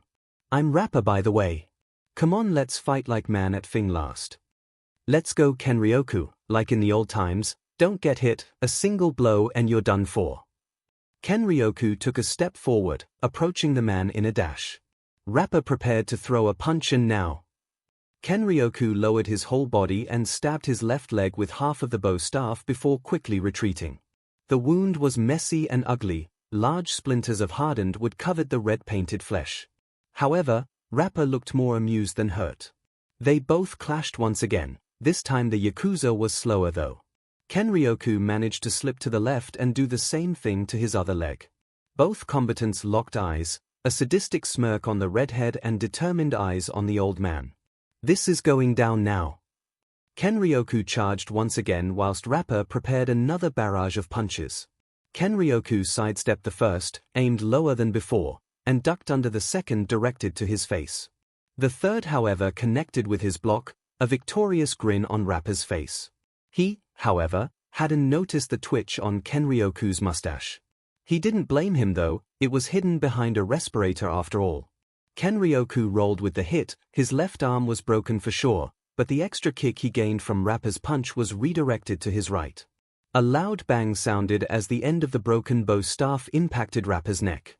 The thug stood on his feet for a second that felt like hours before collapsing unconscious on the ground. Dear Midoriya-kun, I'm sorry to inform you that, due to my vigilante duties, I have suffered a major injury. As a consequence, our training will have to come to a temporary halt until the proper healing quirks are available in the hospital. Do not worry for my well-being, I'll live and make a full recovery. Keep up with the strength training, and practice your punches and kicks whenever you want in my backyard. Yours faithfully, Kiwata Kenryoku. Izuku read the message once, then twice and once again to make sure his eyes weren't lying to him. The fact that Kiwata-san wrote messages as if they were letters was a thing that still amused him to this day, but the contents of the epistle made him worry a lot. Mom. Kiwata-san has gotten hurt.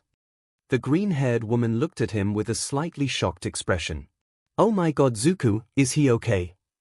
In his message he says, do not worry for my well-being. I'll live and make a full recovery. We're going to visit him. Right. Izuku said worriedly. Of course, Izuku, but not now. I have to go to work. You can go and I'll join you when I'm done. She said while making her way towards the door. Goodbye, Izuku. Goodbye, Mom. He hated that his mother had to work during summer, but once he was diagnosed, she became some kind of pariah at work for giving BIH to a quirkless child. Not that everybody was so quirkist fortunately, but her old boss was a real bigot. That, combined with his deadbeat of a father disappearing with their savings, made everything more difficult for them. Izuku decided to not dwell on the past and prepared himself to go on his morning run before heading towards Kiwata-san's house. Heavy wounds on both legs, a heavy bruise on the neck and a lightly fractured skull. Naomasa couldn't believe the image that met his eyes. Rapper Kendo, a known cage fighter that had been on their radar for some time, laid on the hospital bed with the previously listed injuries. Everything pointed towards an altercation between Rapper and an unknown force. Said unknown force had been strong enough to take not only Rapper, who was believed to be a deadly ruthless fighter, but also another thug. The door behind Naomasa opened, revealing a black-haired man with a grey scarf around his neck. Good morning, Eraserhead. Naomasa greeted. Detective Tsukochi. I assume that this meeting isn't for pleasure. The tired hero gruffed. Most certainly not. That man is Rapper Kendo, a former illegal fighter that had been recently recruited by the Yakuza. He pointed towards the thug lying in the bed. He was found in this state last night. Everything points towards a physical altercation. He had multiple wood splinters embedded in his legs and is believed to have been taken down by a strike to the neck. Tsukochi, why did you call me? Do you believe Ryuro took him down? Aizawa inquired. No, Eraserhead, after you talked to me about Monk I did a little research on the vigilante. The police registry showed that he had previously been in a territorial war against the very same Yakuza, the 𝐒𝐻𝐻𝐼. A war that he surprisingly fought to a draw. Naomasa took a sip of his coffee. I called you because of what happened afterwards.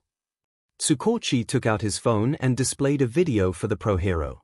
This is a store's security camera feed during the time of the confrontation. However, at 2:48 a.m., every camera feed within a 100-meter radius was cut mysteriously. The underground hero quickly made the connection and said some curses under his breath before asking more to himself than anybody else. Why are vigilantes so complicated? After his morning run, Izuku went to Kiwata-san's shop. Kiwata-san had decided to close the business during summer, so there wasn't anybody to snoop on them. Izuku entered the backyard and found the place deserted. There was a note with instructions on how to take the punching bag out, and it included some moves to practice. Izuku took it and folded it for later. Where could Kiwata-san be? He left a note, so he passed by the shop. He has probably been discharged from the hospital. So he could be either working, at home or else. The working option is highly unlikely. The store has been closed for the majority of summer. If he is doing something entirely different, I can't check. This only leaves his home. Izuku made his way towards the stairs and went to the upper floor. The wooden door towered over him, triggering Izuku's social anxiety. Izuku gulped before knocking on the door. He waited at the door for a few minutes. Maybe he's asleep. He was about to turn and go downstairs when the door opened. Oh, Midoriya-kun, how are you? The old man looked slightly aghast. He had his left arm in a cast, the bandages that covered the whole limb extended towards the torso too. The sight of the injuries was lost under an unbuttoned shirt, with only the right sleeve in place, while the left one hung lazily over his shoulder. Oh, I'm fine, Kiwata-san, how are you feeling? The vigilante gave him an amused huff. I'm doing all right, little rascal. My arm is broken, and I have a pair of fractured ribs. Nothing that will kill me. Izuku's eyes were open like plates. Don't worry, little rascal. If you think I'm the one who got the worst part, you should have seen the other guy. He barked a laugh. If you say so. Izuku decided to move on. Kiwata-san, who was the other guy? Come in, I'll tell you the whole ordeal. And so they did. Izuku got inside the house, leaving his shoes behind and passing by the photographs towards the living room. In the center of the space sat a Zataku with a kettle and a teacup on it. At the far end of the wall a little shrine was placed. The furniture was covered with old photographs of an old man with a short beard and a thin mustache. However, what stuck out from the decorations was a sheathed katana. An orange 8-petal flower decorated the scabbard. Kiwata-san took out another zabuton and teacup for him to sit down. For the last few months, a Yakuza by the name of 𝐒𝐻𝐻𝐼 has been trying to re-establish themselves in Musutafa's commercial district.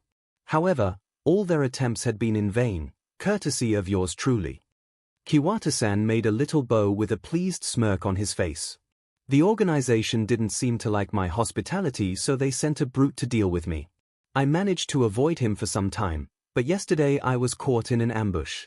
I managed to isolate him in a duel, but I couldn't beat him without sustaining a minor injury. He pointed towards his arm. You said that the 𝐒𝐻𝐻𝐼 are trying to re-establish themselves here. It means that someone has already fended them off. Maybe this someone can help you take care of them. Do you have any idea who it could be? Izuku asked. Kiwata-san gave him a proud grin. I was the one who showed them the exit, half a century ago I may add. I started a war against the Yakuza and managed to come to an agreement with them. They would leave my territory and I would stop hunting them down. Fairly simple. And they broke the deal.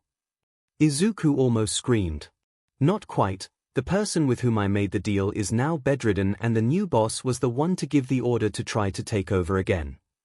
Kiwata-san explained. But they've injured Kiwata-san. Now there is no one to scare them off, so he will lose ground and have to kick them out again. Don't be worried, so Kansei-san has kindly offered to pick up the slack during the time I take to get better and repair my equipment. Wait, your equipment broke? Yeah, my armor and bow staff broke. Right, you told me you used a bow staff to fight, and needles too. But you haven't told me yet about what you wear. Is it something like a samurai or more like a ninja? Yet your vigilante name is monk, so you probably look more like a Shaolin monk. It's the only group of fighting monks I can think about. Little rascal, please breathe," said Kiwata-san with a smile on his face. "I think it would be better if you saw it with your own eyes." Izuku couldn't help gushing. Kiwata-san took a wooden box and showed him what was inside: his vigilante gear, his custom-made gauntlets, his jingasa, and all the armor padding it had. However, there were also the remains of a red bow staff, split down the middle and only usable as improvised weapons. It was looking at the broken piece of gear that Izuku had an idea. "Maybe I could make you something better." The words escaped his mouth. Kiwata-san simply gave him a curious hum. "I mean, I could make it so it would be able to separate in two eskrima sticks and maybe put tasers at the ends." Kiwata-san gave him a warm smile. "It's a really promising idea. Maybe when we're done with the tournament we could talk further about this." Now, his demeanor changed to one a little more authoritative. "You have training to do, am I wrong?" Izuku quickly stood up and bowed. "Yes, Kiwata-sensei. Thank you for showing me your gear. I'll go train right away. Bye." He bolted out of his place and went downstairs to train. He had a tournament to get ready for. Overhaul was livid. Harry knew that much. Their dealings in the Musutafa commercial area had been constantly interrupted by an old vigilante, and they had lost a bullet because of him. Rapper was a strong fighter, and even he had lost against those annoying hero wannabes. Chronostasis. "How much time will it take to recover Rapper?" his boss coldly asked. "With the obvious signs of quirk use and fighting, we will have to wait at least 2 months to buy his liberty." Golden eyes settled on him for a moment that felt eternal before drifting into the distance. "How much should we delay our operations in Musutafu?" Overhaul said, lost in thought.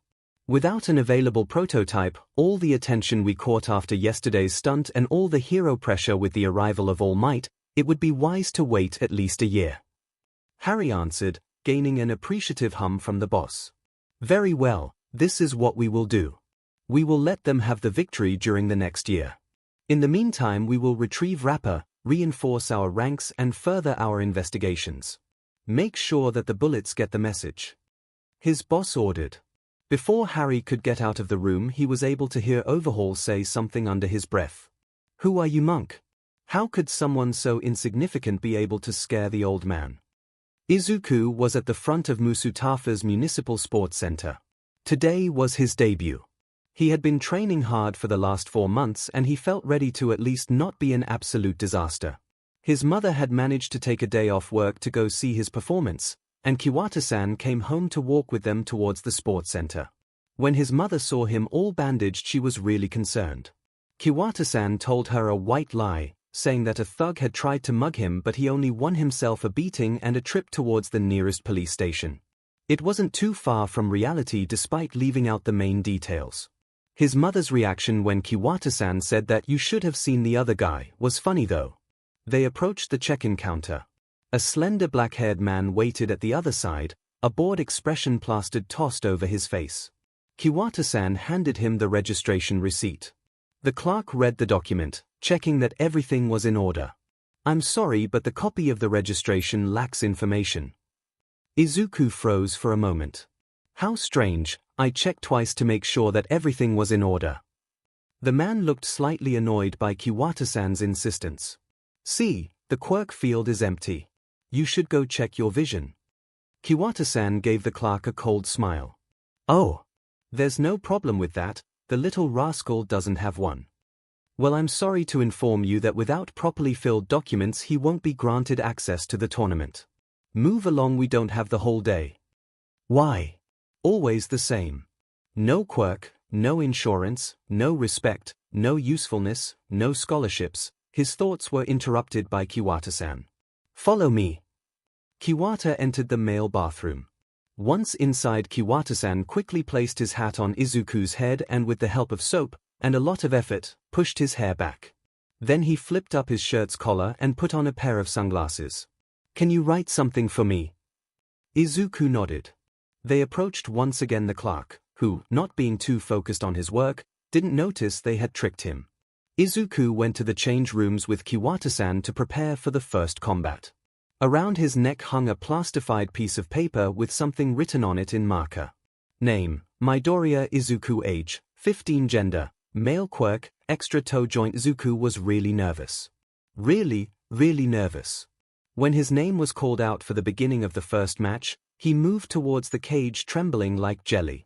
Kiwata-san, who was following him, gave him an amused look.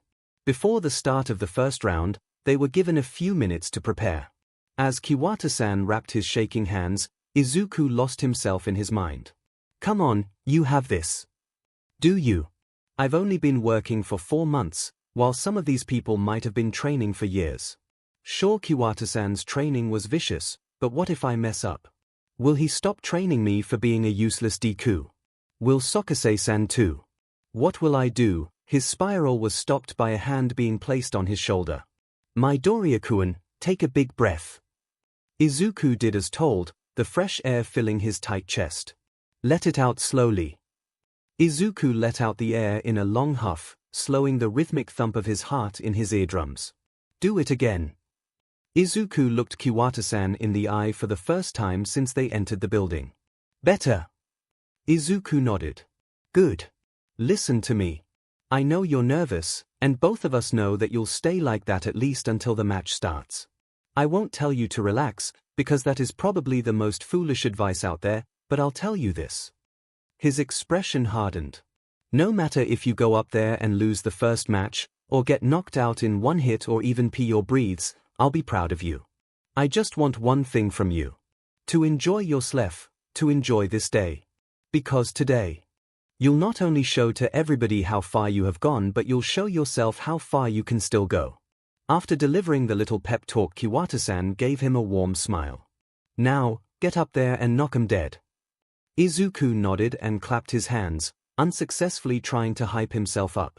He made his way towards the ring, which was made of some training mats surrounded by chain-link fences. In front of him, another kid with what looked like springs in his legs smirked at him confidently. Keep an eye on his pushing kicks. The springs will give him extra power on them. I've never seen you before. Are you new? Oh, yeah. This is my first time. So sorry if I don't know how things are supposed to go. My name is Midoriya Izuku. Sorry for not introducing myself before the start. Don't worry, dude. I'm Chokiaku, by the way. So you're starting in the mutant quirk competition. Do you have some minor mutation or something? Izuku rubbed the back of his neck apologetically. You see, I don't have a quirk. His opponent's demeanor changed from slightly curious to utterly condescending in the blink of an eye. Don't worry, I won't hurt you too badly. Really? He was just normal until I told him I was quirkless. As if an emitter or transformation type quirk would have helped. Why is it always the same? I'm so tired of this. As they both got into a proper fighting stance, Izuku adopting a conventional guard and Chokiaku taking a karate stance, the greenette's mind only had one thing on his mind. I won't hurt you, my butt. When the referee called for the start of the match, Chokiaku performed a quirk-enhanced kick onto Izuku's solar plexus. Izuku dashed backwards, avoiding the hit. His opponent, maintaining his momentum, stepped forward, going for a roundhouse kick. Izuku raised his shin and moved his arm to take the hit, practically forming a shield with his whole left side, preparing himself to counter. However, after hearing a little boink, the strike he received was far stronger than he anticipated, making him lose his equilibrium, falling towards his left side. Thankfully, his training kicked in, he performed a roll, regaining his footing and guard quickly. After the move, he ended at a safe distance from Chokiaku, who looked at him owlishly. So he uses enhanced kicks to power through my defenses. However, he needs to compress his leg springs to do it, so I can anticipate when one of those is coming. Izuku didn't have time to think further. The spring-legged boy threw a quirk-enhanced jab towards his head, clearing the good 3 meters between them in a quirk-enhanced dash. Almost on instinct, and knowing thanks to Kiwata-san that a hit to the face is no fun, Izuku ducked under the punch and threw a pivoting left hook to the body. The hit wasn't clean but bought Izuku a few more moments to think. So he can also enhance his punches. However, during the whole process he had too much momentum to redirect himself, and he ends up in an unsteady position every time he uses his quirk. 𝐒𝐿 smirked, a plan forming in his head. 𝐒𝐿 stepped backwards, getting within 𝐭𝐾hyaku's dash range. And then, 𝐒𝐿 did his best to channel his inner 𝐒𝐭𝐚𝐲. Did YA hurt your feet before? Do you need me to kiss your boo-boos? Come on. I thought kicks were your thing. Really, Kiwata-sensei hits harder than you, and he's 60 at least. You know, if it wasn't for the springs on your legs I would have thought you're quirkless. The condescendent and smug expression on 𝐭𝐾hyaku's face vanished, giving way to one of utter annoyance. Good. 𝐒𝐿 shifted into a peekaboo guard, defiant. 𝐭𝐾hyaku once more dashed forward, going for a jab. 𝐒𝐿 slipped under the punch and telegraphed a right hook, deliberately leaving his left side unguarded. His eyes, however, were fixated on 𝐭𝐾hyaku's rear leg spring, like a predator waiting for his prey. Boink! As the kick came towards him at a superhuman speed, 𝐒𝐿 was already crouching. His peekaboo guard morphed into a grappling stance. As the leg flew over his head, 𝐒𝐿 took a step forward, his left knee almost touching the ground, performing a near-perfect drop step. The surprise on 𝐭𝐾hyaku's face was priceless.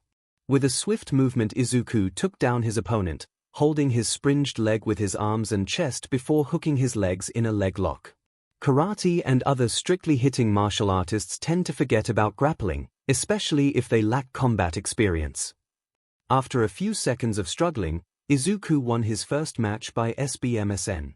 Looking to the side, he saw Kiwata-san's proud smile just outside the ring and his mother tearing up in the distance. 𝐒� takes a deep breath and closes his eyes, letting himself rest on the ground, a wide smile on his face. After the first match, 𝐒� felt a lot more relaxed. When he approached his mother, she already had tears forming in her eyes. Oh, darling, how are you? Is your arm okay? That kick looked awfully strong. You don't have to keep fighting if you don't want to. 𝐒� gave her a shining smile. I'm okay, Mom. It'll only leave a bruise. He suddenly felt a weight on his chest. I'm so proud of you, 𝐒�. Her arms wrapped around his torso. Thank you, he said, barely holding his tears back. Sooner rather than later they were both crying waterfalls, mother and son hugging each other with the love only parents and children can share. Kiwata-san looked at the scene with a fond smile, taking out a packet of tissues for the two human sprinklers. 𝐒� had to drink a lot of water before the start of the next round, which was against someone with some crab mutation. Their entire body was covered in red shell and they had a pair of antennules over their mouth. Their right arm had an enormous pincer, and their left one ended in a severely smaller hand. They took their positions for the start of the match. 𝐒� adopted a conventional guard and Kojin.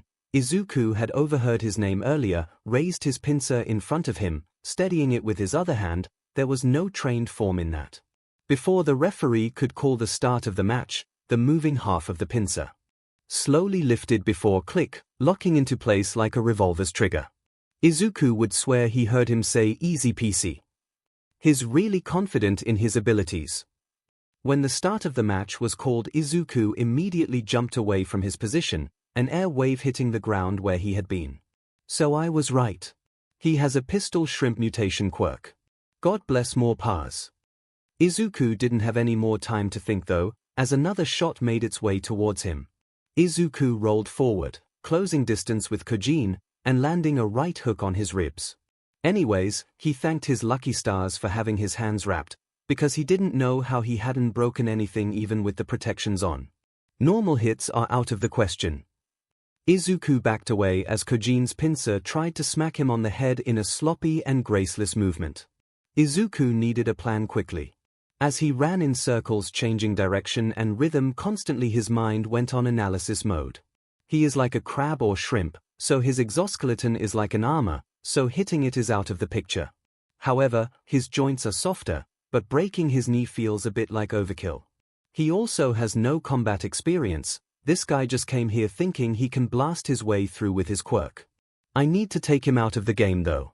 Chokeholds are useless, so only arm and leg locks are viable options. Luckily he only has one quirk-enhanced pincer. I only need to immobilize his shooting arm to win. A sharp pain erupted in his chest. Well, Now I know how it feels to be hit by an air bullet, not fun. As he regained his bearings, he saw Kojin sticking out his shin mockingly.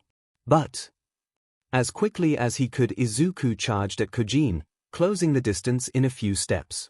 With the palm strike he had seen Kiwata-san use against Bakugo, he redirected a pincer aimed at his face, the air bullet hitting the ground instead.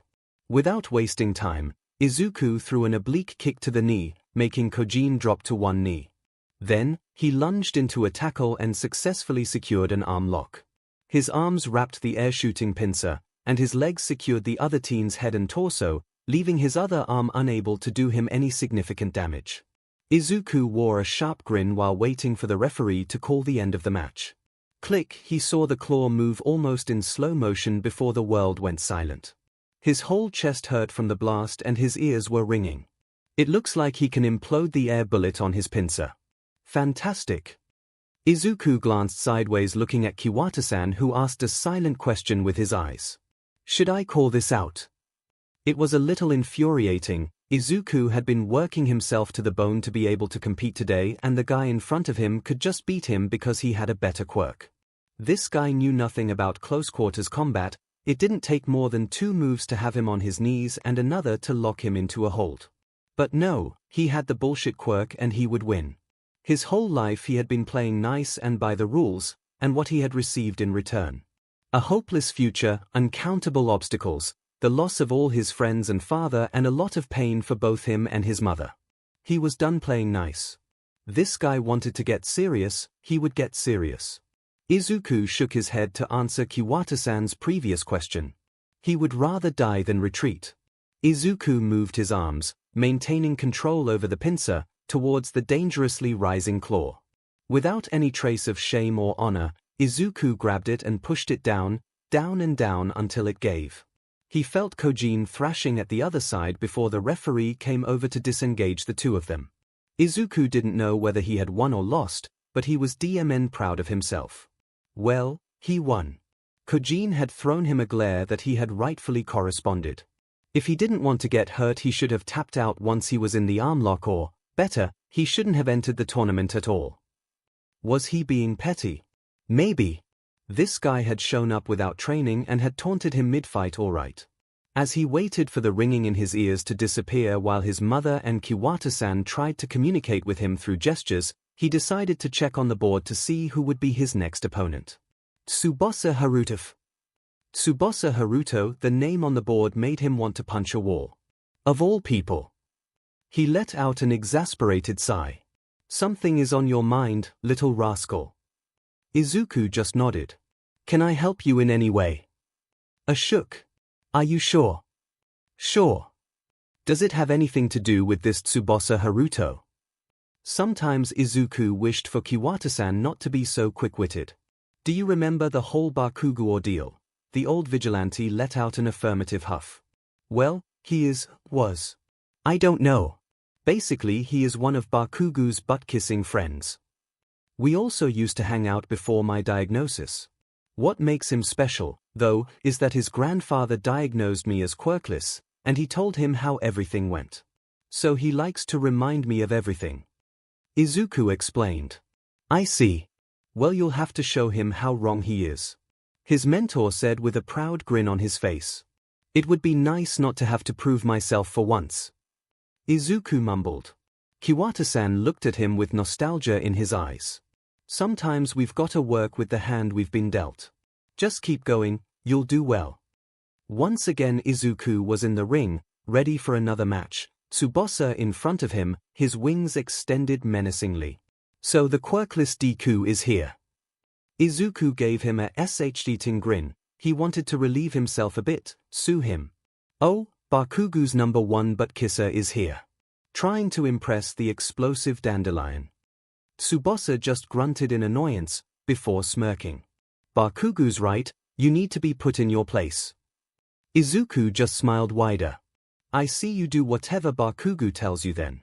Let me guess, you kept saying you would go to a hero school and he just yelled at you about how weak and useless you are, how you're not taking this seriously, how you're not taking him seriously. So you had the incredible idea of participating in a tournament to show him you're serious. Am I wrong? 𝐒𝐿 didn't receive any more confirmation than a grumble, not that he needed anything more. Whatever, you're just a useless wannabe. Please, don't cry too much when I beat you. You'll wet the floor. Is this guy for real? Start. Tsubasa immediately spread his wings and took to the air. 𝐒𝐿 just stood in place, studying his movements and trying to figure out how he was going to take him down. The cat got your mouth, Deku. Tsubasa tried to stomp on his head with his legs. 𝐒𝐿 just ducked under the attack. So you can only fly and move your feet hoping to kick my head. So much for beating me. 𝐒𝐿 mocked, shut up. At least I can fly. Tsubasa lunged at him again, trying to get some hits in. 𝐒𝐿 attempted to retaliate, but the other teen was already out of range. I cannot get to him. He just flies away. He's too far up for me to reach. I need a way to get up there.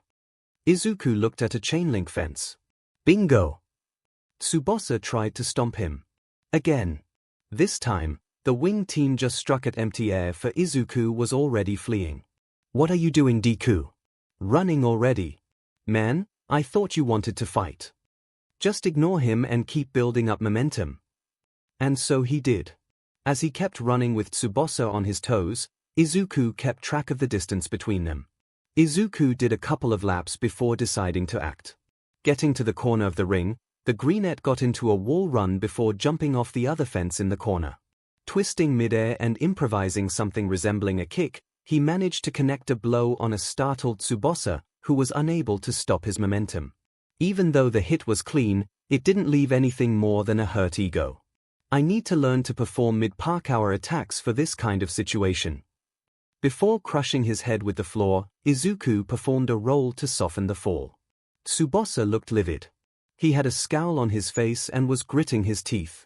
With a scream, Tsubasa tried again to stomp him on the head. 𝐒𝐿 ducked under the hit, but when he was about to counter-attack, the winged boy dropped on top of him. 𝐒𝐿 was pinned to the ground when Tsubasa started to try to pummel him in the head. However, his technique was lacking and let 𝐒𝐿's arms free, a mistake he used to defend himself from the onslaught. Do you get it now? This is all you'll be in your life. Just a useless Deku for Bakugo to practice his quirk. A punch slipped through, hitting 𝐒� on the nose. You'll never be a hero, no good hero school will let you in. You're just an annoying crybaby. Another hit slipped through, having a weak useless son and a cow for a wife, no wonder your father left. 𝐒�'s defense dropped, letting Tsubasa land a solid punch. The quirkless teen found that his arm was better invested in uppercutting Tsubasa, causing the other teen to fall on his back from the hit. 𝐒� shot up to his feet and threw roundhouse kick after roundhouse kick on Tsubasa while he was getting to his feet. The winged teen tried to take off and flee from 𝐒�'s onslaught, but the quirkless teen just grabbed him by the ankle and threw him over his shoulder, making the wings hit the ground hard. Before Tsubasa could think, he felt a weight on his chest and something hard crushing his arms. He let out a pained scream. Good. With a bloody nose and a busted lip, 𝐒� began to pummel Tsubasa in the head, hit after hit after hit. He just wanted to make it hurt. How dare you! 𝐒� heard Tsubasa's parents telling the referee to call off the match. 𝐒� didn't care, he kept pummeling and pummeling Tsubasa's head. He only stopped when the referee grabbed his wrist. After the match, 𝐒� cooled down a bit. The whole ordeal crashed down on him at once. I beat Tsubasa up pretty badly. Even when I had already won. What was I thinking? 𝐒� knew what he had been thinking. 𝐒� baby, are you okay? He just looked up, locking eyes with his mother. I think I might have done something wrong. Is she mad at me? Will she make me retire from the tournament? Will she disown me? I acted more like a villain. He didn't notice he had been mumbling until he heard his mother's voice. Oh Zuko, I would never do that. But I beat him up pretty badly and wanted to hurt him. He protested with tears forming in his eyes. Yeah, what you did wasn't the right thing to do, but everyone makes a mistake once in a while. But I could have hurt him pretty badly, I wanted to hurt him pretty badly. But you didn't. Sometimes these things happen, 𝐒�. You don't have to like everybody. I'm sure even All Might is at odds with someone. You just need to tune them out, or better yet, Use the bad things they tell you to fuel you. Spite may be another driving force for you. Kiwata-san had tried to tell him this before. Thanks, Mom. Oh, my baby, there's nothing to thank me for. I'm your mother after all. Let's clean your face though, that lip doesn't look good. After treating his lips and nose, they waited for the next round, scouting the competition a bit. His next match would be either against a four-armed girl or a guy with a dog mutation. Scrap that, the girl won. Four arms is a really problematic quirk. She can both defend and attack at the same time. How am I supposed to hit her? Not even hit her, but survive in close quarters. I can hear the gears turning in your head. What worries you so much? Kiwata-san asked, raising a brow. Well, next round I'll be fighting that girl, and I don't know how I'm supposed to win when I can't find an opening. I mean, with four arms she can both defend and attack at the same time, so close quarters are quite out of the question. She is taller than me, so I won't win while maintaining my distance, and if I go for a SBMN I need to win quickly or she will overpower me. Izuku half rambled. As I see it, she might be physically superior to you in almost every aspect except one. Izuku shot him a curious look. You're more slippery. Slippery? Yeah, slippery. It's like an annoying fly. You're a lot faster than the fly, stronger and smarter.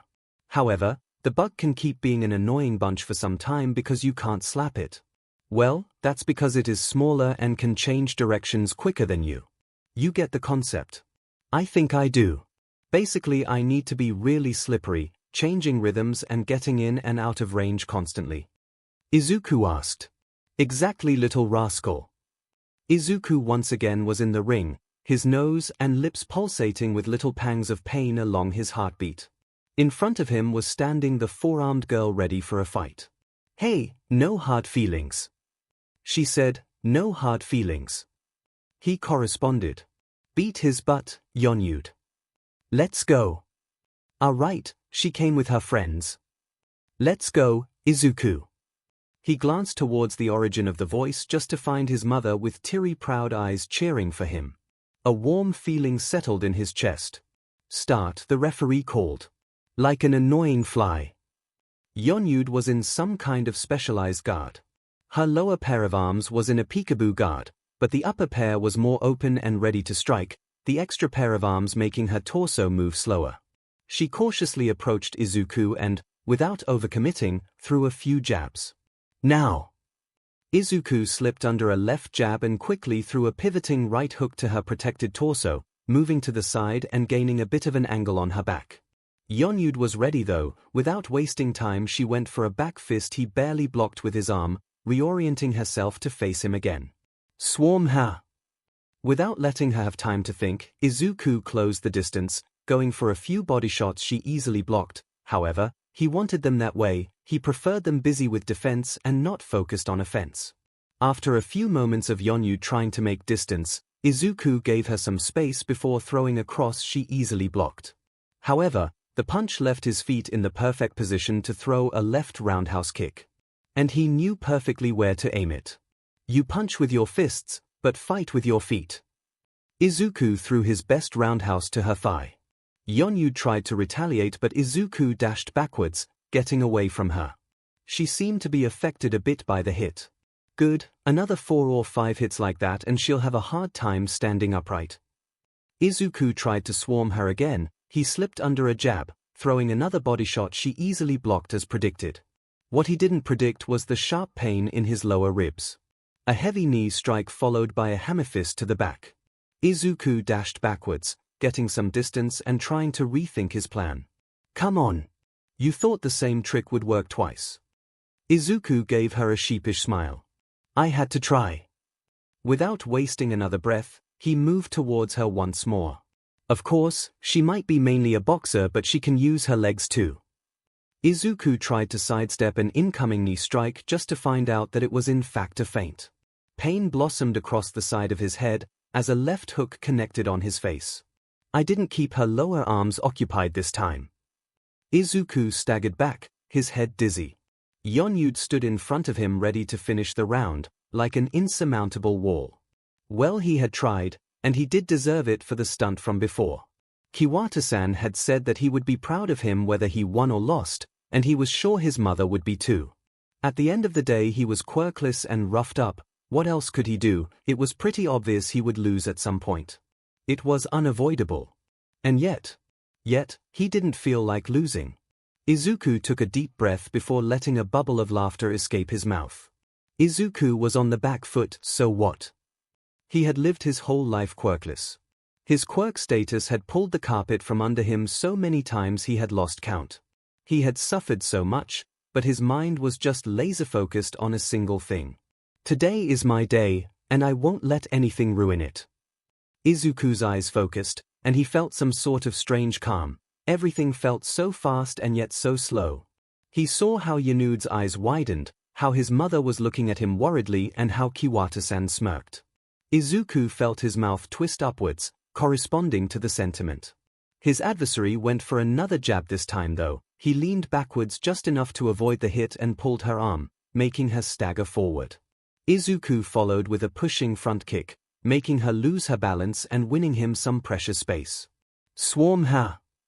While she was trying to get back to a fighting position, Izuku approached her, body low, ready to throw a body shot, or at least that was what Yanude thought. As she prepared to throw a left hook with her lower arm, Izuku swung his fist upwards, connecting with her jaw in a clean uppercut. There was no time to celebrate though.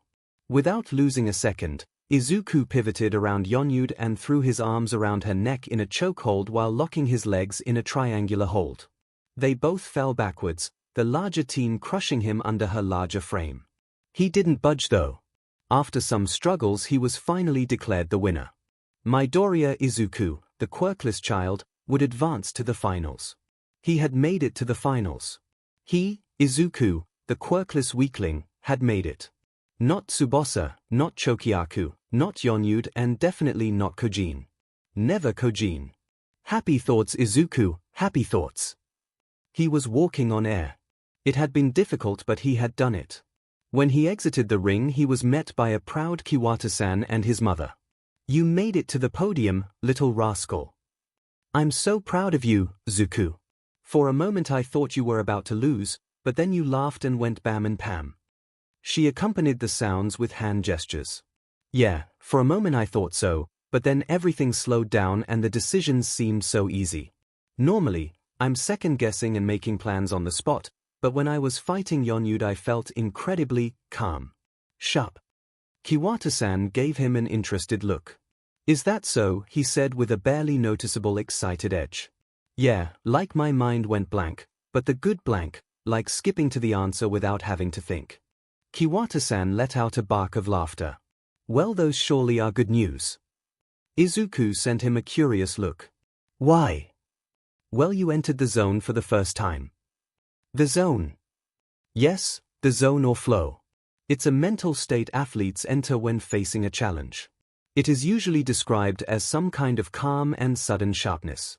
Basically, it makes you fight at the top of your abilities with little to no effort. As interesting as this conversation is, we should eat during the break. You don't want to go into the finals with a full stomach. His mother said. Oh yeah, we probably should. After their little talk they had decided to eat a light lunch consisting of chicken onigiri, during which Izuku's adrenaline levels dropped and he discovered true annoyance thanks to a busted lip and a consistent chewing motion. His mother had been worried about it hurting a lot, but he had reassured her that he had received worse, which, when he thought about it coolly, was everything but reassuring. Whatever. He needed to regain focus for the next fight. In front of him stood his opponent, Ojiro Mashirao. The guy in question was about his height and had blonde hair. He was wearing a white gi and, despite his muscular prehensile tail, he was rather normal looking. He would pass unnoticed if he hadn't won the previous year. Izuku had been rather surprised when he had found Ojiro's name and face on the web, but he wouldn't look a gift horse in the mouth. Good luck. Ojiro said before bowing. Good luck. Izuku returned the gesture. Both of them were already in a fighting stance when the referee called the start of the match. They both started testing the waters, throwing some jabs and not overcommitting, searching for an opening to attack. Sooner rather than later, Ojiro decided to break the testing game. The tailed teen threw a cross that he blocked, followed by a calf kick to Izuku's thigh. In response, Izuku just lifted his leg trying to avoid the hit altogether, failing to notice the powerful appendage about to hit him in the gut, just in the hole that the conventional guard left. Upon impact, Izuku stumbled back, however, Ojiro just kept pushing, going for a barrage of punches and kicks that Izuku barely blocked. After a jab and a cross followed by a high kick and tail strike, Izuku managed to get some space. He is really good. He has attacked all the weak points without hesitation. He's good at keeping pressure and he knows how to take advantage of his mutation. Taking a closer look, he noticed that his guard wasn't a normal karate stance. His body was slightly tilted forward to balance the extra appendage and the tail was surprisingly near the ground. Let's check how he defends.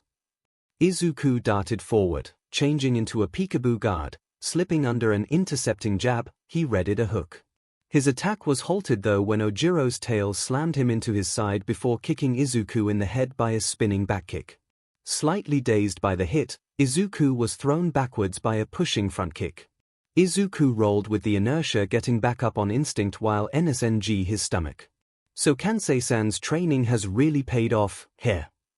Just like with Chokyaku, Ojiro was surprised by the pirouette. Guess he didn't expect that. That's it. He couldn't react to the tail and leg combos, they were too quick. He had to predict them. Izuku took a deep breath as he focused all his senses on Ojiro, the noise of the background fading to a low buzz. Izuku needed data, something to look for a pattern, and there was only a way to get it. Izuku rushed forward again and he saw how Ojiro's tail tensed, he saw how he exhaled while performing the movement and he saw him bare his teeth from the force he was putting behind the movement. But, most important of all, he saw how his eyes trailed to his midsection. Izuku blocked the hit to the head before getting kicked on the body. Izuku moved back, but Ojiro pressured again. Izuku blocked and dodged the barrage of hits before he saw another pattern. Jab, cross. Mid-roundhouse, eyes on the head. Duck. The tail passed over his head, leaving an opening that Izuku took advantage of. With a swift motion and great satisfaction, Izuku sent a hook to the liver that made Ojiro slightly lean forward. Izuku tried to uppercut him but the tailed teen blocked and moved backwards. Like a predator chasing his prey, Izuku moved in a relentless assault. Hook. Uppercut. Duck. Eyes on the calf, raise the shin. Body jab and cross. Low kick, back kick, close distance. Cross to the head. Eyes on the belly, block with the shin. Pushing kick. As Izuku kept his unblinking eyes on Ojiro, he felt everything getting calmer and calmer. His mind was reeling with adrenaline and his body moved like never before. He felt great, he was winning this when... Bam! Ojiro changed tactics. He began moving more, using his tail to jump and perform a powerful hit. Izuku took some steps back only because of the force of the hit. Bam! Another powerful strike, the enormous appendage making it difficult to dodge it. Izuku tried to make some distance from Ojiro to gain some reaction time. His efforts were in vain though. With a single push of his tail, Ojiro closed the distance again. However, having to clear such a large distance made it more difficult to rotate at the correct speed to use his tail. The whole situation was really familiar for Izuku. If it worked once, why wouldn't it work twice? Izuku disengaged, putting himself at a good 3 meters from Ojiro. I cannot lose now. Ojiro coiled his tail like a spring. I've gone this far with the power of my body alone. The tailed teen took off the ground in a gigantic leap. Kiwata-san and Mom are counting on me. Ojiro prepared his leg for the swing. Just a last push. Izuku ducked under the attack. I got this. Izuku lowered his whole body, his knee almost touching the ground. He tensed the muscles on his leg and his pain shot through his leg. Izuku willed his leg to move but it didn't budge. A sharp ache through his upper leg distracted him from the crashing teen. Both of them fell to the ground. Izuku tried to subdue Ojiro. With headlock, only for another wave of sharp pain to come and render his hand useless. No, this can't be happening. I had him where I wanted. What's happening? The quirkless teen panicked in his mind while Ojiro's tail wrapped around Izuku, immobilizing him and winning the match. Izuku's eyes stung. Of all the ways he could lose, it had to be because he hadn't been enough. He would be fine if he had lost because Ojuru was stronger, smarter, or better than him, but to lose because Izuku had been too weak to keep fighting. I really am a useless weakling, man, that was close. Izuku looked towards Ojuru, already on his 2 feet. Good match. You almost had me at the end. You did well too. Izuku said almost too quickly. I have a question though. He offered Izuku a hand that he accepted. At some point you started to counter all my moves nearly perfectly. How did you do it? Izuku gave him a nervous laugh and rubbed the back of his neck. Well, I kinda noticed that you tend to look towards the part of my body you're about to hit and that you always end with a jab, cross, roundhouse and tail combo. Izuku paled. Not Hatyuribad fighter, I just not hit a pattern and, wow. Said a slack-jawed Ojiro. And you did that? Izuku shyly nodded. Man, no wonder you made it to the finals. Thanks. Izuku answered. I think we should get going. We have a closing ceremony to get to. After the end of the match followed a ceremony where a tired clerk and a joyous organizer gave them their congratulations and medals corresponding to their position. The sight of Tsubasa with his participation prize made it all worth it for Izuku. After enjoying the spectacle, Izuku made his way towards his mother and Kiwata-san, who were waiting for him with shining smiles. Oh, Zu, you did so well, I'm so proud of you. Indeed, little rascal, indeed. But I didn't win, he responded. What of it? You made it to the finals against people with superhuman abilities with only your wits and the physique and techniques you cultivated in a really short amount of time. Think about it. If this little part of your potential managed to land you in second place, what will you be able to do once you reach the peak of your abilities? Izuku blushed at the praise. Now, I think we should immortalize this moment, don't you agree, Midoriya-san? She nodded eagerly. They walked outside the sports center and asked a stranger to take a photo for them with Kiwata-san's camera, because, as he said, the images taken by these things completely outshine the quality of the best cell phones. They posed for the photo, Izuku with a wide radiating smile and a fake silver medal with a number 2 engraved on it.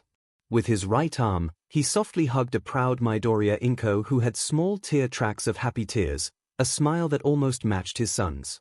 On his left side, an equally proud but rather calmer Kiwata Kenryoku laid his good hand on Izuku's shoulder, giving a comforting squeeze.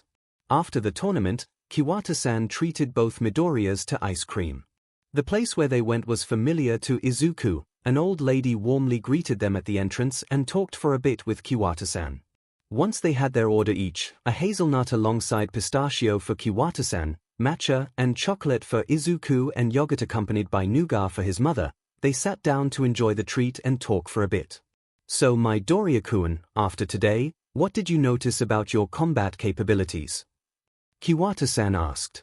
Well, for starters, I'm at least able to take down opponents in combat, however I rely too much on takedowns and grapples, which puts me at a disadvantage against contact quirks or quirks that can deal lots of damage point blank like Kojin's. In that note, I completely lack any way to counter defensive quirks. I also couldn't hit Tsubasa when he was in the air, and when I managed to get in range I couldn't land any significant blow. Kiwata-san let out a bark of laughter. As thoughtful as always. But I didn't ask you about all your weaknesses, I just wanted you to notice that with your bare hands you have beaten 4 contestants out of 5 with combat-oriented quirks. Yes, you surely have struggled a bit, but I want to remind you that you fought against them in an uneven fight and still won. They had superhuman abilities and you don't, but you still won. Don't let yourself forget that. Izuku blushed at the praise. That being said, I only have a little complaint with your performance today. You're too nice for your own good. What? Both Midoriyas said. Let me explain. When you were fighting you had plenty of opportunities to wrap up the fight quickly with cheap shots and broken limbs. You could have perfectly broken Kojin's knee or dislocated Tsubasa's wing, but you didn't. In this situation it is okay, but when you're on the field you won't be able to hesitate as much. More times than not it will be a choice between your life and their knee, elbow, or eye. If you're too slow to choose, the choice will be made for you and I assure you you won't like it. This is the first point. He raised his right hand with 2 fingers. The second point is that you are too passive.